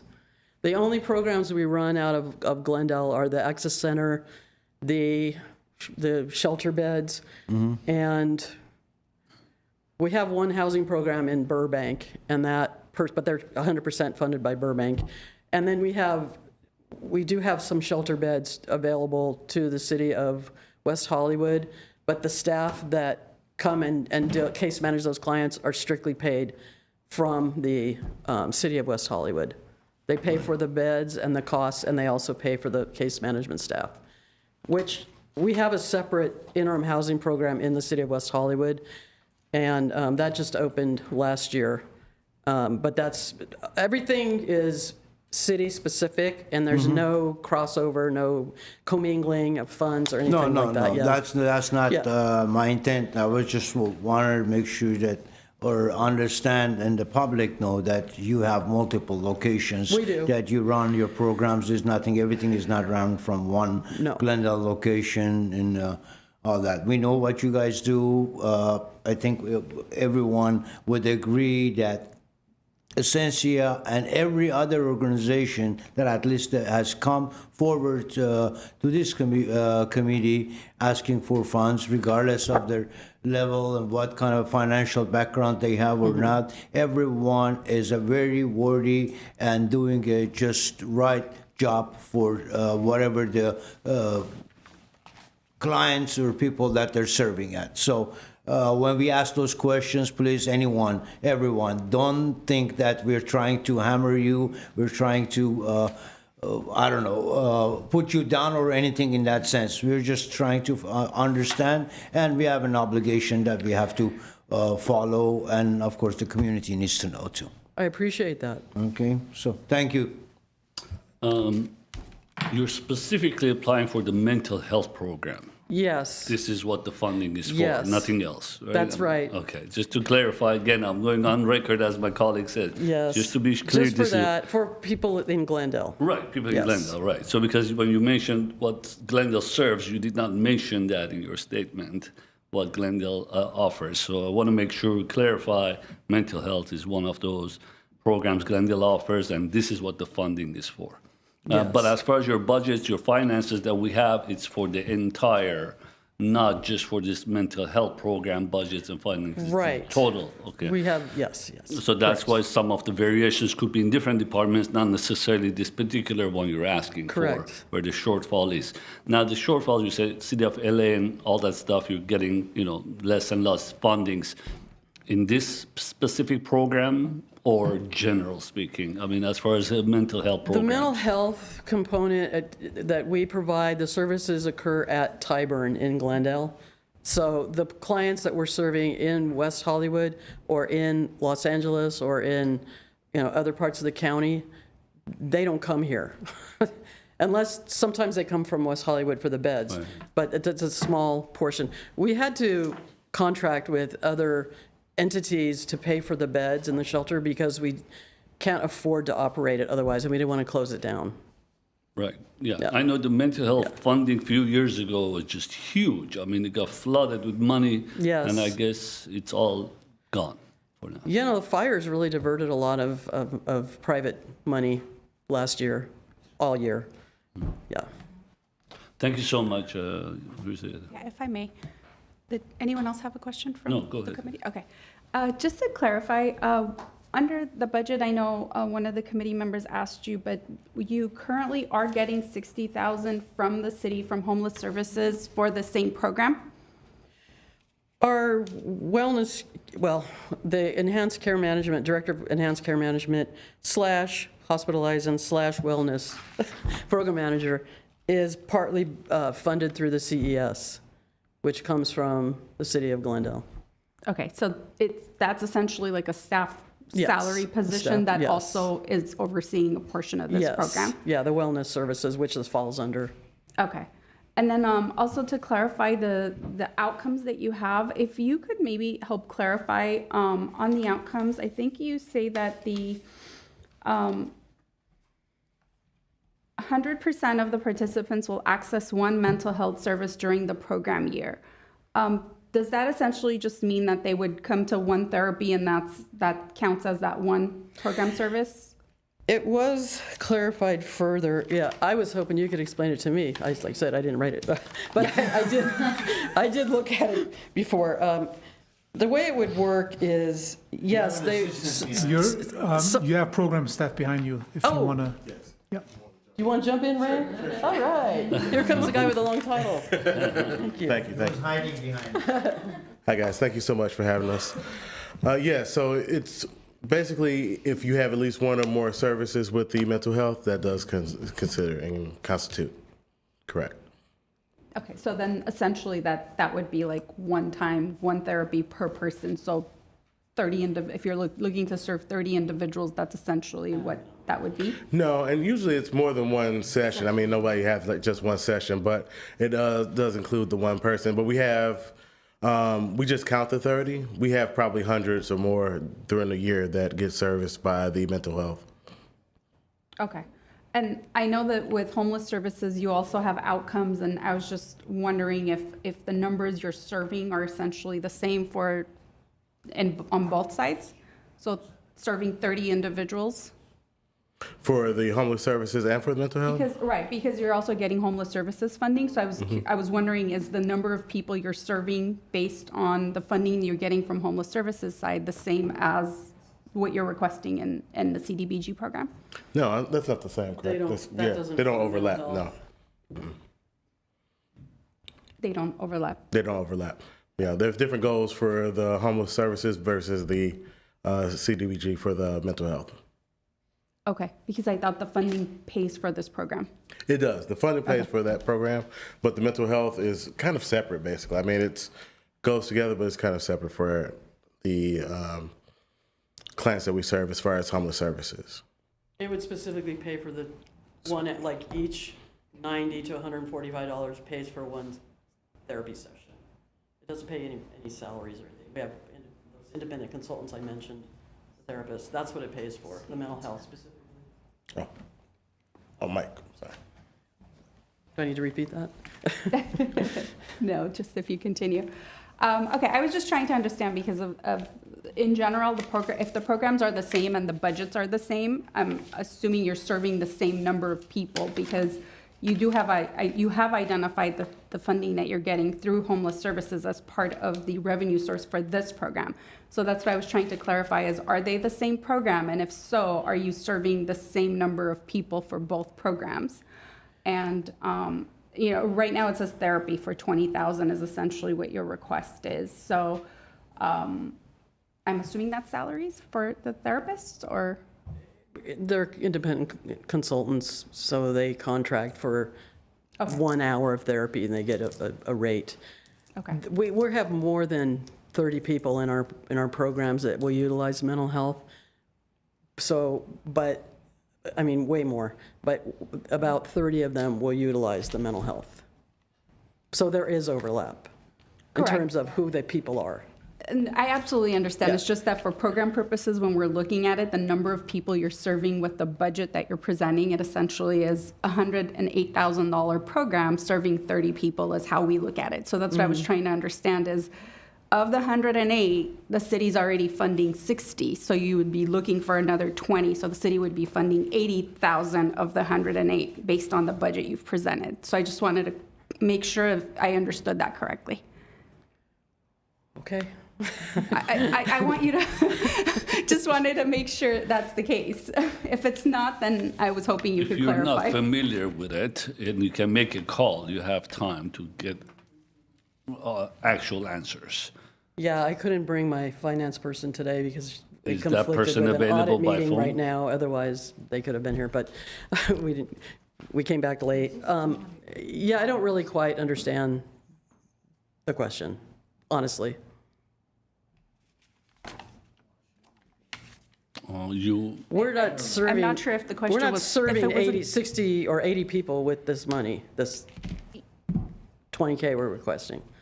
No, that's not what she's saying. So you're saying, how much does this project cost total? Not ours, just how much this project of yours cost? Well, the number here is 108,175. Exactly. So 20%. So what she's saying is, yeah. from the 108,000, you're requesting 20 from us? Yes. Where are you gonna get the rest from? Providence Health. How much? I know. It's on here somewhere. 18,000. Okay. And 5,000 from Seroptimist. Okay. Okay, honestly, yesterday I got 5,500 from Las Candelas. Okay. So that would take this. We're doing the numbers. Keep going. Yeah. Keep going. Okay. I did get that. If you want to consider that in making your decision, wasn't expecting that. And then the rest, City of Glendale, the 60K. That's what she's asking. That's what she's asking about. And earlier I said that actually it comes out, City of Glendale comes out of Homeless Services, CES, and it partially funds this guy. Different program of different program of City of Glendale, but it is part of from the City of Glendale. That's what she's asking. Yes. So you're asking for I said that total earlier, of so I didn't. $80,000, 60 plus Yes. 20. That's what you're asking for. Yes. Correct? Is that what your question is? Correct, but it's the same program, which is why you have it listed there. Right. That's what I was trying to clarify. Yeah, he does oversee this component. Yes. Right. So the 60,000 covers this program's component of, if it's his cost, for example, his cost. Partially his salary. Part of And your then- 108,000 is part of that budget. Okay. Yes. Okay. And then the 20K would be specifically for the mental health Right. services from CDBG. Okay. That's what her question was. Yes. Anything else? Thank you so much. Appreciate it. Okay, thank you. All right. Ready? Yeah, next, please. Okay, next is Armenian Bar Association for Pro Bono Legal Clinic. Good afternoon, everyone. My name is Bridget. I'm a practicing attorney and one of the many helping hands of the Armenian Bar Association. We opened our clinic doors at the Adult Recreation Center about 8 years ago at this point. I was one of the first volunteers, and almost a decade later, we are still going strong. It is our primary mission to provide a reliable and trustworthy resource to the underserved of our community, those who are most prone to deception, those who are caught in the web and need guidance. We cater to a lot of elderly. We cater to a lot of people where English is not their first language. Most, if not all, are moderate to low-income individuals. And our clinic is able to provide this safe haven for legal guidance with truly no strings attached. I remember standing here last year and talking about the vicious fires and the effect to precious communities and lives. Since then, we've witnessed so much and learned about so much both inside and outside of our borders, but I just simply don't have enough time to even list all of the things that have happened.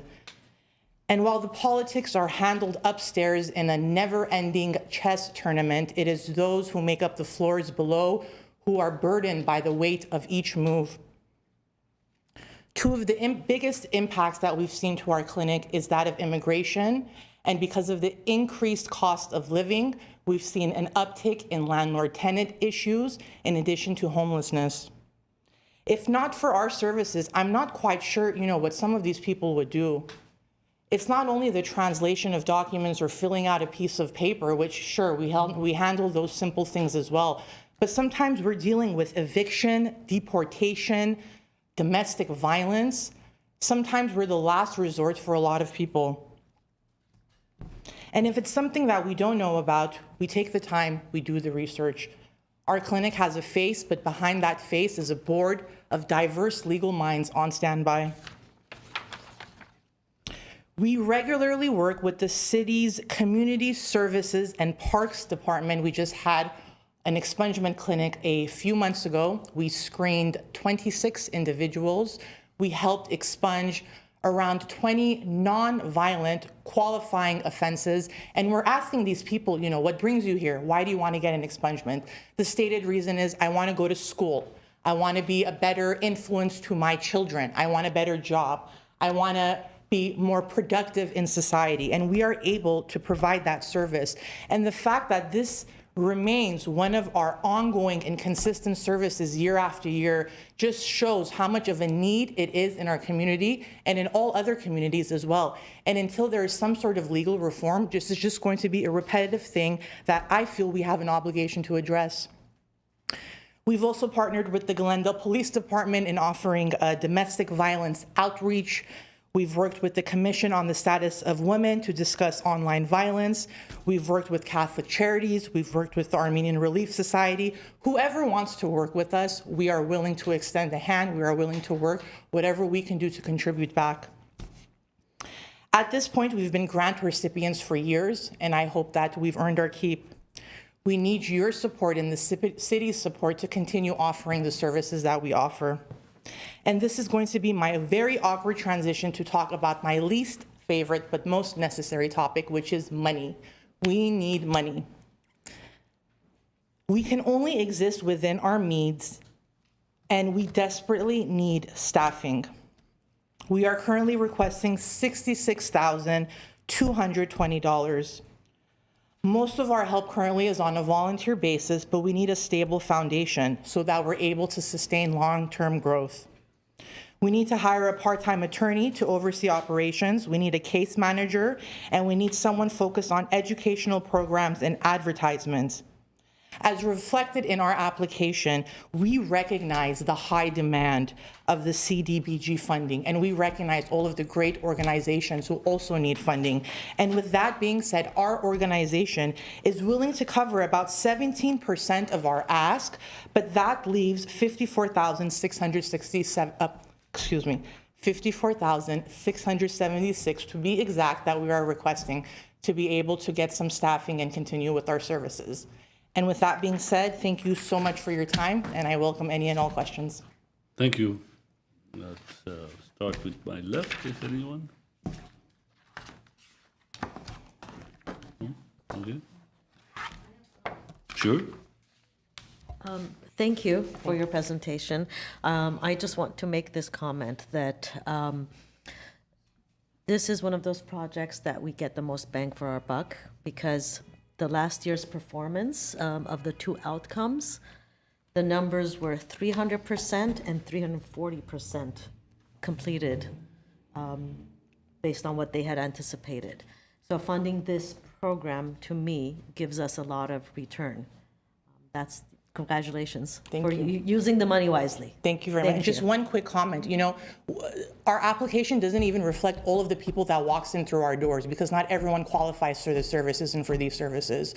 So this is just, you know, a very conservative even estimate of the people that we're actually insisting. The real number is, you know, quadruple that amount, I would assume. Thank you, Mr. Avdisian. If it's a no, I can go to the left. And thank you for coming, and thank you for doing what you guys do.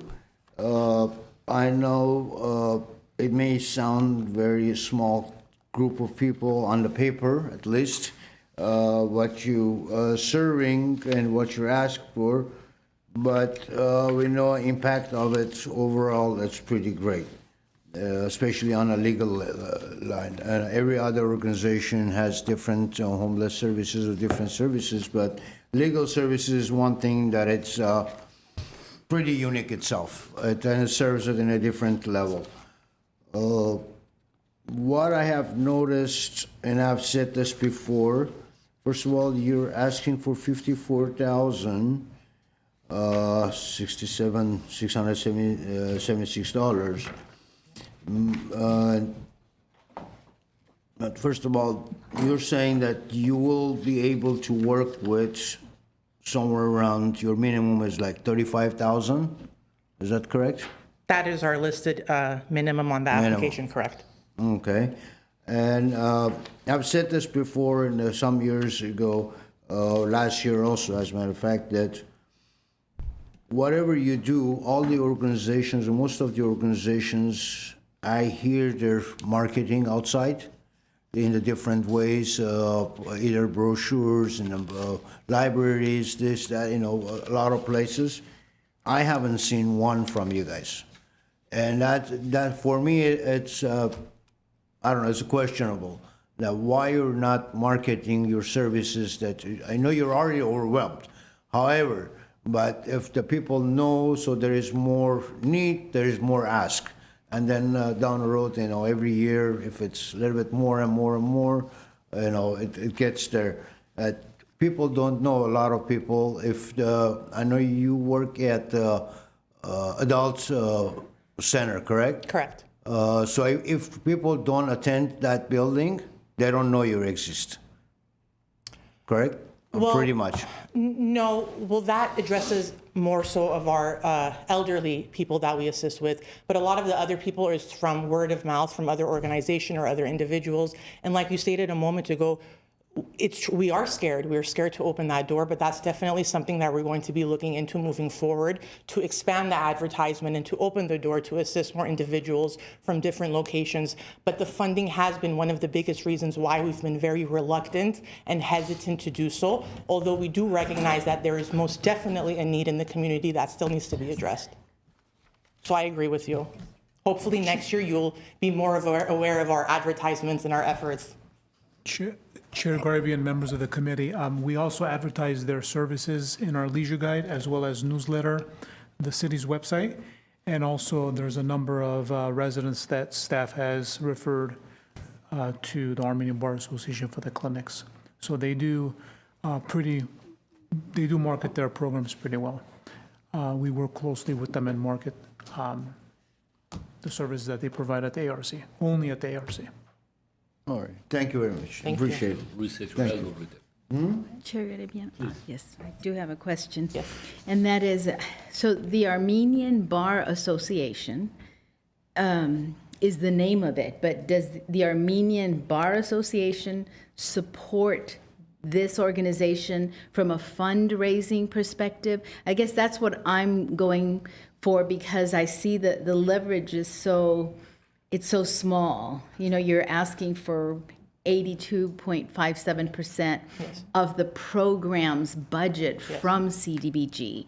And that is a very high, I mean, low, if you want to think of it, low leverage. You know, we'd love to have programs that are self-sufficient or almost self-sufficient, but you just need something, you know, to get you through, because we have such a small amount of funds for the entire programs that I wondered, do you have anything in store for major fundraisers, other types of fundraising that can support the program in the future, or just? So this program was birthed under the Armenian Bar Association, but I don't want it to be considered affiliated to that sense because it is separate. And we do receive all of our funding up until recently, where we're willing to contribute to 17%. We were relying on all of our funding from you guys. We are now open, as reflected, to obtain contributions from our members, which is something we're going to be looking into, because like it or not, our services are expanding and we need to somehow address that gap. So whatever we're not able to obtain from a grant, we're going to have to look at alternative resources, and one of which is going to be from our members to be able to contribute it. But there is no intertwining with the bar and our services. Our services is pro bono clinic. Nowhere in our services is it the Armenian Bar Association's pro bono clinic. And we want to keep that separate because it's not affiliated with any particular ideology or thought or class of individuals. And as far as the funding, as more time goes by and bigger we get, maybe we will get alternative type of funders, but currently we don't have any. Okay, thank you. Thank you. Just, if I may clarify though, I know you're saying it's separate, the program is separate, but you're applying for funding under Armenian Bar Association, correct? Correct, okay. yes. Just wanted to be sure that you're still applying under Armenian Bar, because that's how the application They read. are the creators of it, but they are not intimately involved in that sense, yes. Okay. I have a question with regards to the outcomes. And it says directionally good, but the resolution, 60% of 35 will receive resolution to their matter by June 30, 2026. What count as resolution? Advice given, filing completed, court judgment, settlement, or referral accepted? It depends on the issue in front of us. If we're able to complete our task and our duty to the full extent that we are able to, we consider that completed. It could be up until, maybe it could be filling out a piece of paper. We do that, okay, it's completed. Maybe it's to the furthest extent we assist someone to prepare themselves in pro se, in their own capacity, and then after a certain point we have to refer them to another law firm, we consider that completed. For the people that we assist with the expungement clinics, up until the point that we get that piece of paper from the court that says your case has been opened and dismissed and you no longer have to worry about this conviction, we consider that completed. So it really varies and it really depends on the issue in front of us. Any other questions? Ms. Alexanian, anything? No, you sure? Okay. Well, a couple of things. Obviously, I'm familiar with it. When you guys started, granted, you're 100% relying on us, but the pillars of the program who actually did fund tremendously without mentioning it to start the program, we're not going to mention their names, they're out there. And as you grow, yes, there are other fundings you can apply for. But you mentioned something earlier in your statement that the cost of living and everything that has gone up, it affects everyone. There's a report that the United States in general as a whole, we have a 25% increase in cost of living from the COVID days until today. For every individual to sustain that 25% needs 50% increase in their income. We've barely seen less than 10% over the last 10 years.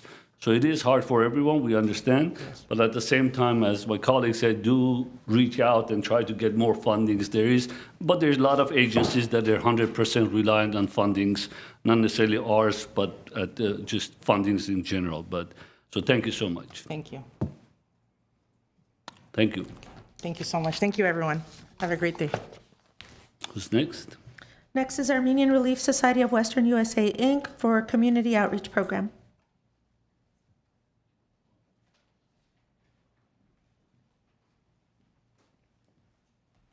Good afternoon. Sorry, is that good afternoon? My name is Melanie Vastabedian, and I serve as the Director of Social Services for the Armenian Relief Society of Western USA. Our agency is once again requesting CDBG funding from the City of Glendale for the next fiscal year to continue our community outreach program, which is targeted at serving low moderate income residents of the city, including senior citizens, disabled adults, and folks who have, let's say, limited English capability, English language capability. With the funding, we have 3 main projects. One is to continue our English as a second language and life skills classes for no less than 130 seniors for the coming fiscal year, to develop their English language proficiency and focus on important safety net services.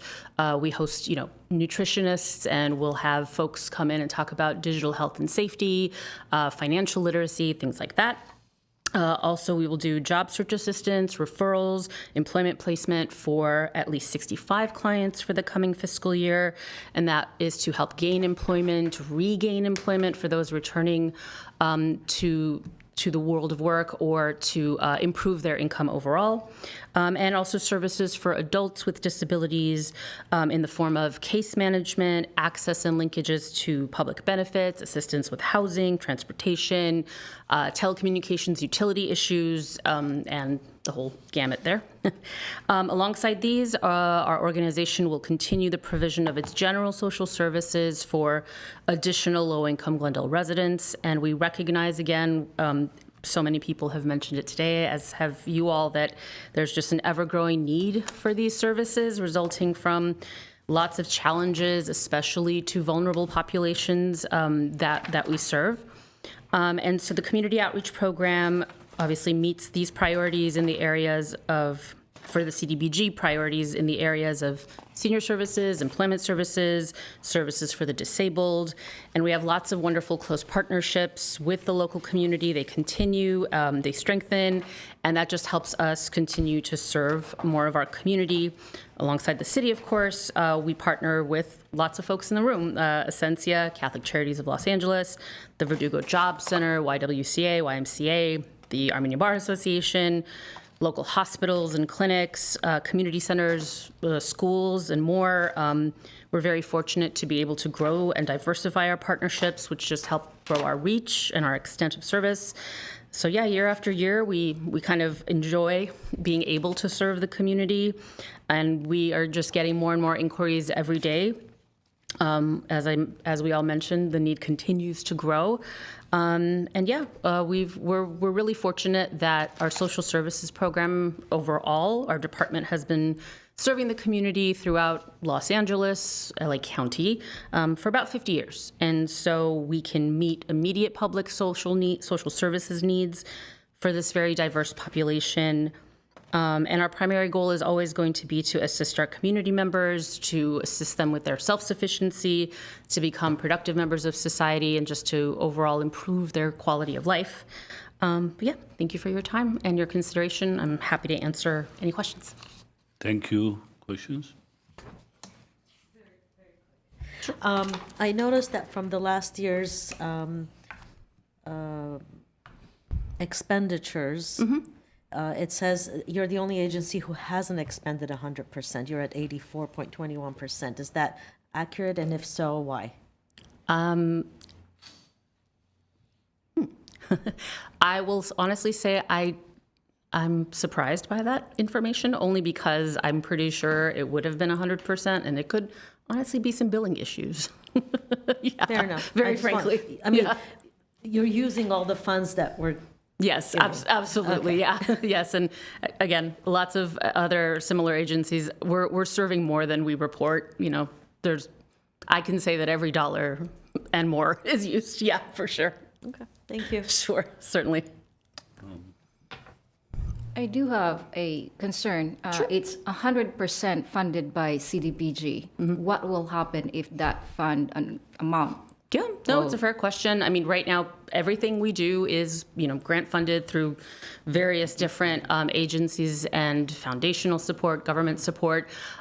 We will have to sort of redirect and see how our staff and our skills can be put to other uses. I mean, the whole point of the program, not the whole point, excuse me, one of the main pillars of the program is our ESL class.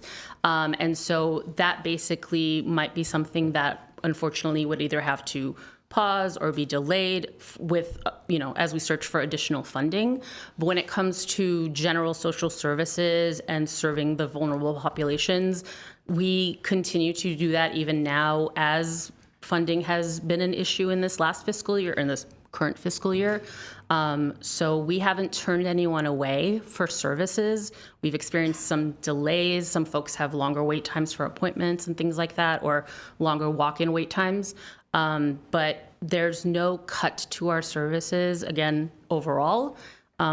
Things have had, we shift funds, we move things around, and the hope is to have something 100% fully funded, of course, but we also, again, recognize that there's tons of worthy organizations and limited amount of funding. So, we would maybe have our goals decrease with this particular funding opportunity, but that doesn't mean that we would turn anyone away. And again, other sources of funding are continuously being explored. So it wouldn't just end. Yeah, definitely not.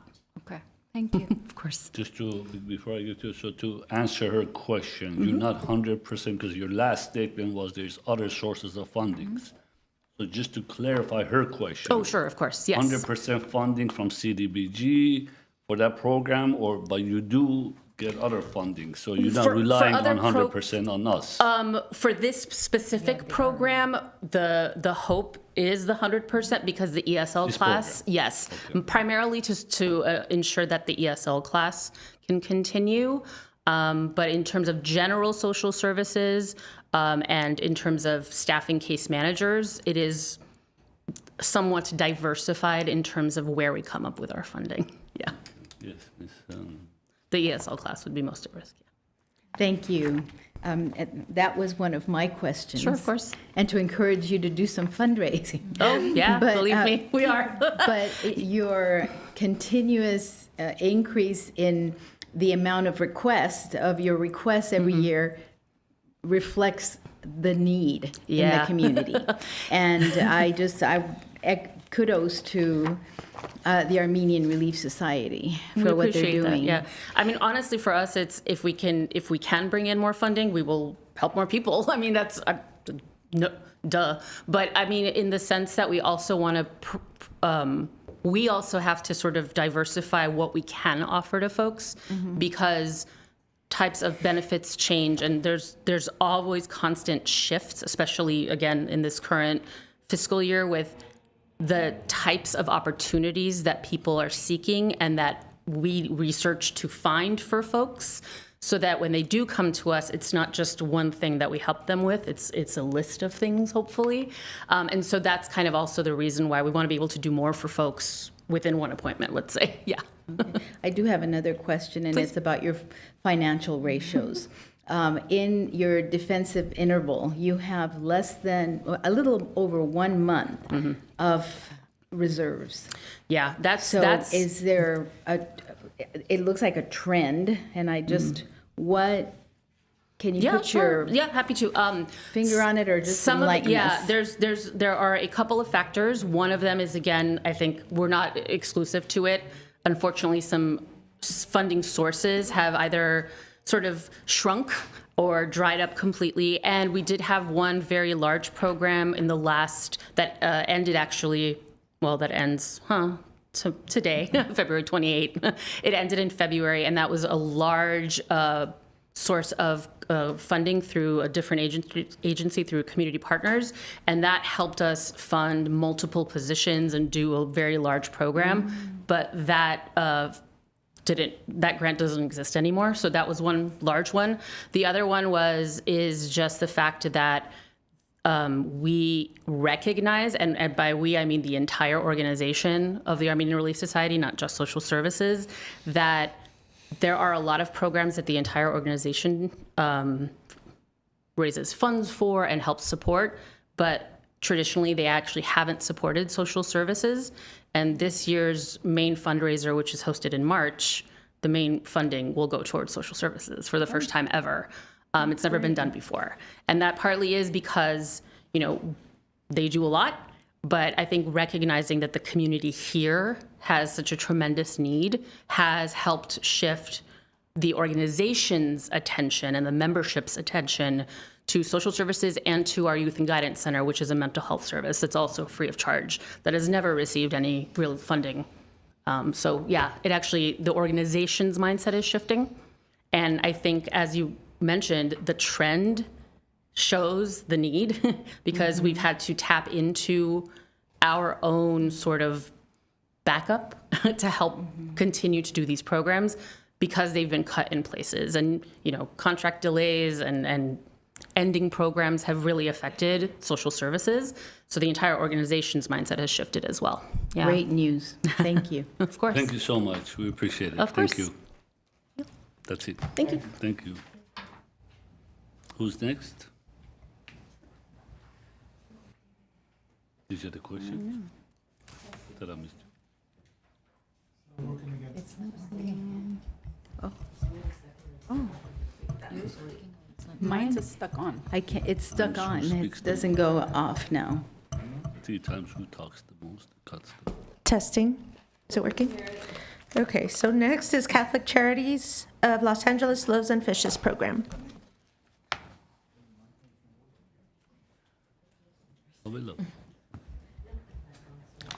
Hello, my name is Isabel Gregorian. I'm the program manager with the Glendale Community Center under Catholic Charities of LA. We're here today to request $61,478 to assist 80 households within the next fiscal year to continue our Loaves and Fishes homeless prevention program. Within the fiscal year, we're aiming to provide some kind of aid through our food pantry, rental assistance program, maintain a link through auxiliary networks, and provide general case management within entering 3 months of our program, as well as any kind of mental health services that they may need, as well as links to other organizations. Within each year, we've always shown that we've assisted as many households as we can. We've never turned anyone away. We've also increased our partnership with organizations and foundations to increase food to come into our organization. So we've seen a lot of an increase in unhoused and low-income individuals and households, many with a limited English capability. So our case managers always try to assist them as much as we can. We are currently, within the current fiscal year, we are assisting 40 households, and by this quarter, we are aiming to meet our goal. We're requesting CDBG to cover 22% of our total program cost, and if need be, we'll pursue other alternative avenues, as well as request funding from CCLA or contact individual private corporate foundation funding. I'm happy to answer any questions and comments. Thank you. Questions, anyone? I love how you leverage. I mean, this is a really well leveraged organization. So, and for everything you do, thank you. Yeah, thank you. Any questions? Good. I'm looking at the budget. They're all going to be salary. Yes. Okay. So, Yeah, we are asking for staffing. okay. All right. Mr. Avedissian, Mr. Nukian? No? You're good? You're good? Okay, good.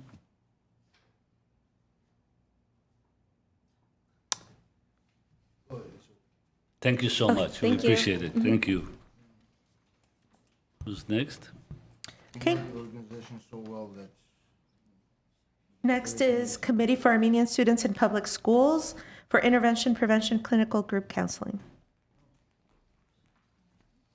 Hello, my name is Arsina Hovanesyan from Committee for Armenian Students in Public Schools, and the program is called Intervention Prevention Clinical Group Counseling.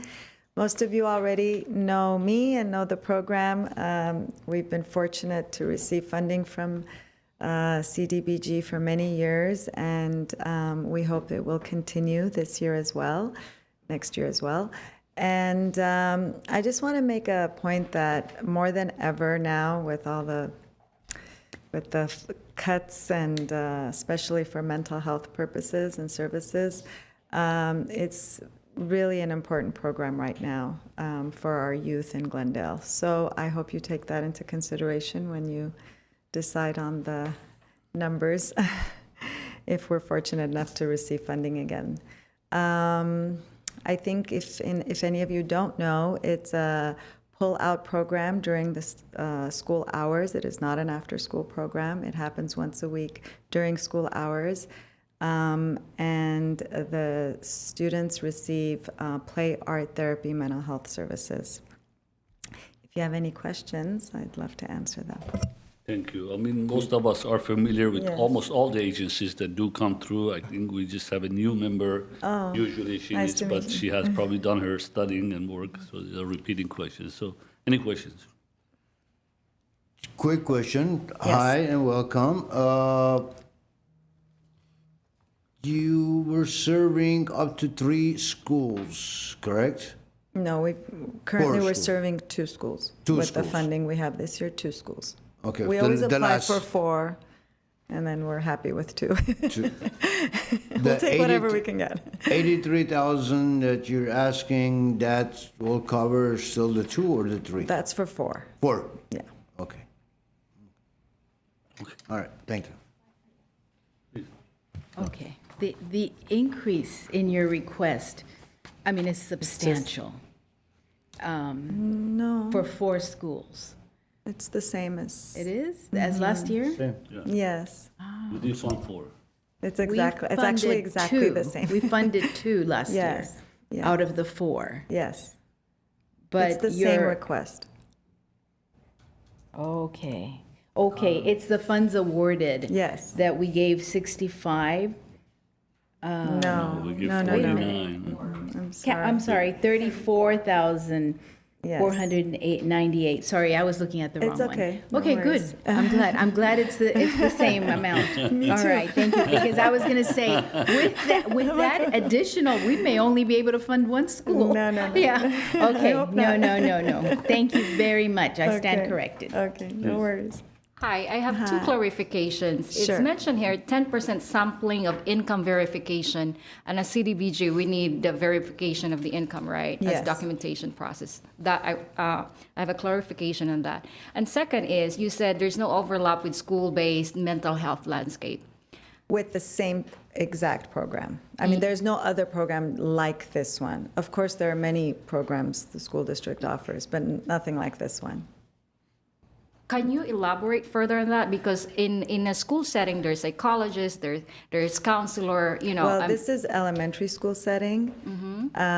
They do have school counselors and school psychologists, but they don't do a program like this during school hours in a group setting with like play art therapy. They offer, psychologists do testing, counselors do, I mean, they all, I don't want to speak for them. I don't want to say what they do or don't do, but I'm just saying they, programs like this during school hours, therapy programs, specifically like this one, as far as I know, are not currently offered. And which schools you're serving currently? Currently, we're at Columbus and Muir. Okay. I'm asking because I'm familiar with the educational system at Yes. GUSD. Yes. So, thank you. No, there's all sorts of programs, and there are different agencies like us who offer services, who are contracted with the school district to offer services. It's not like we're the only one, but I'm just saying this is kind of a unique situation compared to other mental health services that are offered. All right. Thank you. Thank you. So just obviously, we had clarification on number of schools, and as you know, we're short as always. I know. Luckily, this year, we're not as short compared to the previous years, but nevertheless, we're still short. But thank you for your services. Thank you. I realized you didn't increase your expenses throughout the years. You maintain that cost. So I Yes. don't know how you do that, but great for us. With great difficulty, but we're trying to make it happen, so I it's, appreciate it. Thank you so much. okay, thank you. Thank you for your time. Okay, who's next? Next is Door of Hope, Transitional Housing, DV Mental Health, and Case Management.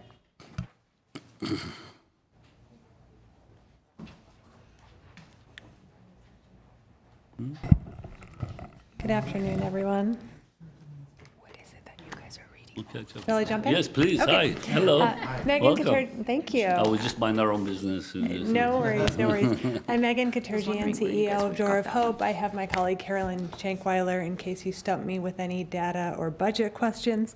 But we are so happy to partner with the City of Glendale on many levels. Today, I'm here to talk about what we are requesting specifically through CDBG funds. Door of Hope, in case we're new to any of you, is a nonprofit service provider for families experiencing homelessness. We have 4 shelters in the LA area and have operated our shelter in Glendale since 2009. All of those residents are single mothers with children who have fled domestic violence. We partner with the YWCA, who's the main feeder for families into our program. And last year, we sheltered 22 families there. It's also our shelter with the longest waiting list of any of our shelters. Last year, 200 qualified applicants approached us, and we could only shelter 23 families total. One of the other ways we're partnering with the City of Glendale right now is through a very exciting renovation and expansion project. Our goal is to go from sheltering 14 families on any one given night to sheltering 25 families by the end of this year. So thank you for the ways that you have partnered with us in that.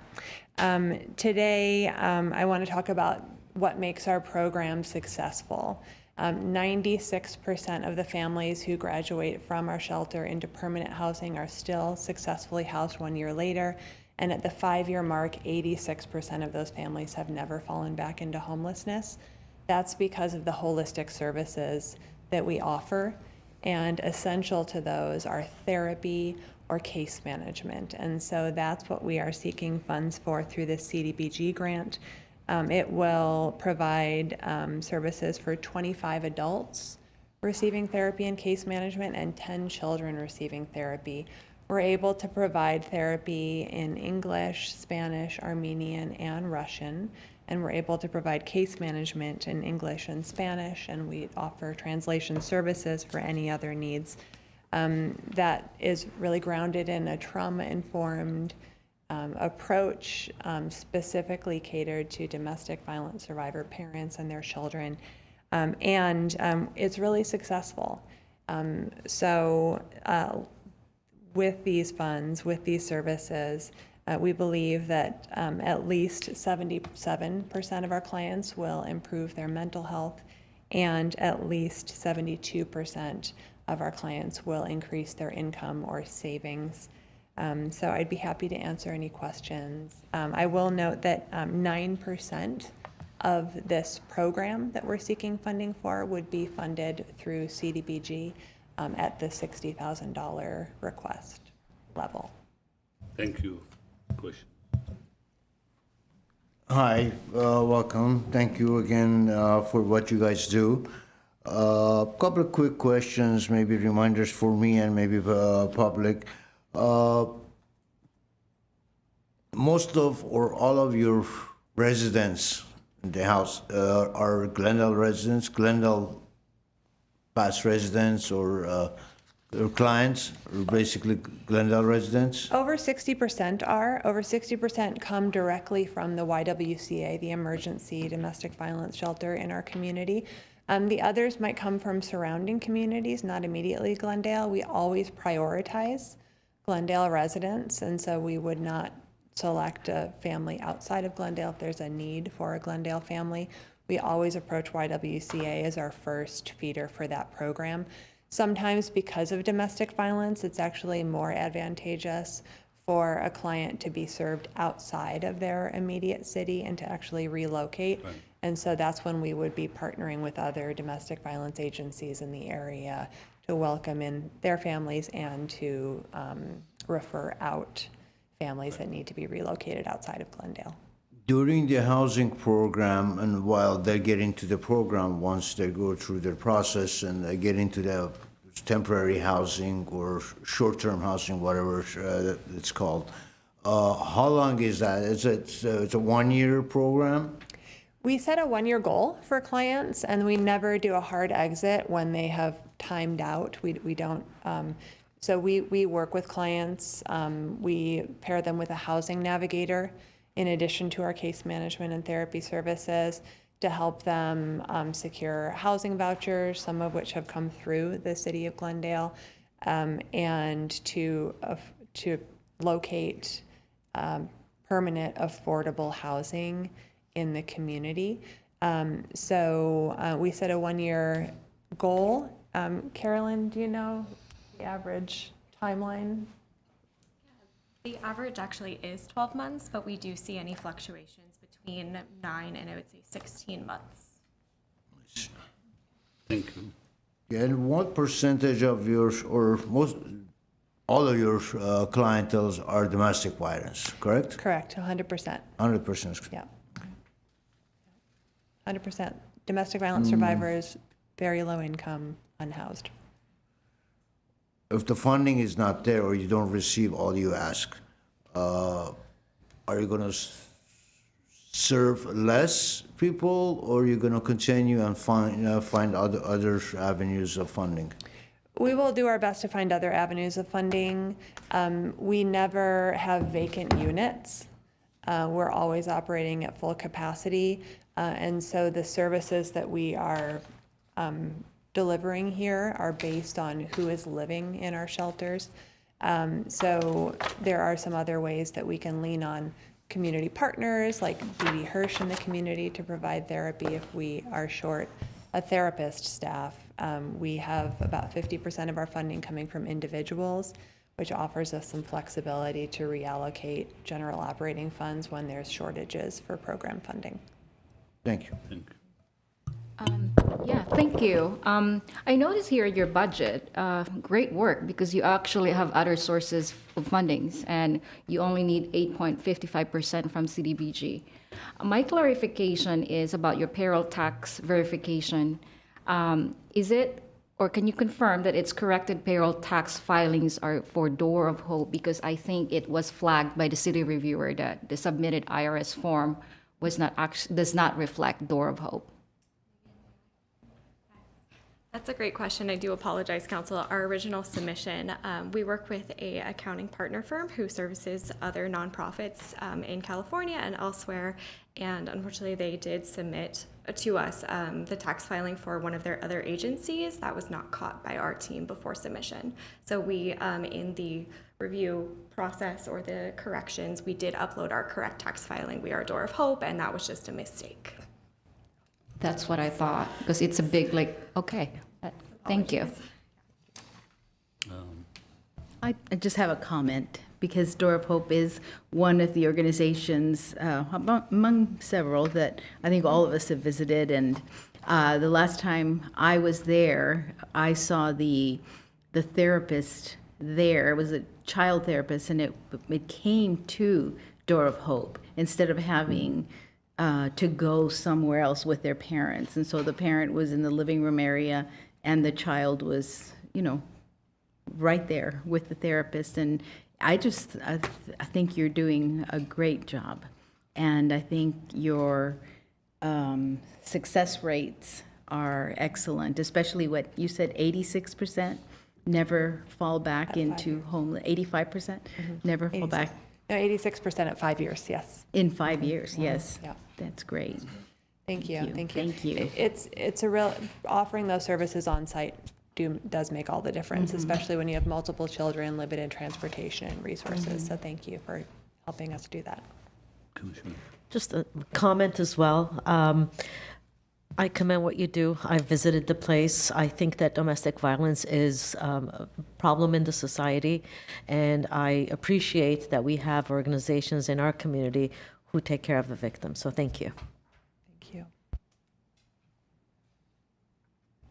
Just to clarify, on the application for minimum request, you had identified that at a minimum you'd like 20,000, but the number of people you'd be serving was the same. I just wanted to be sure that that wasn't a typo and that you do intend to leave the number the same regardless of the funding. We would. Okay. Yes. Thank you. Just have a statement to make, more of a recommendation. But a couple of weeks ago, There was a council meeting, and there was an advocate keep talking about the YWCA and didn't know their services that they provide, especially for domestic violence use.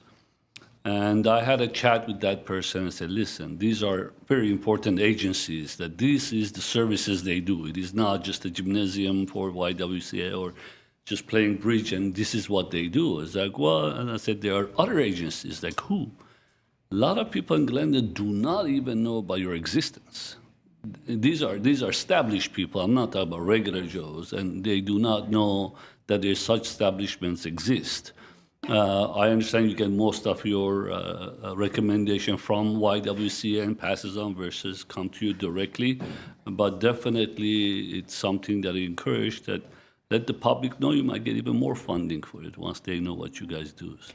If I can explain something about that, I think that the location and the facility is meant to be secret. No, not the location, the services. I didn't mean the location. Yeah, obviously. but we don't want people to be looking up to find the victims.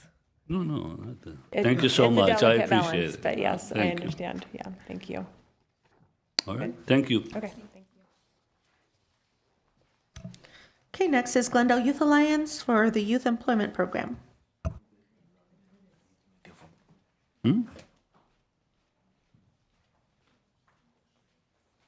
Hello. Good afternoon. My name's Karina Gregorian. I'm with the Glendale Youth Alliance. Excuse me, my voice is a little gone today. For the past 33 years, Glendale Youth Alliance has been providing employment opportunities to low-income disadvantaged youth. Our priority is to serve youth with barriers to employment, such as foster youth, homeless youth, youth with disabilities, probation youth, and so forth. Annually, we serve 400 youth. Each of these youth receive paid work opportunities. They receive case management, training, supportive services. Beyond our employment programs, we do offer emergency shelter for our homeless youth, and as well as supportive services. So last year, we were able to secure Baskin-Robbins Foundation grant to provide grocery gift cards for our youth, and we're always looking for different resources to be able to provide them the holistic services they need. We have successfully operated the CDBG grant for almost 30 years, always meeting and exceeding the outcomes. We have strong partnerships in our community. We work with many of the agencies that are here today. We also work with hundreds of businesses and private property owners that hire our youth. In recent years, accessing employment has become more difficult for youth because they're competing with adults that have prior experience in the workforce. Therefore, programs such as ours become more important to provide opportunities for the youth to enter workforce, to build their confidence and be self-sustaining, essentially, self-sufficient.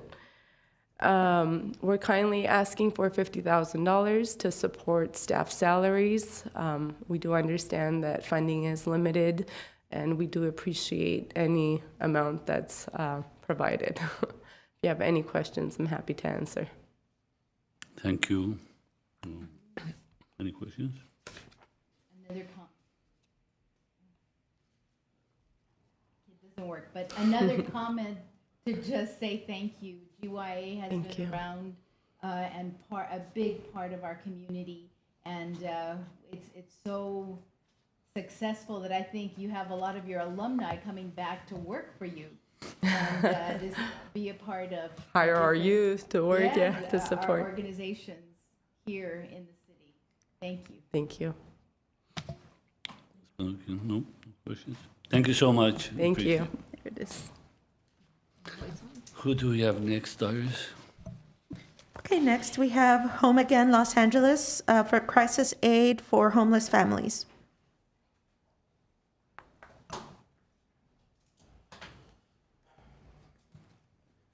Good afternoon, everyone.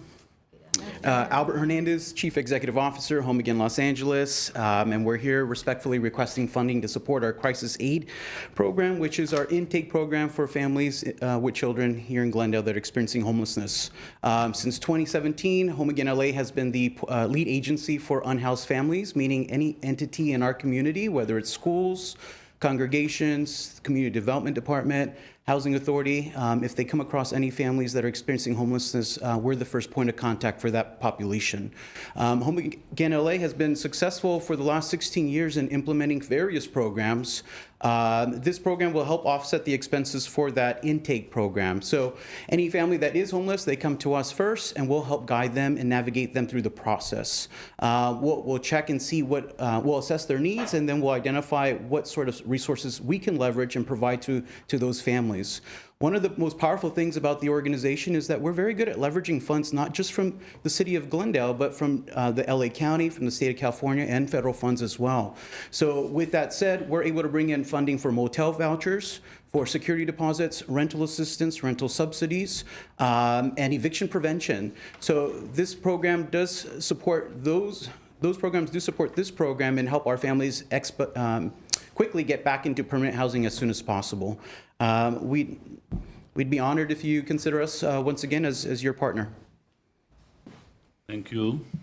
Questions? No? Another comment. Sure. You have great results from last year and from other years. You have really leveraged the money, and you are now at, 285% of outcomes accomplished and 190% year to date of expenditure rate. So thank you. Thank you. Thank you. Thank you so much. Thank you, Chair Appreciate it. Who's next? Next is Housing Rights Center, Fair Housing Services.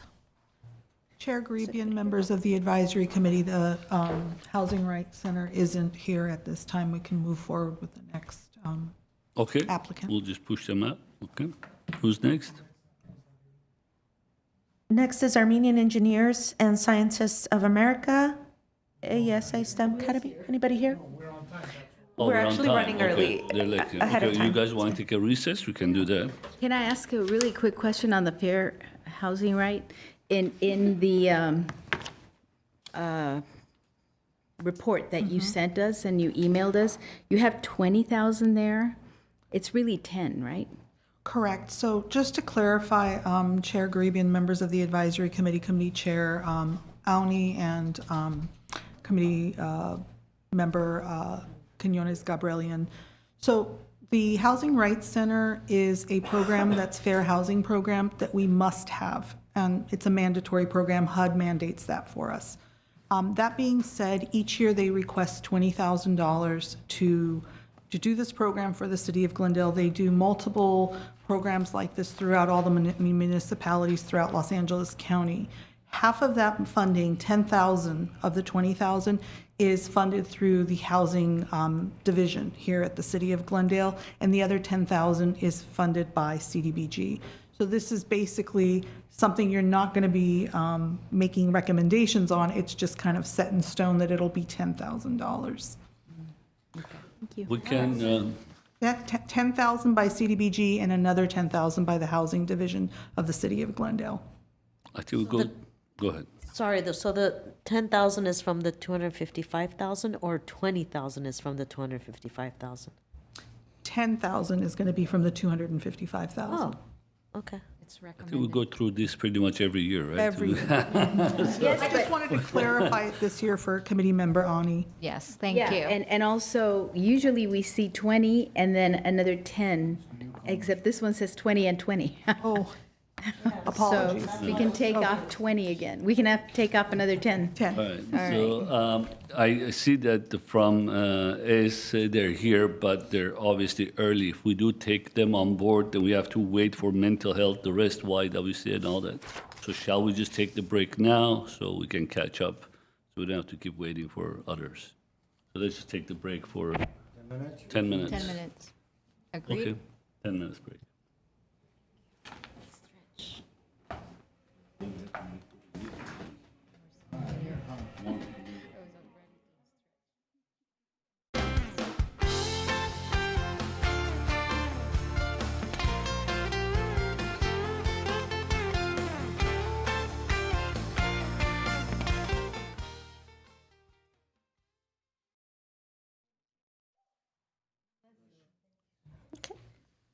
Welcome back to the special meeting of the CDBG Advisory Committee for February 27th.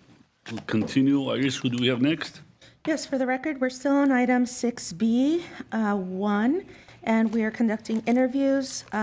Next is Housing Rights Center for the Fair Housing Services.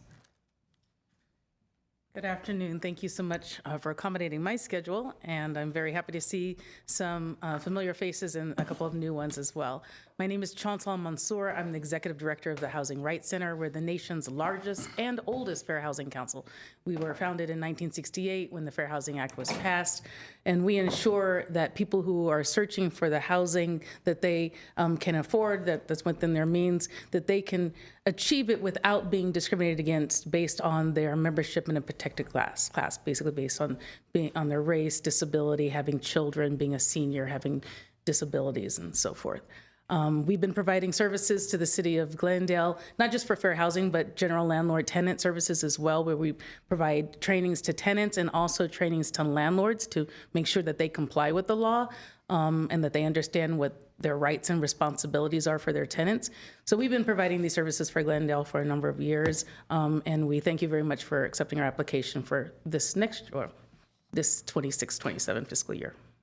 Thank you so much. Any questions? I think we're familiar with your services, and we know that you're already with the city working, so we appreciate you coming up. Thank you so much. Yeah, thank you. Thank you for having me. Thank you. Who do we have next, Iris? Okay, next is Armenian Engineers and Scientists of America for AESA STEM Academy.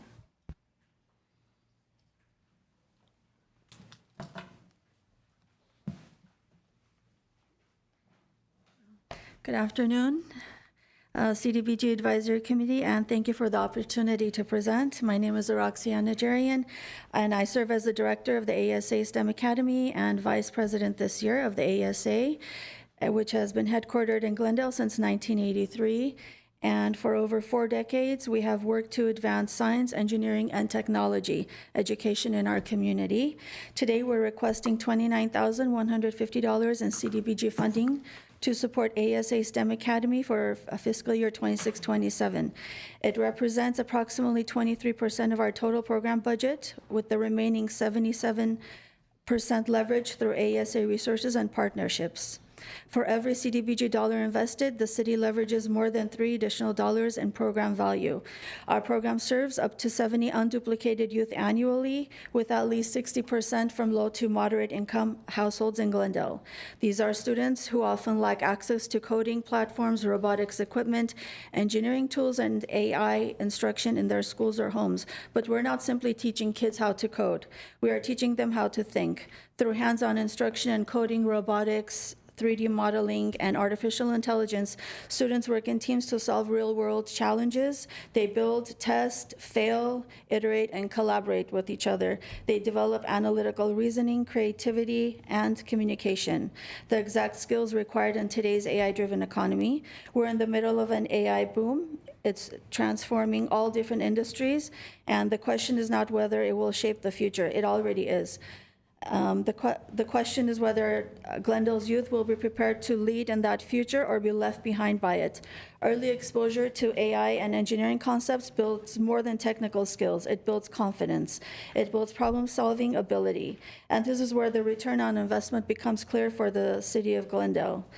When the city invests in STEM youth education, the ROI is long-term economic resilience, stronger academic performances, higher likelihood of pursuing higher education, entry into high-demand, high-wage fields, a stronger local workforce pipeline. The cost of intervention later in life is significantly higher than early educational investments. CDBG funding allows the city to intervene early, creating economic mobility at the foundational level. Over the past there is currently no comparable comprehensive STEM and AI-focused program operating at this scale within Glendale. We fill a critical gap between traditional classroom learning and real-world workforce preparation. Over the past 2 years, even with partial CDBG funding, we have demonstrated strong enrollment, measurable outcomes, and consistent participation. that directly translates into Glendale youth served and expanded outreach to low and moderate income families. I would like to extend once again an open invitation to members of this committee to visit our facility and observe firsthand. We have previously invited members to come see our lab and the students in action, and we welcome the opportunity to host you at any time. When Glendale invests in ASA STEM Academy, it is investing in the intellectual capital of its future engineers, healthcare innovators, and entrepreneurs. With the city's partnership, we can ensure Glendale's youth are not just consumers of future technology, but creators of it. Thank you for your consideration. Thank you. I have a question. You were funded 2024-2025 at 10,000 plus. And it says here, proposed number of persons to be served 30. And then it's listed, actual served listed as nothing, 0. Is that a lag or a reporting lag? From when? 2024-2025, and it's proposed 30, and it says 0. That might have been the Or nothing. first quarter because we start towards the end of the year. It's where we don't operate during the summer. Mm-hmm. Are you looking at the first quarter probably results? Okay. Yeah, it was related to, I guess, the time break. period. Okay. So we did. So you meet don't and- do summer programs? No. We have summer camp, but this particularly is for the overall program, which is 9 months out of the year. Okay, thank you. Thank you. One quick question. Let's go, ladies. Oh, sorry. Just real quickly, the advertising and marketing, what do you spend money on? What does that entail? From the past 2 years, the most successful advertising has been Instagram. We are targeting the parents of this youth, so most money has been spent on social media advertising. In the past, we've tried other avenues as well, such as Peach Jar, but haven't received much feedback, and it's very expensive. We like to use the funds wisely, and social media has been the most effective form of advertising for us. So you anticipate a little bit over $7,000, almost $8,000 of marketing on social media? Social media, also that includes online partnering or collaborating with certain organizations. Like they charge a few $100s each time they run a campaign where they post on their stories, they post different things on their social platforms. So, Thank you. thank you. In your program outcomes, number 1 outcome, you said that 70 unduplicated youth served, 50% will successfully complete the STEM Academy curriculum as demonstrated by attendance and completion of project. Is 50% completion of the program, is it maybe unambitious? Do you have dropouts, or is it kind of you're trying to say that 50% so that then you can come back and say we did better than anticipated? I'm just trying to figure out, do we seriously have a case of dropouts? Well, basically the program is 9 months, so some kids are not suited for the heavy engineering science stuff that we teach, so some drop out. But we get replacements all the time. So 50% we consider a very good number for outcome for us, because like taking, you should understand, parents bring their kids, they want them to succeed, but not all the kids like that kind of a environment. So we have dropouts, yes, but the ones that they stay with us for many years, and they graduate to a program that we have now. It's a robotics program. So that's Competition level. So we participated last year. Yeah, and this year we will represent the city. It's going to be at Glendale High School in a few months, so we're also preparing for that. And our classes are 3 levels, and most of the kids who join our program, they stay unless there's a conflict, schedule conflict. They have sports, they have other extracurriculars. Our program, it's minimum 4 hours, so it's not. A week? Yeah, 4 hours every week, so 16-hour program every month. So your historical success rate has been around 50% to maintain the kids in the program? Yeah, minimum. Yeah, and we have 3 levels of classes. It's not there, not all the kids are in the same class. Those who excel move on to the next level. And this funding would be for the entry level? No, it's for all 3. Okay. All 3. All right, thank you. Thank you. Just I think that Mr. Abedisian already asked one of them, because I also thought that $7,700 was pretty high for advertising, especially on social media. So maybe there's places or ways to be able to be more thrifty, I think, or look at other opportunities. Right. Well, first of all, we have, as ASA, we have many partnerships with other organizations. Those are obviously, those don't cost us anything, such as with Academy USA. We advertise for each other and also the teams there, and other organizations such as the university chapters at USC, UCLA, and CSUN. They're also connected with us. All of that is free of charge. The $7,000 includes all types of advertising, including socials, and also partnering with other companies. For instance, they might charge us $500 to advertise us for 1 full month of stories and posts and all that to target, because we look at the residences and where the parents live, because we obviously need to target 60% towards that market. So it's data that they have, and they're able to target. Okay.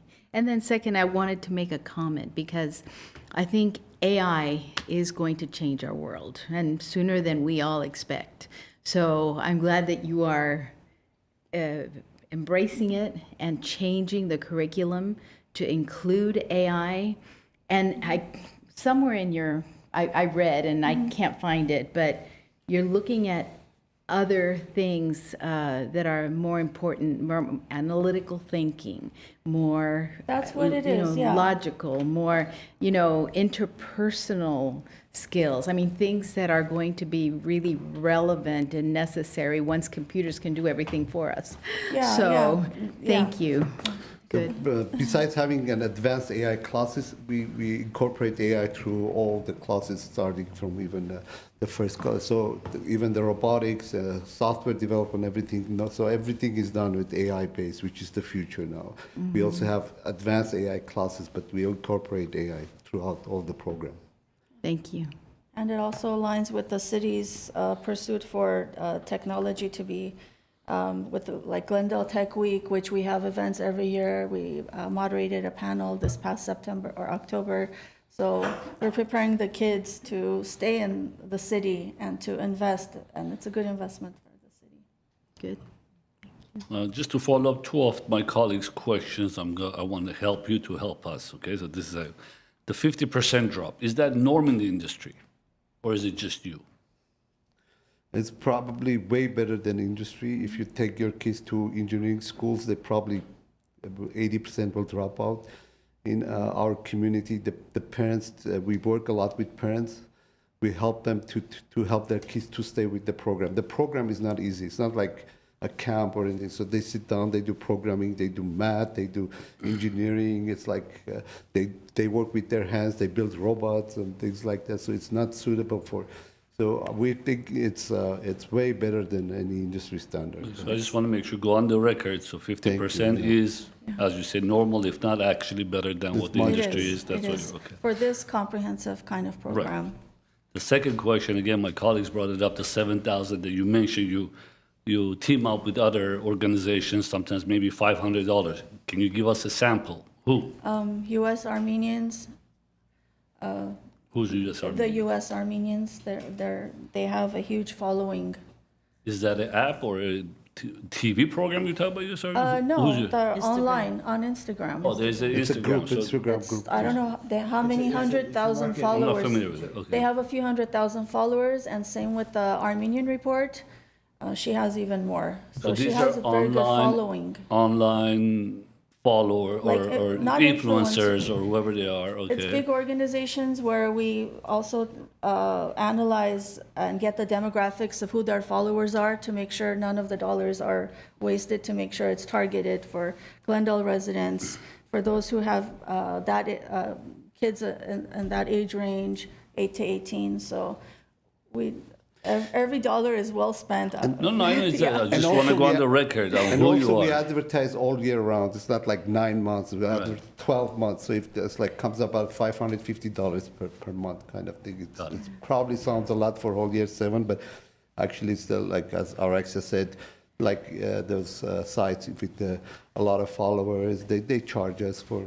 Right. Even though they give some discounts and stuff, but still it's And you've seen the result through those apps or sites that you're getting a huge result Yes, from we this. monitor and we have reporting, internal reporting where this campaign brought this many Right. students, et cetera. We have all that. Just want to go on the record. Thank Yeah. you so much. I Thank you. appreciate it.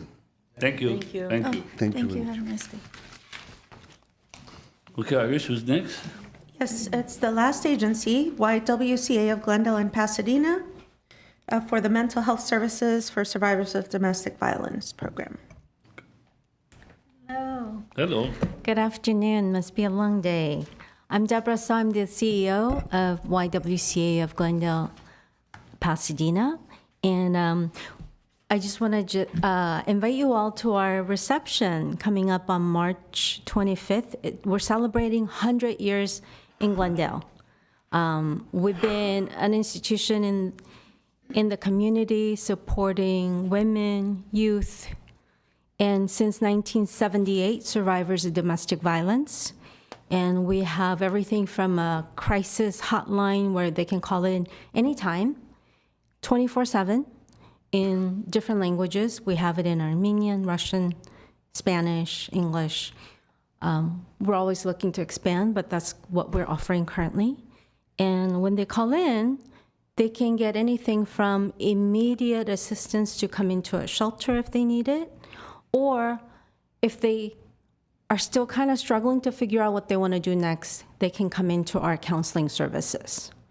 So we provide individual counseling with mental health professionals who have a master MFT, or we also have an LCSW. A licensed mental health professionals are on staff and on contract to provide counseling services, which are both individual. Some want to have families counseling with their children, and others want to be in a group. So what we're proposing to you is to continue to provide something that you have been funding in the past, but really expand it and increase the hours of our Armenian-speaking therapists to do more individual and group counseling. Because one of the things that happen with survivors of domestic violence is they are often isolated. They are felt alone, and they are told, you're no good, you can't really leave because you don't have anyone who can help you. So that isolation, we want to break through group counseling. And also safety planning. Safety planning is very individualistic. Your plan could be very different if you have small children. If you have teenagers, you probably have devices that can be tracked. So your safety plan is very different. So we want to really be mindful that they need both. They need individual counseling to really tailor their journey of healing. And we also want to break them from isolation to know you're not alone. Oftentimes they feel alone, they're ashamed to talk to people about it. So they are put in groups with other survivors of domestic violence to know they're not alone and that they are part of a community that will be supporting them. So that is what we're proposing to you. To do the whole thing does take us over $100,000 a year, but we are just asking $60,000 of support from you. Thank you so much. Any questions, Ms. Nathan? No? Ms. Manukian? No? No questions? Good. We're good. Thank you so much. Thank you. I appreciate it. Thank you. Thank you. This isn't your big 100. Yes, it's It one. is. This It is is the 100 big- years. Yes. Right, but March 25th is the actual big gala? No, or- no. Right, That's it's the not. Okay. free reception open to Okay. public. So we are encouraging everyone to come and celebrate with us. We are also partnering with Glendale Library, who is doing an oral history project with us. So the folks who are coming to the Y that day, we have slots for people to be recorded on video to talk about what the YWCA has meant for them. We have folks whose mom lived with us in the 40s. And, it's been really lovely connecting with people who have been touched by the work that we do throughout the 100 years. And they're bringing old pictures. So we want to record all this before we lose those stories. So we would love to have you come back and talk about what it was like when you were serving on the board and really capture everyone's story. And the stories will live with the Glendale Library and our website. You'll be able to see your stories in both places. And is that the only opportunity that day? No, we are gonna do more. Okay. Yes. Thank you. Yes. Thanks. Thank you. Thank you. Thank Thanks you for so everything much. you do. Hope to see you there. And the gala is May 29th. You'll have to come to that too. 29th. Thank you. Okay, I guess this is everyone, Iris. Do we have any more agencies or no? I'll be there 2 days after back surgery. It's not working again? Well, no, I mean, we have to Okay. pay. Well, until yours works, I guess we're in a public comment area. I'm back. Yeah. I apologize. Yes, that was the last agency. Now we have public comment period. We don't have any cards or callers. So then it would be discussion and development of recommendations for public social services, and I'll bring up the Excel sheet. Chair Grabian, members of the advisory committee, before you begin deliberation, would you like me to go over the contingency plan? Because there is also a contingency plan with this particular Right, item. absolutely, yes. Mhm. Dear.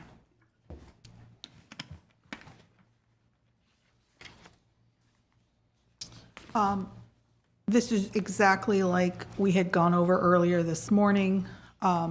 We don't have our final funding recommendations that way.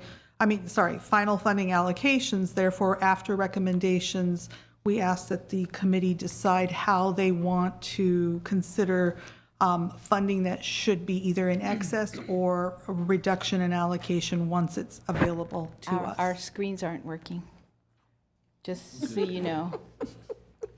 Got spoiled. I don't know. Yeah, I'm The first time you Turn don't ask around for and- CIP. That's okay, we can see it at this screen. Continue. Okay, go please. ahead. So again, your three available options are to proportionately and equally increase or decrease the recommended funding for each project, or identify a set percentage to increase or decrease from a specific program, or identify a specific program recommended for funding to increase or decrease. So same as capital improvement, it would be up to the committee Thank you, to and we can decide. do this in the end of it? Correct, I at the end. appreciate it. Thank you. Okay, it's open floor. I'm not ready. Let's see. Just to go on records There for, we go. Yeah. We got it. just to be sure, for now, we have Kids Community Clinic of Burbank, right? That is correct. So Chair Garibian, members of the advisory committee, before you start your deliberation process, Kids Community Clinic of Burbank, which is number 11 on that row, their dental treatments and education program, they're asking to withdraw, so that will be 0. 11. Both columns. Also, as I had mentioned earlier about the Housing Rights Center, we're Right. going to put in $10,000. Number 10. Housing Rights Center, number 10, Fair Housing Need Services. both columns to 10,000.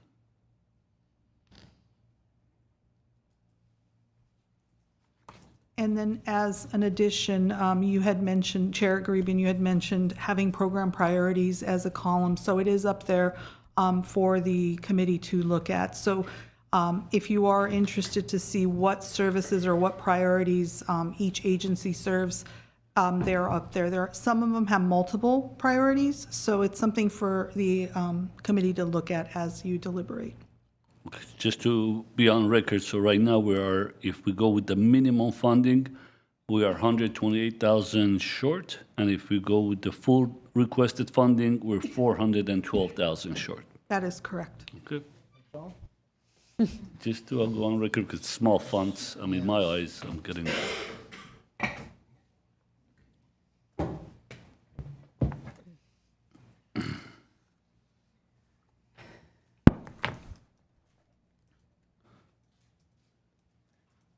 If nobody else wants to go, I can go. Sure, please do. But I'm sorry, before you do, I want to make sure on CASPs, the two-school minimum, do we have that number right here? There It's is 34. It's actually, I calculated from what they wanted, it'll be $17,000 per school. So, but is that, it's too small for me to see it, I'm sorry, I can't see it.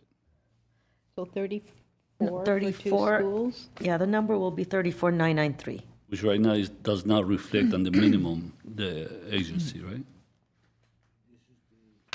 No, no. Agency had identified that the minimum they would like is 64 to be able to serve, I guess, the 4 schools. So if you were to fund 2, it would be less than that. But that's the minimum they want, so To serve 4 schools. I know, but we asked them, what's the minimum you take? This is the number they gave us. If they don't That was change this part of the number, application process. That's the number of the that they requested, and they're asking for to keep it the same as possible, if possible. To go to the. Sorry, is your mic on? come on. I keep saying, forgetting it. Isn't that column of minimum agency to accept to be able to fund them either that or nothing? Isn't that what that column is for? Technically, that's what we asked for, yes. That's what I'm trying to get beyond the record again. If that number doesn't change, that means if I can give them 64, then I have to give them 0 because they accept not less. They told us that we won't take less. Unless they want to call in and change that, we can do that. No, Sorry, Chair Garibian, members of the advisory committee, every single agency was informed to stay around for deliberations. So if they are here, they can speak I don't on know, I behalf didn't look in of. the crowd. Okay, just wanted to put it out there. I think she mentioned, sorry, I think she mentioned that their minimum is 2 schools as they have been getting it, but they would love to, the 4 schools, if we can continue on giving. That was my impression when Yeah, she was. That's what they Shall we say. now. change it now? Historically, minimum. That's what it that's the is. way it's been. I'm just trying to keep the record straight, so shall we change it now? Are you guys up to Sure, change I'm it? Yeah, fine I with think that. we should. 2 schools Change the for minimum? CASPs. So the Yeah, number- I think the it would number be is 34. 993. That's why I keep looking, I It's couldn't find that 34. 34,993. So you guys agree on 35? to change that? Well, wait. Let's just round it to 35 or for now? I mean, my recommendations are exact dollars. We don't We can do that. We'll go back to the exacts. So we're down to short for $99,000. Okay, now you may. Sorry, I had to just Yeah. make sure before we start, we have all the numbers correct. So I'll preface my recommendations with the statement that all of these organizations are known to me at least. They serve very valuable purposes, and it really pains me that we cannot fund more. If we had it, we would give it. So what I've tried to do is find some sort of a reason for either the reduced funding or the no funding. So here's my list going down. For the STEM Academy, 10,000. For the Armenian Bar Association, 25,000. I'll jump to 3 other ones before coming back to the Armenian Relief Society. For the Catholic Charities of Los Angeles, I picked a number that is $29,679 because that was the salary of the case manager. And I wanted to tie it to something round so that they can have at least that position. For Door of Hope, my proposal is to fund $16,389 because that is the salary of case manager number 1 in their budget. Again, to fund something in whole, even though it's part of the full budget that they're asking for. For CASPs, the number is $34,993, which would fund 2 schools. I apologize, 34,000? 993. That was, I mean, you know, I'm okay with rounding things off, but I've tried to connect these amounts to whole funding requests in order to assist because we're so limited. So now going back, I've added the little amounts here and there to the Armenian Relief Society's budget because they do so much for this community. So my suggestion is to fund the ARS at $63,939.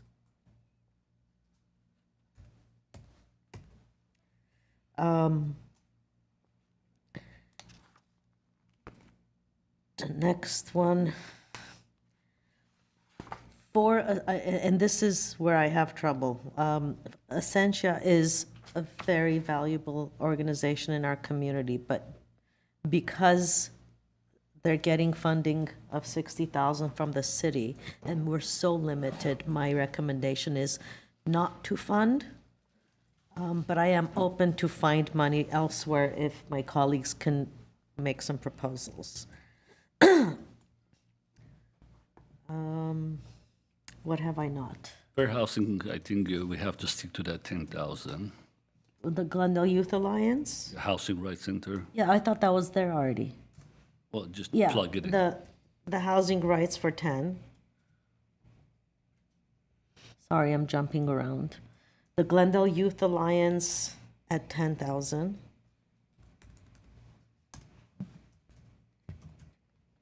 Home Again Los Angeles at 15.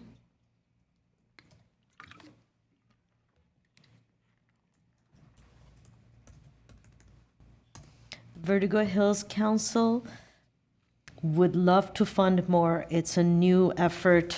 I think we're limited to, in my opinion, to 10. It really does pain me, but I don't know where to get the funding from.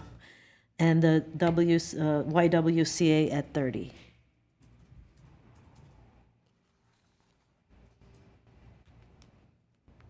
And this was extremely difficult because I really do find everybody worthy, but I'm personally I'm partial to assisting victims of domestic violence because it's sometimes part of my job, and I've seen in real life the impact of it. So it's hard. I'm open to suggestions. Okay, anyone else is ready to go? Mr. Avedisian, usually you're ready.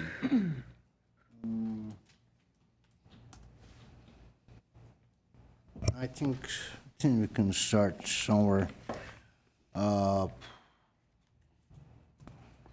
think we should cross the board, keep that fair housing, the 10,000, and the kids' community clinic, the zeros. So that's cross the board for everybody because that's what it is. Then we'll go to ASA, the Armenian Engineers and Scientists. For now, put 15. I'll wait for you. No rush. 15? You said STEM? Yes. Yes. 15?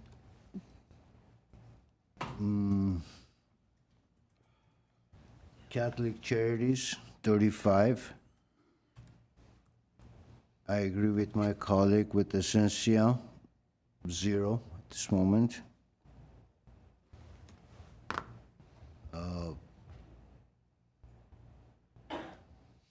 Let's see.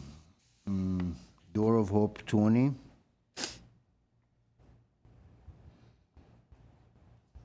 Youth Alliance 20.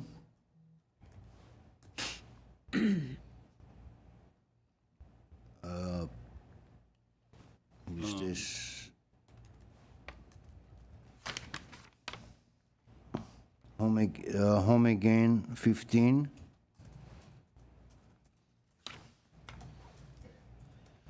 Okay, I have 140. Armenian Relief Society 65.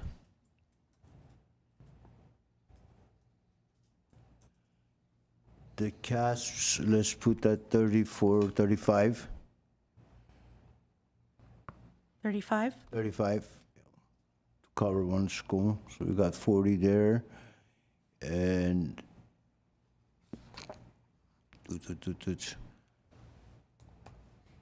I would do 35 the Armenian Bar Association their minimum, and put the second that leftover 5,000 to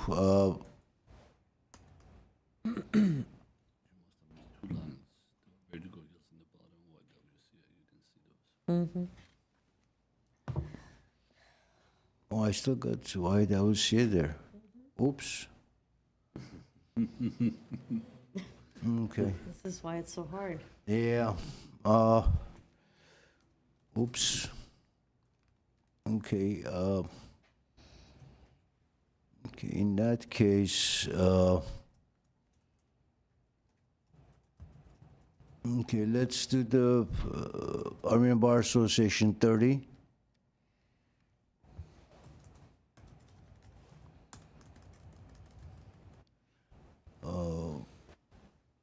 Who's that? 35. Catholic Charities, let's make that 20.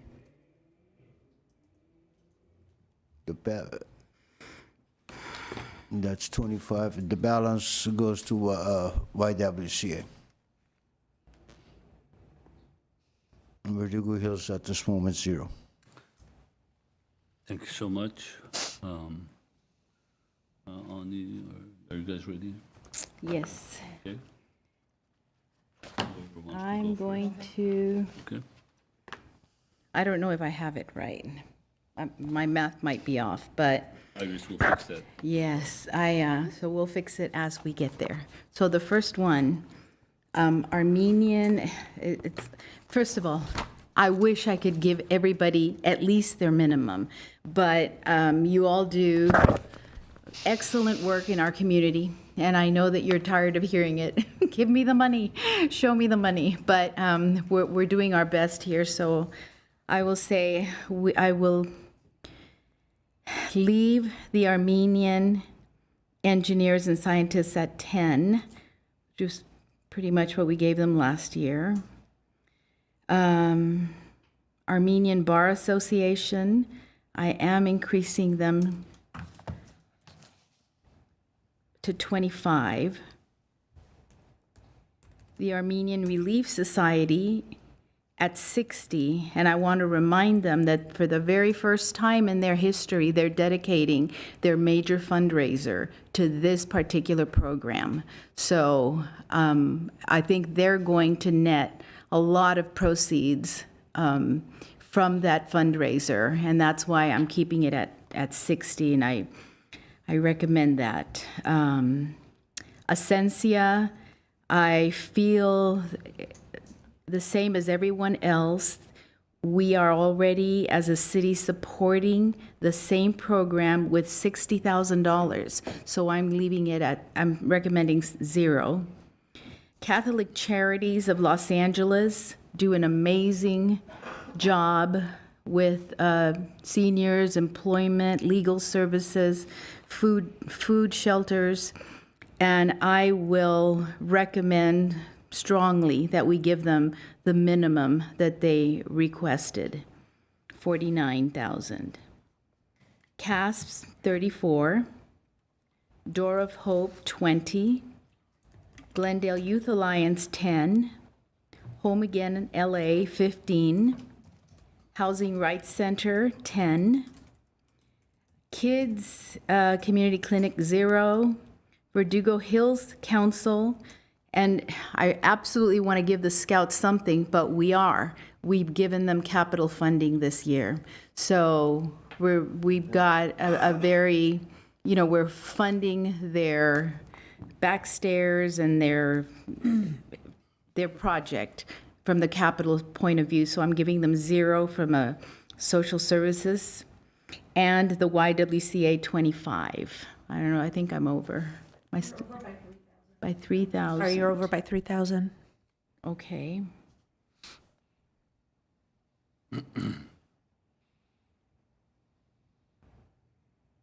Well, then I have to ask for 22,000 for the Armenian Bar Association.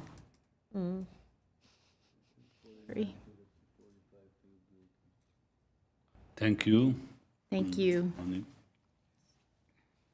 Okay.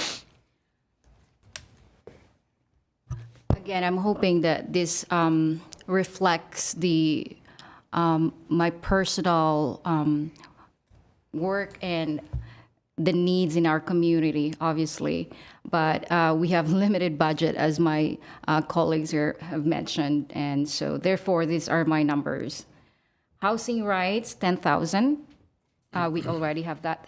The Committee to Armenian Students, Public Education, that would be 35. Armenian Relief Society, 50,000. Armenian Bar Association, 28. The Catholic Charities, 45. The Door of Hope, 28. Glendale Youth Alliance, 18. Verdugo Hills Council, 15. And the YMCA, 26. Is that correct? Yes. Okay. Ascensia and Home Again LA, are you Oh. recommending 0? Hold on. And STEM as well. Oh, shoot. Sorry. So let's remove.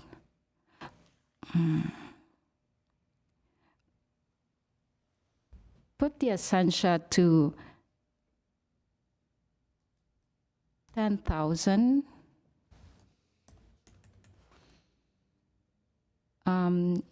Engineers, 10,000. And then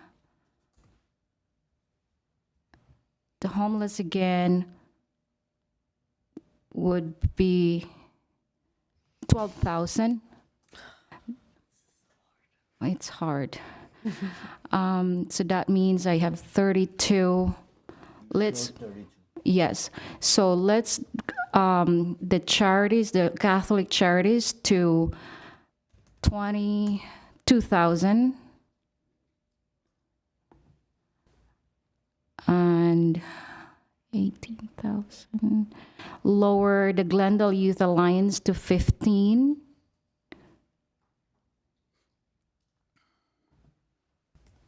And lower the committee of our, no, we can't.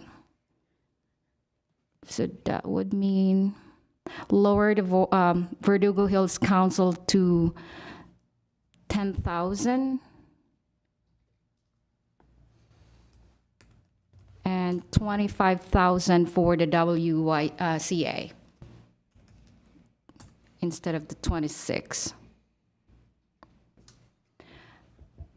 And this is from for best interest of our community, and truly we want to give the benefit for our youth, our homelessness program, but again the priority has to come to what really is the need in our agencies. So thank you. Thank you. All right. So, as always, it's a very hard decision. I guess 8 years into it, you never get used to this. The challenges are always there because always we're short in funds. Hopefully, one of these days we'll be able to go up in the U.S. government and ask for more money. But until then, this is what we have. The program priorities, which I asked to be showing, again, it is not in any format in an order of importance. Every single one of them is important. Yes, some of them are doing the same, servicing the same, whether it's youth or mental health or homelessness or seniors or youth, but they're all important. And you guys do spend time to put these packages and these numbers and meet with the staff, and staff put lots of time. A lot of hard work goes behind this. I want to appreciate every one of you guys just putting this hard work on it. And then obviously the actual hard work starts after you get the funds, when you go and work and we just sit back and watch you do it.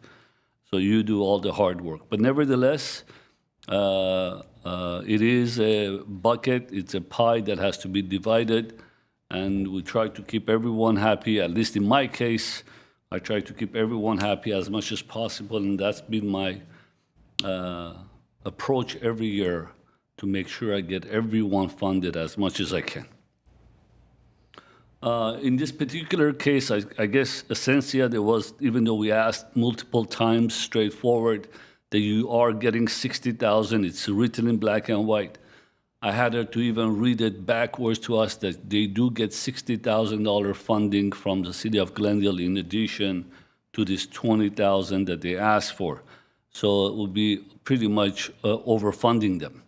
I hope that is the case, and if it's not, if it's an error in their end, hopefully they'll fix it for future moving forward.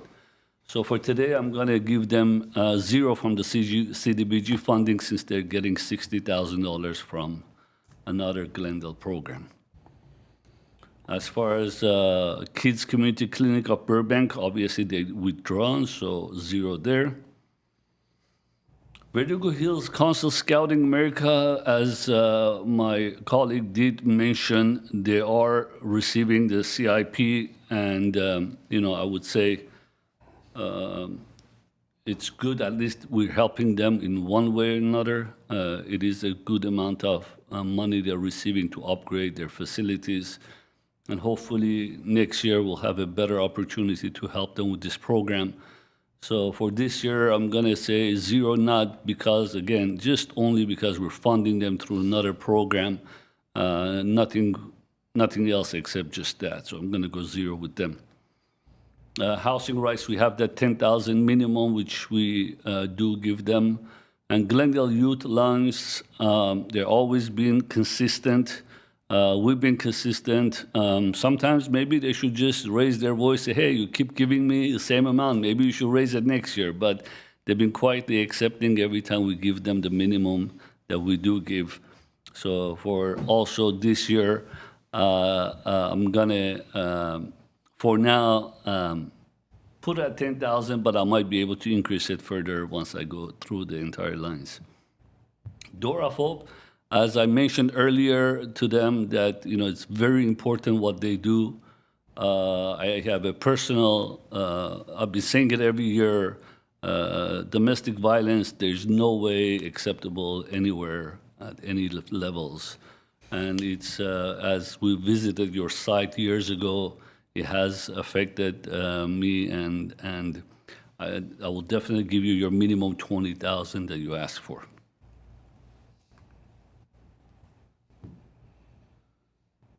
Catholic Charities, obviously, they've always been good. They're consistent. Much larger organization. Their funding is tremendous. The budgeting is tremendous, which is great.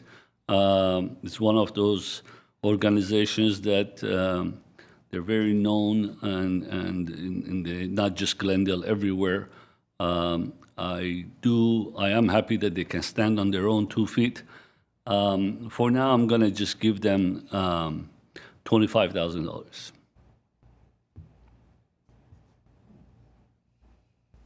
Armenian Bar Association, their job, as challenges come forward, as incomes go down, the expenses go up, the challenges are out there to help more and more people. I know they're still new relatively, but they're doing a lot of work. But for now, I'm going to cap them at $20,000. Armenian Engineers and Science of America, they say, a great program. As we mentioned, everything is going towards AI and electronics, but not necessarily it's always good. That's why we're having unemployment go up because of AI. But I guess you fix one thing and you break another. Again, I mentioned earlier that we had a report out this morning, PPI, that shows inflation is up, and the inflation is up in a sector that it's AI-related sector. But at the same time, unemployment is going up because of AI as well. So we're going in a stagflation economy, which is dangerous, but we're going in that direction. But nevertheless, has nothing to do with you guys. You guys are doing a great program. I love it. So, but I will $10,000 for now, please.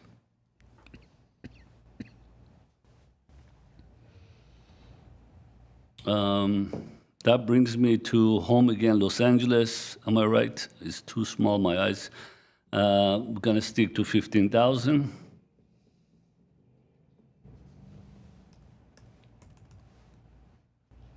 Pending is Armenian Relief Society and YWCA. Right. And CASPS. Right. CASP, oh yeah, CASP, we're gonna stick to that two school, that 30, for now, just put 35,000 or round it up. So that leaves me with Armenian Relief Society and YWCA, am I correct? Correct. YWCA, let's do that 25,000.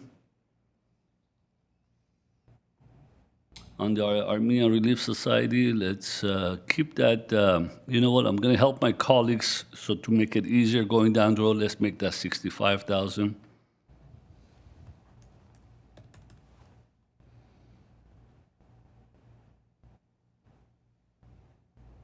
Do you have extra money? I think because, well, may I appeal to my colleagues? Let me finish. Please. Okay. Let me finish, please. I'm gonna. I'm trying to see my eyes again.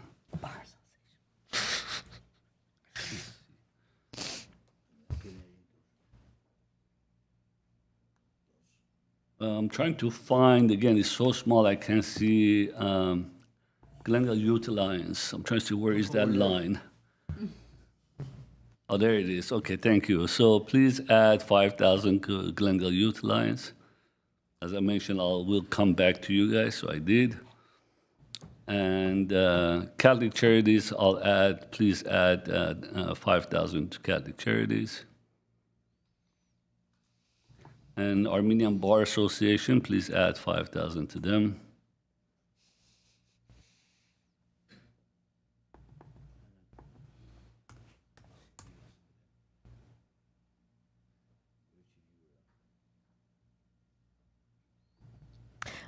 Oh, I see. I'm going to add that difference to Armenian Relief Society.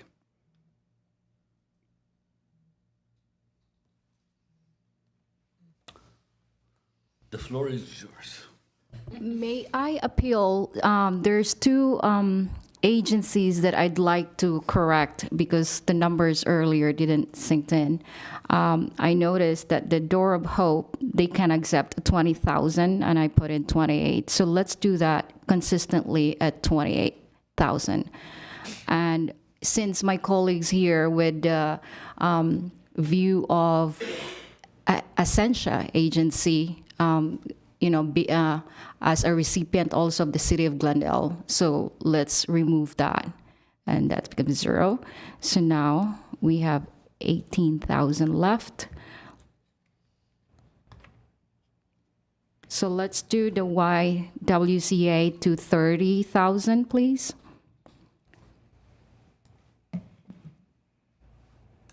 Home Again to 15,000.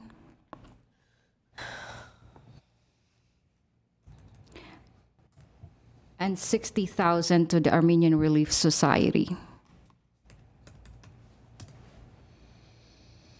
That's it. Thank you. You wanted to? I wanted to appeal to my colleagues to please reconsider increasing their support to Catholic charities. And that was it.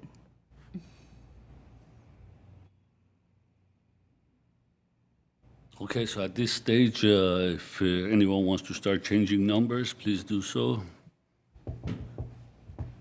I don't In think. the past, just FYI for newer members, of this and is familiar, in the past, not necessarily we had to do the averages and everyone come up to the same numbers.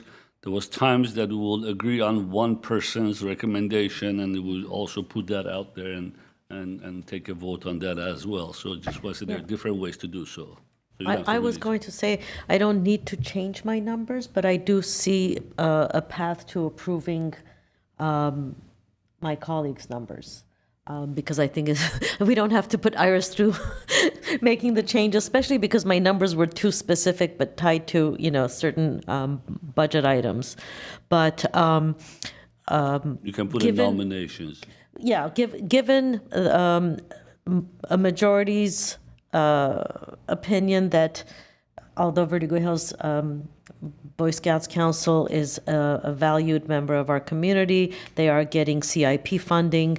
I'm agreeable to not fund social services. And the only request I would make, I like Chairperson Garibian's numbers, except that if we could take 5 from ARS and add it to the YWCA number, I don't see why not. We can do that. because the average for ARS is closer to 65, and oops. We really are having a day today. And if that is acceptable for the YWCA to be funded at 30, with ARS to be funded at 65, I would make a motion to approve Chairperson Sure, let's Garibian's do that numbers. for just with that. No, just change my 70 to 65 from If she's ARS. making a motion, do you want me to put it under recommended funding? That's fine, yes. Sure. Okay. And changing Armenian Relief Society to 65,000 Right, and YWCA to 30. right. And with that, I would move to, well, I'll let my colleagues to review, but when you're ready, I'll make a motion. Or you can make a motion, anyone seconds it. No. Well, they're still looking though. Okay, I- so. I- oh, sorry, go ahead. I can agree the recommended thing. The only thing that I would ask to change, because I know the funding limitations comparing to other organizations like the Y and everybody else, is that the Bar Association and the work they do, I think they're worthy, and not that anybody else is not worthy. That's the wrong word. They should get it. We should go up to 30 and keep the Y at the 25. And if that would be agreeable to everyone, and I could make that motion. I'm sorry, there is a motion on the table. I need to know if there is a second or if you're rescinding. I second the motion. I motioned. Oh. She seconds the motion. Which one? That's fine. Your Yours. motion. Okay. Okay, so she's Oh. seconding. I didn't Quiñones realize there Gabrielian. was a motion, sorry.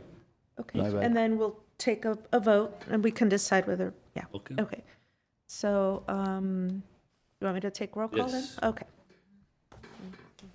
Sorry. Let me. Okay. Do you want me to read out the amounts Yes. or? No, I No, think okay. just for now, and then if, go ahead. Okay, committee members Avedisian?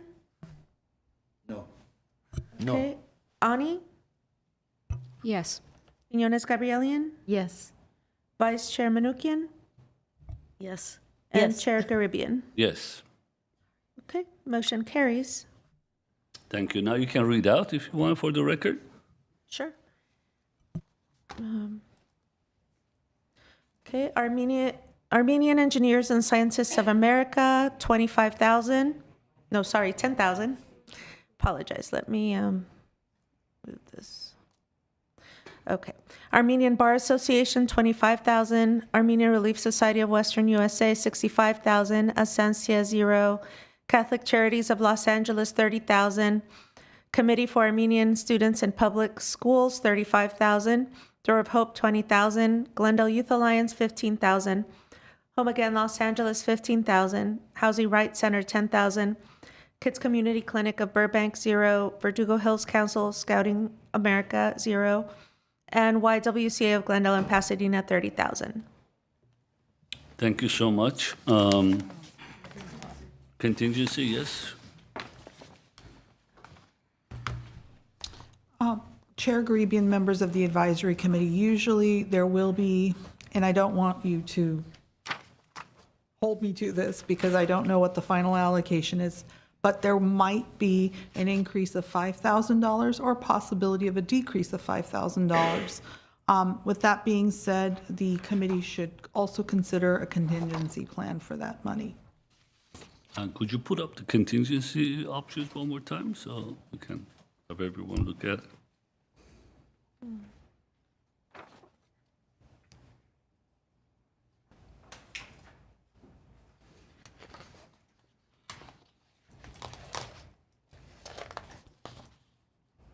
Sorry, we are having technical difficulties today. All day, yeah.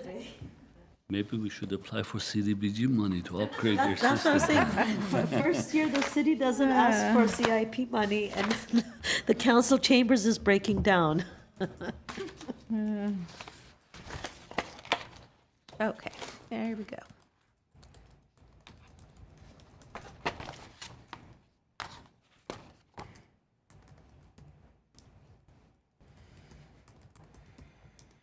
Okay, there are your options. Yeah. I would make the motion. Yeah? Yeah? I was going to read it, but that's fine. Go ahead. Okay. I would make the motion that first alternative, Read it. proportion, oh, wait a second. Proportionally and equally increase That's right, that's right. Yeah, proportionally and equally increase and decrease the recommended funding for each project, program funded. I second the motion.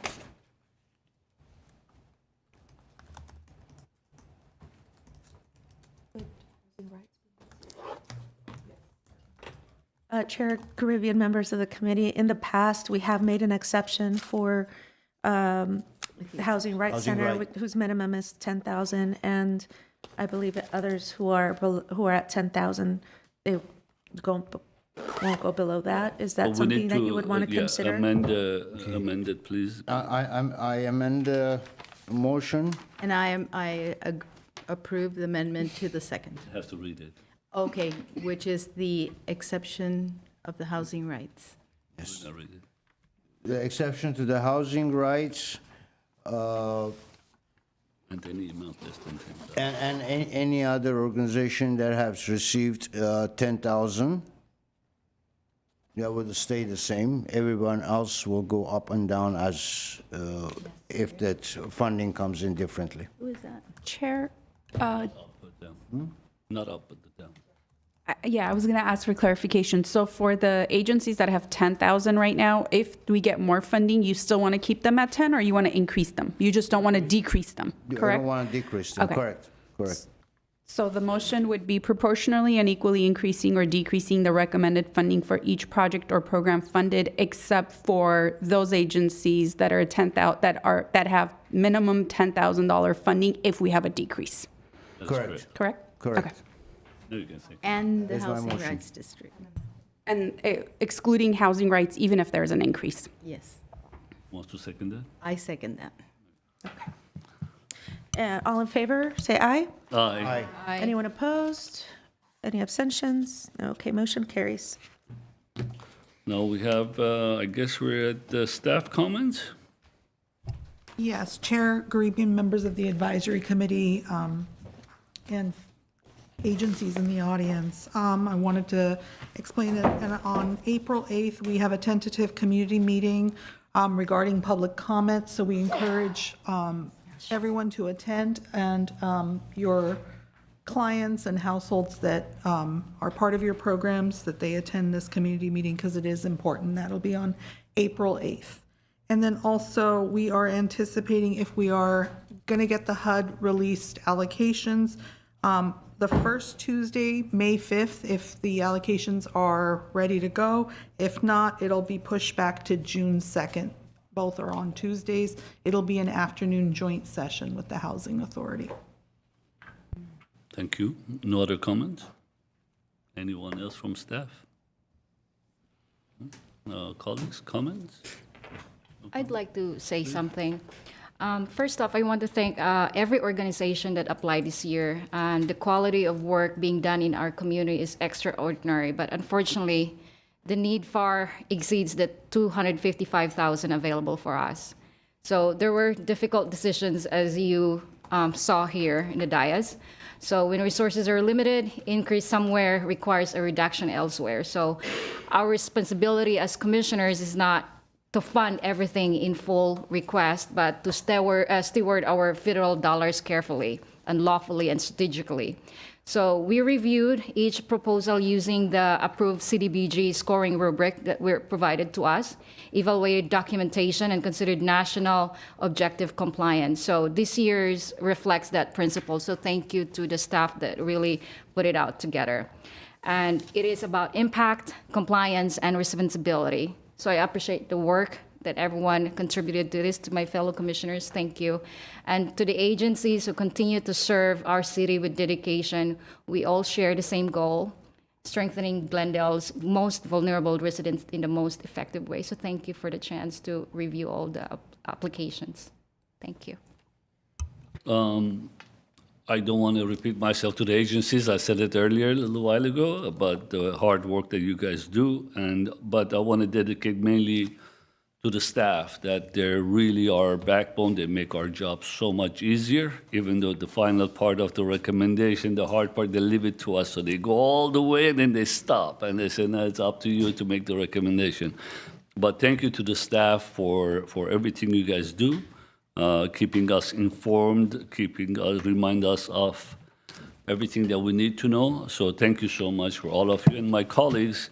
It's again, we all come from different backgrounds, different point of views, different experiences, but somehow we manage to work together and be able to help the agencies, which is our community. In the end of the day, you serve our community. Some of you guys are volunteers. Some of you guys work with volunteers a lot. It's a hard work. Nonprofits are very hard, no matter who you serve.